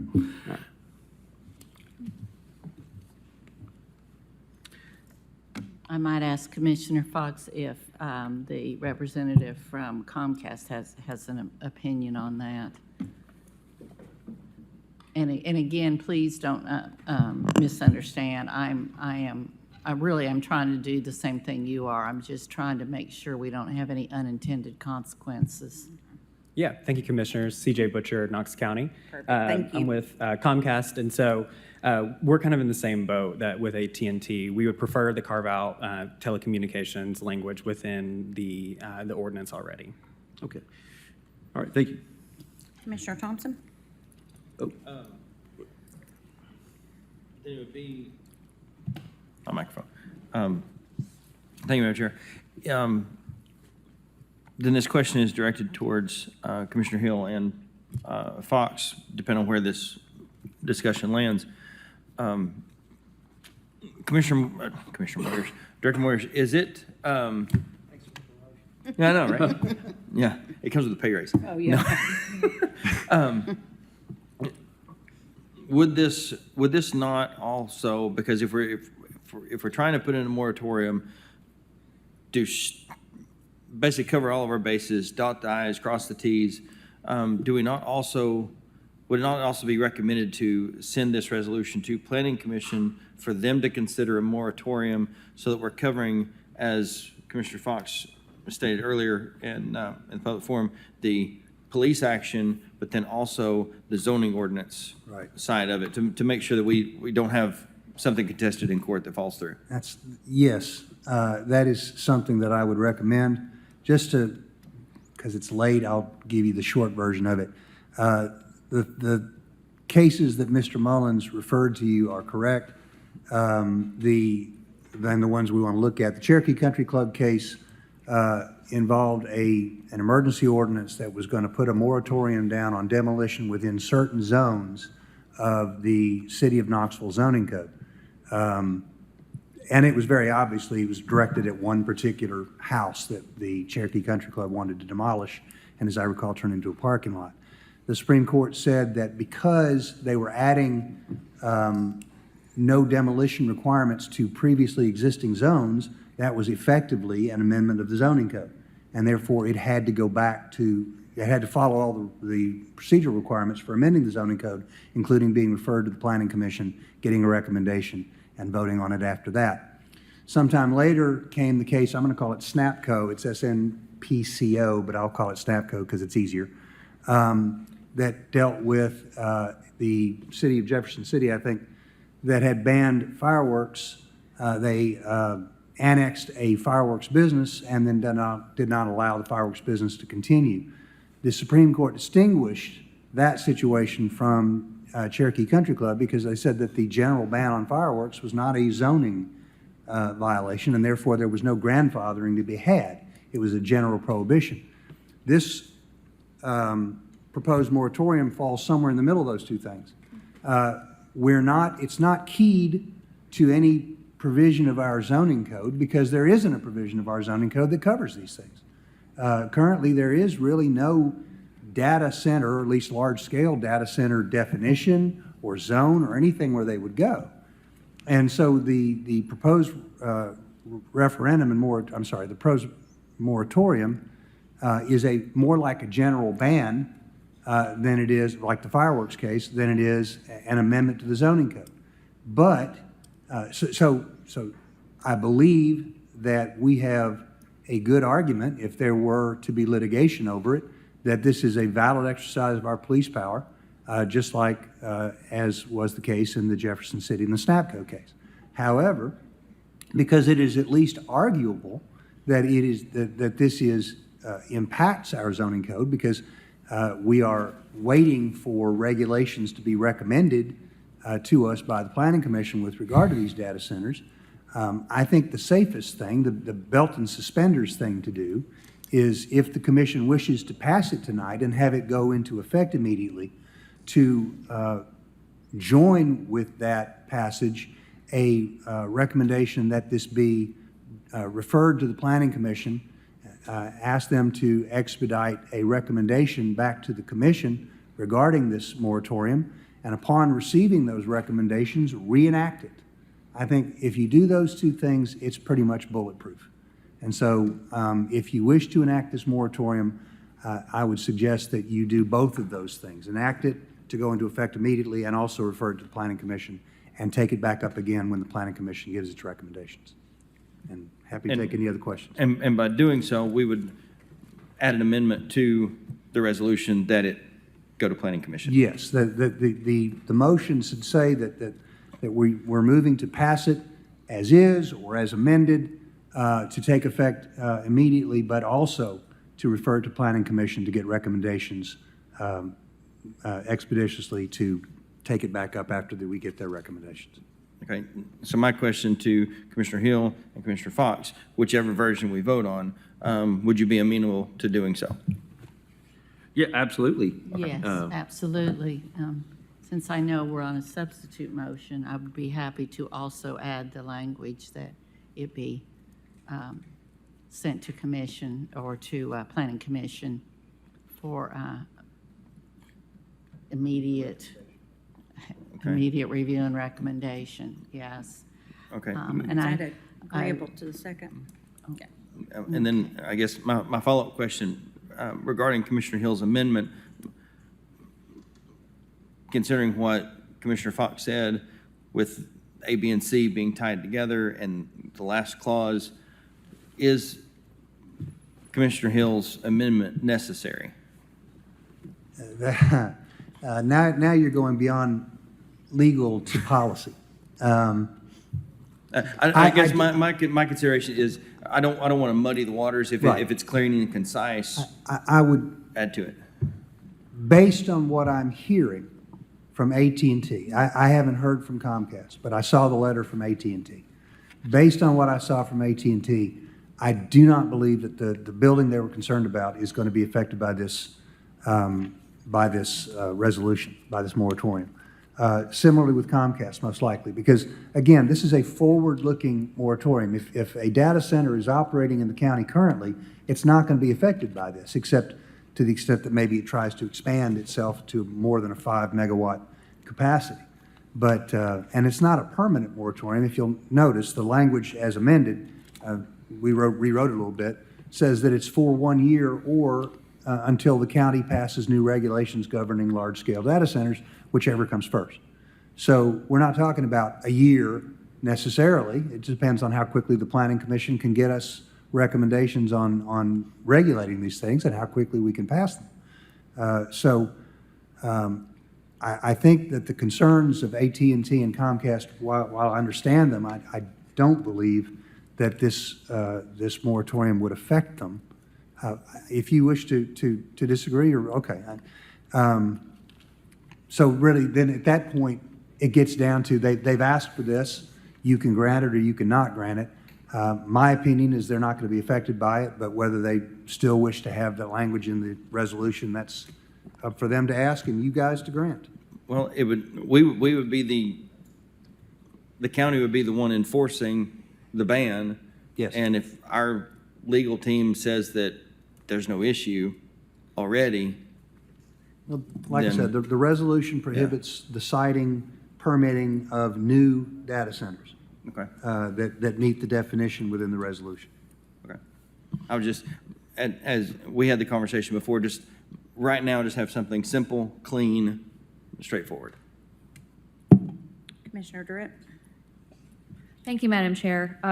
There are a couple of concerns we still have regardless of if the amendment language is included or not. One, and you touched upon this, Mr. Moyers, is expansion. To my knowledge, our facilities, which we have close to 10 in the county for broadband infrastructure, there are 2 that could potentially, as they stand right now, push that 5 megawatt requirement. Yes, that are currently operating. And so if there were to be a need to expand, however minute, we could be in violation of this. Number two, last month, this commission sent forward in the recommendation in the zoning code, the definition, well, the original attachment, Exhibit A, last month included a 10 megawatt peak usage, and now it's been lowered to 5. We still would love to have the carve-out language, just so there is no unintentional, so like was said, so we don't get caught up in it, if things were to change.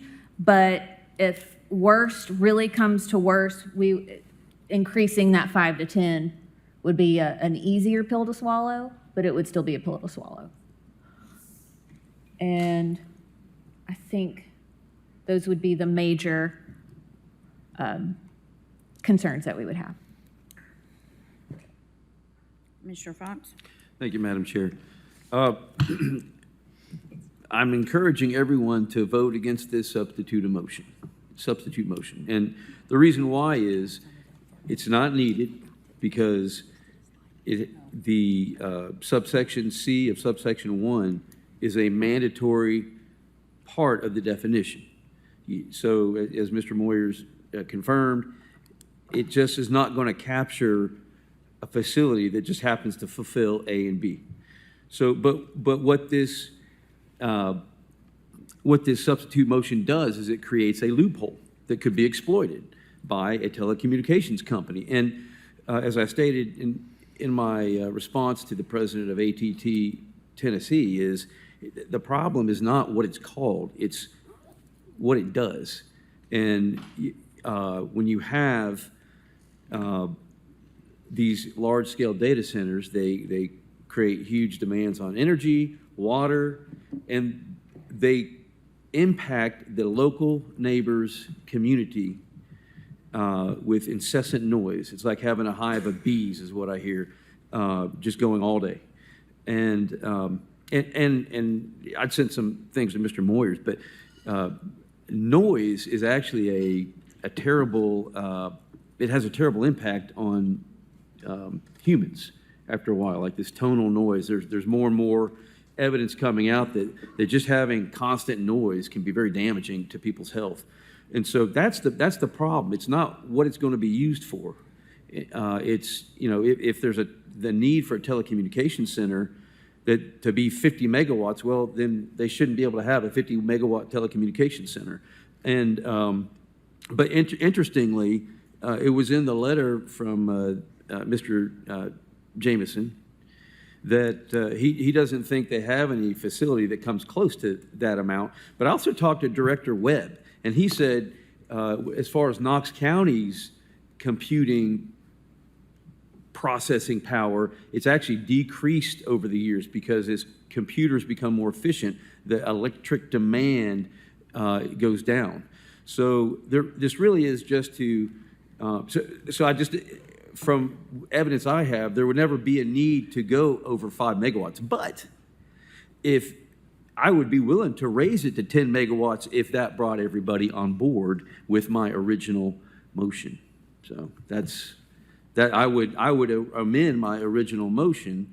If we vote no on this, then I would say, okay, let's make it 10 megawatts, but we don't allow this loophole for telecommunications to take place. Mr. Jackson?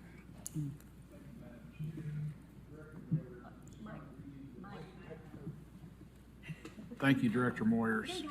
Sorry, I gotta, I hit this one, then I gotta hit Get him this one of one. those handheld ones. I guess I'm trying to understand the way this is written, and I'm trying to think of the loopholes here. Like, how could a data center, say, well, you know what, we're not a data center, we are a telecommunications company that just happens to also be mining Bitcoin or, doing AI stuff. Yeah, can they, what is the worst-case scenario for this, for this exclusion here? Is this a loophole that could be exploited? Do you have them in I think I've seen it. Let me see it again. Thank you.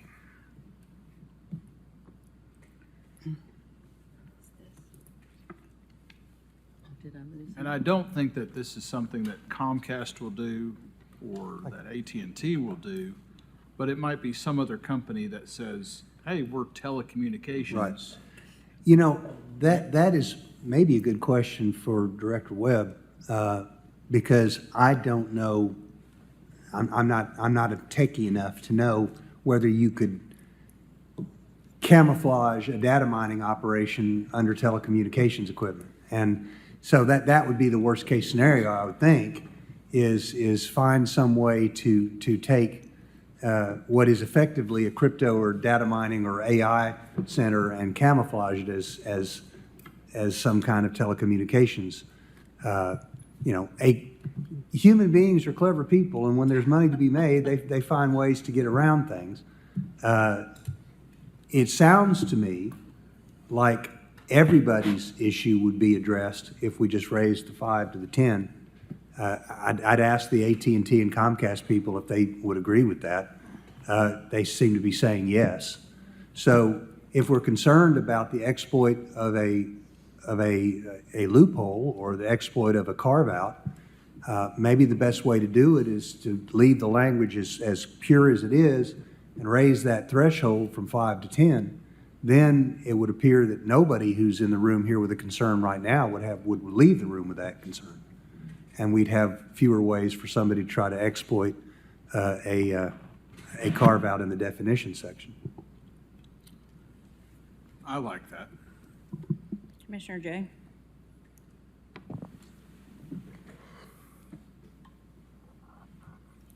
I have a bunch of thoughts, but I want to ask Mr. Commissioner or Director Webb to come up first, because he was sort of called out directly, connected directly, and I want to give him a chance to chat, and then I'll get to my comments.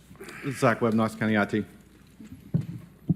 You wanted me to just comment? Yeah, a couple things that came in, and I'll speak to any of it. I don't know that I am the right authority to speak to the market sector or what can or can't be done in AI or Bitcoin mining or any of that, but I can speak to the complexity of trying to audit that or try to understand what's going on behind the scenes when you're talking about large-scale computing.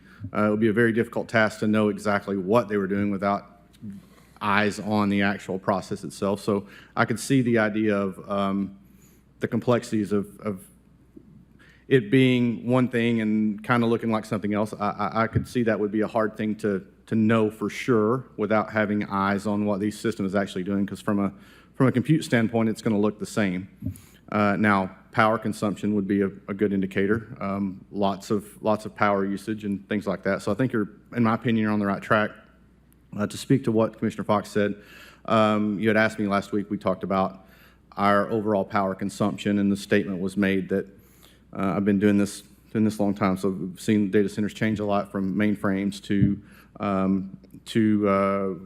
full rack independent systems, and then as virtualization technology came on board, we saw a massive downsizing in our personal consumption here at Knox County for our data centers. But that's really related to, again, just being more efficient, having systems virtualized, and then also cloud computing. But keep in mind, when you start talking about cloud computing, although it was a reduction here locally, the cloud is just someone else's data center. So whomever, whether for us would be, Microsoft, AWS, the providers that we use, obviously more dense because they're putting more in one place. So it's, I guess the net overall world average of compute may not have reduced. It's probably actually increased, but for us, I was speaking to us personally here at Knox County. Our power consumption in the room here has certainly reduced for those reasons. Thank you, Mr. Webb. That's a great segue to my thoughts. I want to back way out. way out from amendments and languages and Comcast and technology, and I'm going to go on a quest here for a second, Mr. Webb, so hang out with this. I'm here for it. At Okay. this point, yeah. Where did this come from?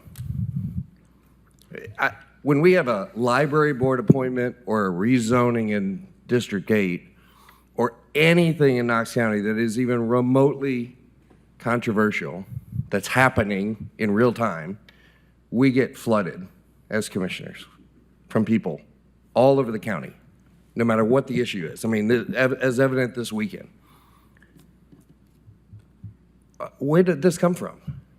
In January, in February, in March? I mean, like, there wasn't an issue. And when it did come up, we sat here and we talked about the beginnings of this before it went to planning. And we heard from our planning department that said, there's nobody proposing anything that we're aware of. We heard from our utility partners that said, there's nobody proposing anything that we're aware of. We heard our engineering department say, there's no one that we know of that's asking for a permit. I went to Director Webb and said, am I missing something? Is there some big development coming? And he said, no, not that we're aware of. And oh, by the way, we already have, 8 or 10 of these existing. It wasn't a problem. And I'm worried, again, that this commission is proposing solutions in search of problems that don't exist because it's either politically expedient or it's a hot button issue or it's whatever was circulating online. And so we talked about it. We said, we're going to, I promise you, if we put every single person in this room and said, tell me the difference between a data center, a telecommunications headquarters, a quantum accelerator facility that UT is about to build, a computing headquarters, or even the 10 existing things that are in this county as we speak running that no one called about and no one said their ears were hurting and no one said it's using more water than my local golf course or the ponds are dry. We could not distinguish those things. And I'm very concerned that we're legislating in real time something that is very, very big. We're literally in real time trying to get to a vote that is discussing this and that. And that's what usually would come out of a very good set of workshops or negotiations or long-term. This is kind of a big, complicated thing. I'm not discounting that there's maybe something to be thought of, but we literally just said, planning, take your experts, go find other experts, sit down with our teams, go research it in much more detail and come back to us, which we all said would maybe take a couple, 2-3 months. Meanwhile, there's still nothing being proposed in Knox County. So I'm wondering, what is the urgency to put a moratorium, which may be legally okay to do, but also I have some, Mr. Mullins has some compelling points. We had a county down the road that put a moratorium in something and went to court and lost. And so I think those are valid discussions. What is the urgency? What is the giant data center that is being proposed anywhere in Knox County that is an imminent threat for us to legislate in real time and not get it right? Because if we can arbitrarily go from this megawatt to that megawatt, or to carve out this person, or to carve out this person, or whatever, we're not doing this right. We're not making laws right. We're winging this thing for political points or to make ourselves feel better. But we literally just asked the experts to go figure it out and come back with something that makes sense on a comprehensive level from a land use issue. And so I'm not compelled to vote for any of this because I just don't think it's necessary. I think we're trying to close a loop that doesn't exist because we heard about something on Instagram that happened in Utah and something else that happened. It's not happening like we think it's happening, and it's not imminent doom for Knox County. And so I would challenge this commission to say, what are we doing right now? And why are we rushing to do something wrong that may not even be applicable, that may not even be legal, when in a month or two we're going to get back something that's much more comprehensive. So I'm currently not inclined to vote for any of the amendments or any of this because I just don't think it's necessary. I don't think it's good government. Commissioner Hill?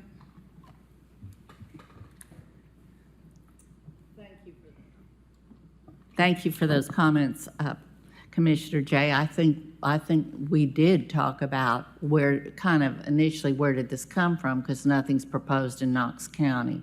So I don't not hear what you're saying. However, the fact of the matter is, it was proposed, and it's presented to us to vote on. So when it was proposed, being contacted by two of our telecommunications companies and saying, clearly, we don't really have a plan to even do any of this either, but just in case we need to do some little fine tuning, would you let telecommunications do this? So I really am responding just from what I'm hearing our providers do. I know that wasn't a direct attack on anyone, what you were saying. It was just a frustration. And I so understand that. I think you know that I understand that. Having just tried to respond to what you said, though, I think I did hear Mr. Fox say that he would be willing to get everyone on board to put raise the limit from 5 to 10. I saw our providers out there agreeing that, yes, this was something that they could certainly do. So I would be happy, with the permission of my second, to withdraw the substitute motion and go back to the original that Mr. Fox proposed. Without, well, he said he would amend his original motion. Yes, with the 10. Thank you. Yes. Thank you, Commissioner Hill. So I guess procedurally then we're back to the original motion. Is that correct? Okay. So yes, then. I've got two commissioners ahead of you. Oh, okay. Well, just to address Commissioner Jay's concerns, I first started to bring this up in November of 2025, and it came from studying the issue quite a bit and hearing hours and hours of people discussing what damage these mega computing facilities, data centers, can bring to their communities. And this is a simple issue of an ounce of prevention is worth a pound of cure. And you want to act in front of it. You don't want to have to react. It may be too late. There may be a deal going on right now, for all we know, to sell a big chunk of land, and there's nothing there to stop it. And it's a fallacy to say, well, it hasn't happened yet, so then it's not going to happen. No, it can happen. And so we act now because these are such a scourge on communities that the failure to act is so grave that you have to act prophylactically to make sure that if and when a data center does apply, you have something in place. So that's why I'm doing this. It is quite a concern, and there are a number of counties that have already undertaken a moratorium, like Rutherford County and Washington County, and there may have been one that didn't do it right nearby, but this is a widespread and contemporaneous reaction. And so I do, if it's okay for me right now to make the amendment, if the second is okay, I would amend the language to everywhere it says 5 megawatts to amend that to say 10 megawatts. And send it to planning commission. 10, yes, okay. And send it, yes, and also amend it to not only adopt the moratorium, but then send the moratorium to be considered by planning commission as well, yes. I'm good with that. Commissioner J, do you? Okay. Commissioner. Madam Chair, the request to speak's not working. It's not working? Yeah, I was on and it kicked me off. Oh, okay. So I've got Commissioner Jackson. Well, I just wanted to address Thompson. Commissioner Jay's comments about, is this not working? About whether this is not, that we have maybe a boogeyman, that this isn't a real thing, but this is real things. This is happening all over Georgia, North Carolina, Utah, right outside of Memphis, Tennessee. And we just went through a huge, long discussion last week about planning in District 8 for the Carter community, as far as, what is development going to look like over the next 5-10 years? And I think I made this comment last week, that the time to start thinking about rules and ordinances and planning is before somebody brings it up for approval. So, if we don't do anything here and we say, well, it's just not going to happen, a year from now, there's going to be one in front of us, and then we're going to say, well, what do we do now? Are we going to say, no, we didn't do anything back when we could have? This is called planning. This is called being proactive. This is called thinking about, the fact that data centers suck up electricity. They take up a lot of real estate. They have sound, the sound is awful. And above all that, with all this real estate and all this sound and all this electricity, they don't provide a net benefit to a community, which is good paying jobs. They do not employ a whole lot of people. And the people who do the work there have to listen to that sound the whole time. So, I see data centers or something that, they just don't have a place in Knox County. We have very limited land, and the land that we do need to use needs to be for people to have affordable housing and good jobs. And, and I'll be supporting this moratorium as Commissioner Fox proposed. Commissioner Thompson. Thank you, Madam Chair. Commissioner Jay, you asked us before when it was brought up, because there was a moratorium tied to the resolution, and you wanted us to send it clean because we didn't need to tie the hands of Planning Commission and give them direction when we were, as you kind of put it, legislating on the fly. And so we sent it clean. Came back this month with moratorium resolution language, and as Commissioner Jackson pointed out, I don't think this is a boogeyman issue. There were advocates in the state who were saying data centers could be a good thing until it plops in right next to the Nashville Zoo. And now they're backpedaling, saying, whoa, wait, we said it was a good thing, but not here. And that's a real-time example of not being prepared, not having our ducks in a row before something shows up. So this is, an ounce of prevention, and I think we need to move forward with this. Commissioner Fox. Commissioner Jay. Thank you, Madam Chair. I think, Mr. Thompson, just to reiterate, just to sort of respond, I guess I'm wondering, why aren't we at least waiting a month to get a response from, I mean, we asked them to do a job, and it's almost like we're not going to wait for them to come back to us with recommendations to do that job. We're going to go ahead and decide all the things that we're going to, I mean, that's where I'm struggling. It's like we didn't even give them a chance to do their work and come back to us. Well, just because,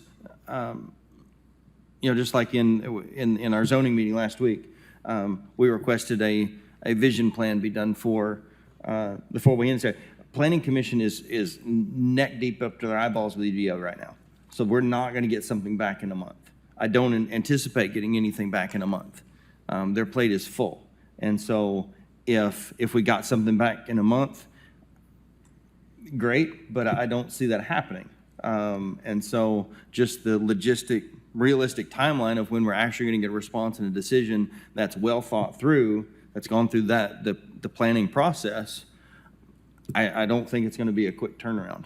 Mr. Boyers, can you re-explain this is what we're voting on, the moratorium, like, let's say planning came back with a recommendation in August or September and we voted on it, would this moratorium be in existence until the day we voted on an actual zoning law and then disappear, or would it hang on regardless? Is it truly a temporary stopgap until we decide? Yes, it is. I'm just looking for the language.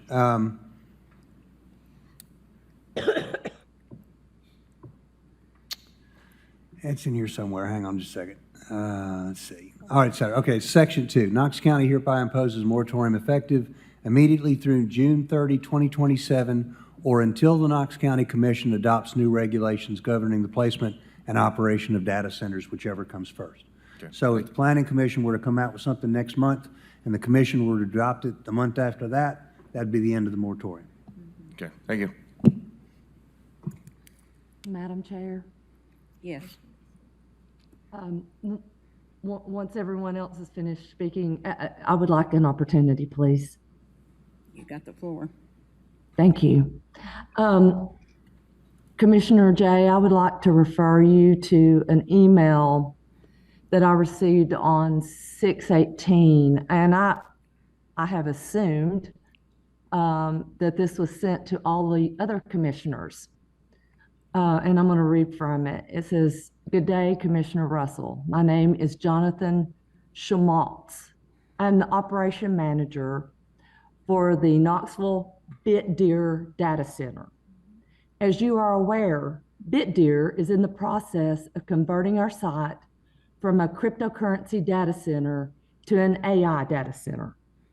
Surrounding this, there has been a lot of misinformation and misunderstanding associated with BitDeer, the project, and the AI data centers." Well, it goes on and on. So yes, we do have someone who is in the process of looking at converting their site, actively looking at converting their site. This was sent from the operation manager for the Knoxville BitDeer Data Center.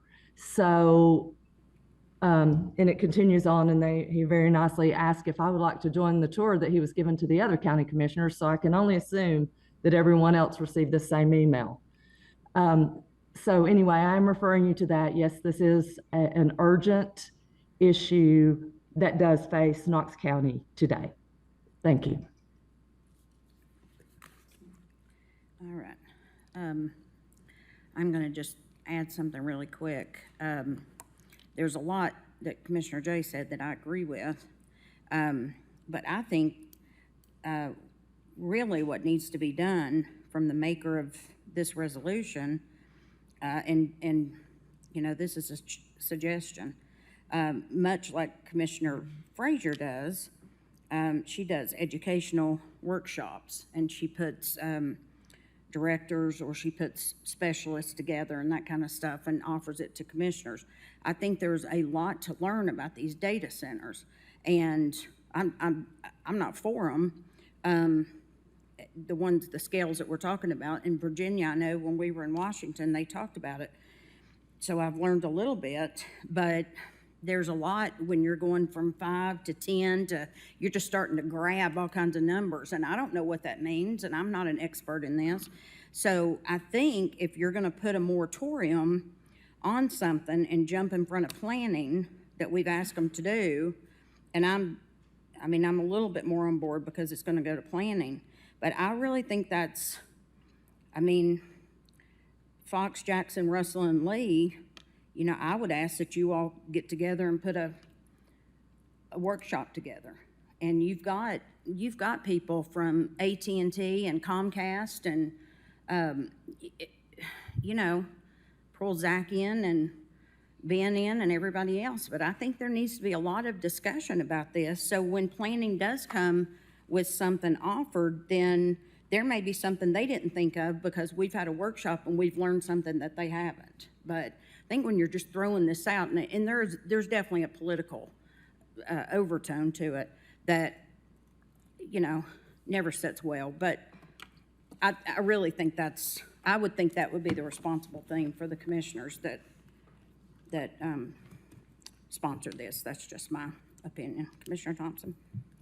Thank you, Madam Chair. I did not realize that on this resolution, I was not a co-sponsor. Is it too late to be added as a co-sponsor to this? I was on the other one. I didn't realize I wasn't on this one. Can you? Okay, yeah, we can add you. Okay, thank you. All right, Commissioner Fox? Thank you, Madam Chair. I would be pleased to put together or assist in putting together a workshop, but I think in the meantime, in an abundance of caution, we need to have the moratorium in place, and then we can learn more about it together. But I've spent I've probably listened to, or 30, 40 hours of discussions on data centers and read articles. I feel like I have some grasp of it. And basically, the one we currently have, as you heard earlier, it's reported on the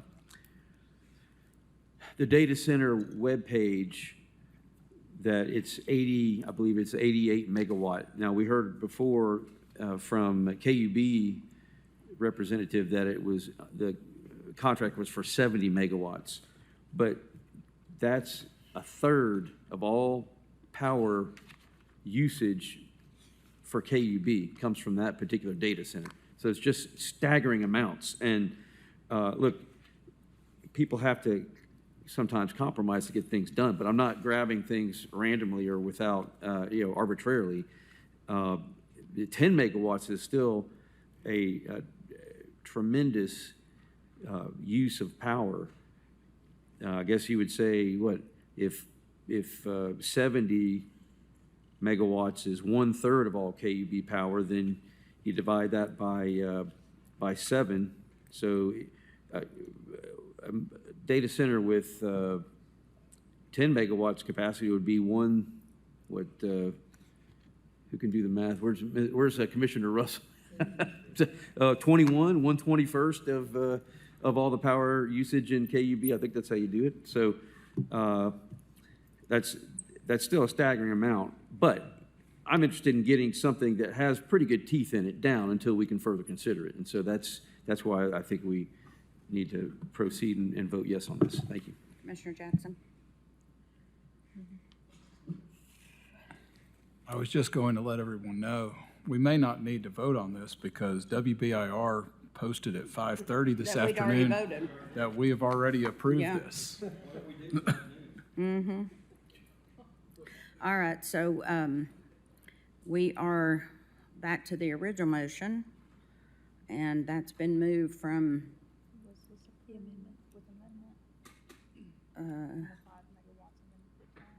right, to go to 10 and then defer to planning. Is that right? All right, Commissioner Durrett? Just a reminder to take me off the vote. Okay. All right, Madam Chair, Commissioner Fox? respectfully, I don't think, we're not voting to defer it to Planning Commission. We're voting we're voting on the moratorium and also sending it to Planning Commission, I think is the proper description. Yeah, thank you. All right, did you girls get that? Perfect. Open votes, please. Yes, please.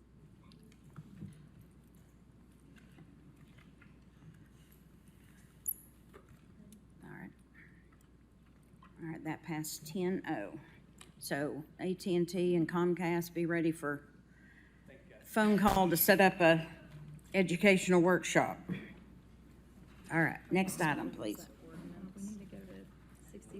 Next item is the ordinance, which is ordinance O-25-8-101, amending the Knox County Code, Chapter 42, Article 2, Division 2, Section 42-53, Merit System Board of Directors, to revise in subsection C the qualifications for members of the Merit System Board to be eligible to serve if he or she has not previously been employed by the Sheriff's Office within the 5 years instead of 10 years preceding his or her appointment, and to remove the requirement that a person is not eligible to serve on the Merit System Board if any member of the person's family is or becomes employed by the Knoxville Police Department. This amends ordinance O-90-9-111, adopted September 10th, 1990. Ordinance O-91-8-114, adopted November 24th, 1991. Ordinance O-95-4-101, adopted April 24th, 1995. Ordinance O-19-1-101, adopted February 25th, 2019. And ordinance O-22-6-103, adopted July 25th, 2022. And this is on second reading. Thank you. All right, do I have a motion to approve? Motion. To approve. Got a motion to approve by Commissioner Frazier. Do I have a second? Commissioner Jackson. Discussion. Commissioner Frazier. Thank you, Madam Chair. Commissioners, if you'll recall, back in November of 2025, I brought this before your consideration just at the request of several officers in the community who had left the sheriff's office, and it was just a simple effort to minimize any barriers for those who have served our community in law enforcement, to be able to use that experience and that knowledge to further serve their community when they do leave the sheriff's office. And an additional barrier that I saw that limits those individuals wishing to serve are those that maybe have family ties to the Knoxville City Police Department. And I just brought the consideration of the relevance in prohibiting an individual from serving their community with ties to an employer outside of Knox County.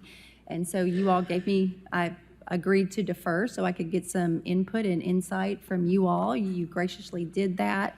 I tried to include any sort of recommendations that my colleagues provided, sent that to the law department. You saw in the forum, I was trying to keep everyone up to date with just that, those updates and communication.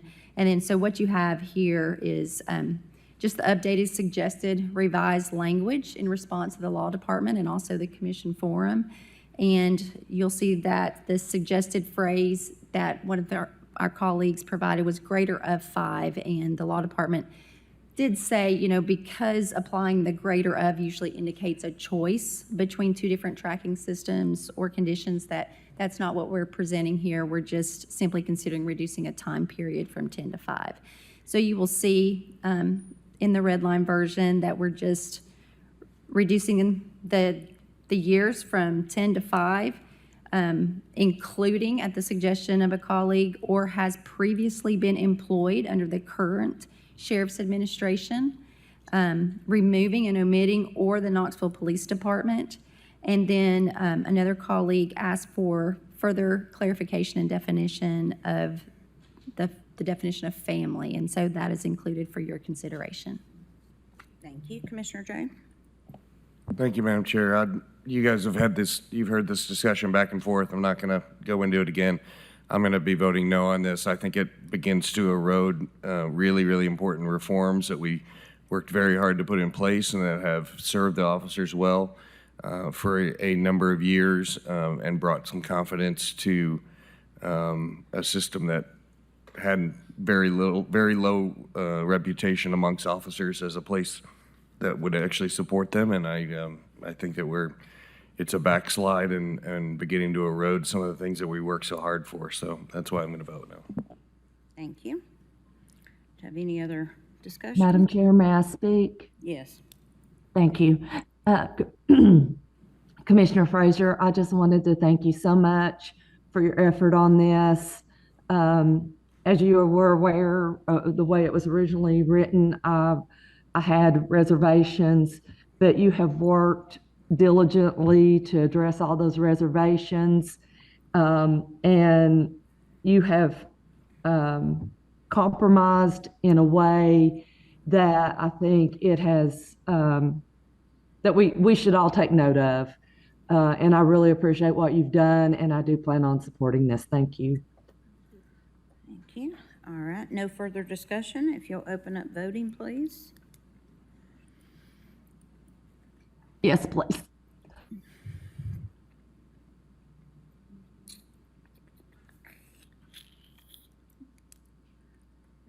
All right, that passed 9-2.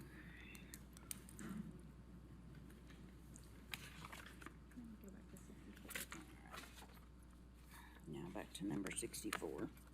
Yes, number 64 is Resolution 905. It's approving an amendment to the Knox County Sheriff's Office Employees Merit System Rules and Regulations, subsection 3.1.B.6, structure and qualifications to amend the qualifications of members to the Merit System Board of Directors. Thank you. Yep. All right. Now, all right, we got a motion on the floor. Do we have a second? I've got a second. Commissioner Frazier.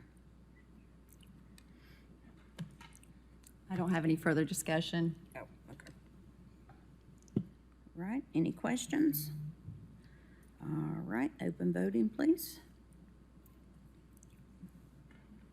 Yes, please. All right. That passed 9-2. Next item. Item number 66.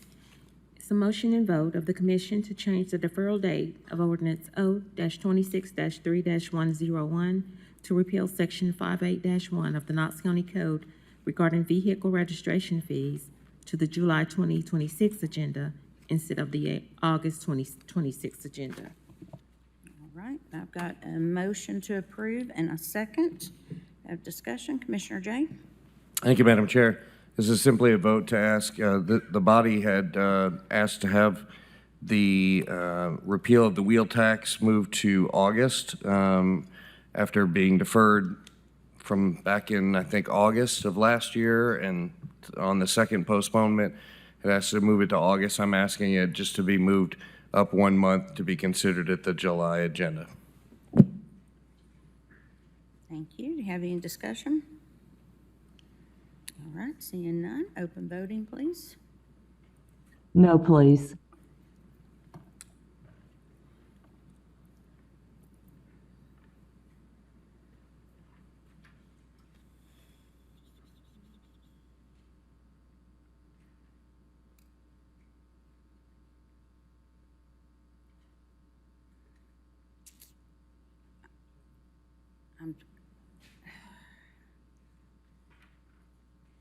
Okay, I'm voting yes, Commissioner Jay.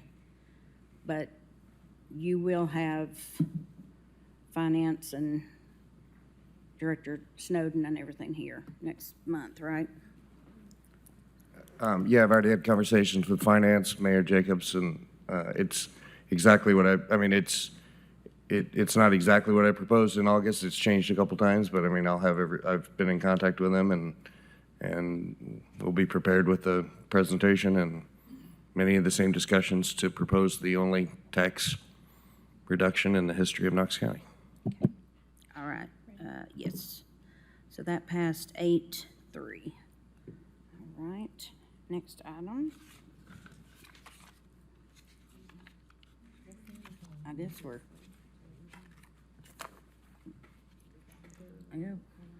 we've already done public forum.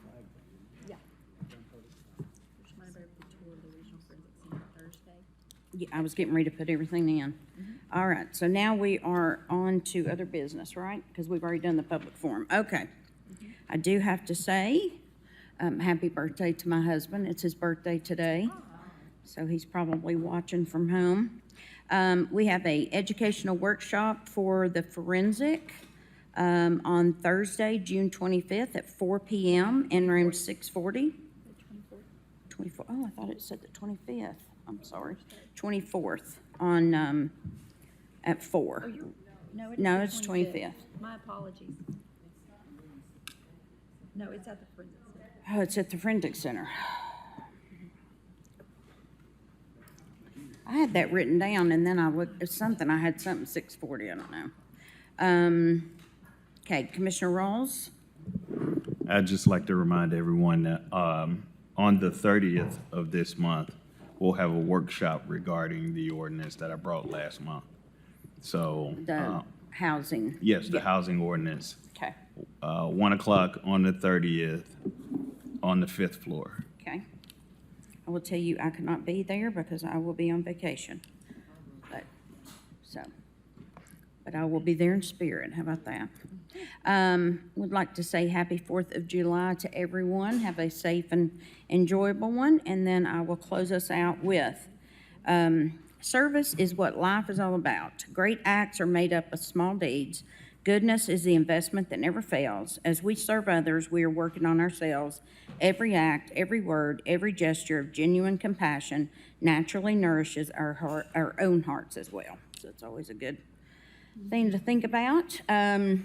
If there is nothing else, please make sure your card and your battery go to Drew so they don't have to sit around. Do I have got a motion to adjourn? Do I have a second? Second. And all in favor? Yes. Okay, vote, I'm sorry. Yes, please. Commissioner Jackson?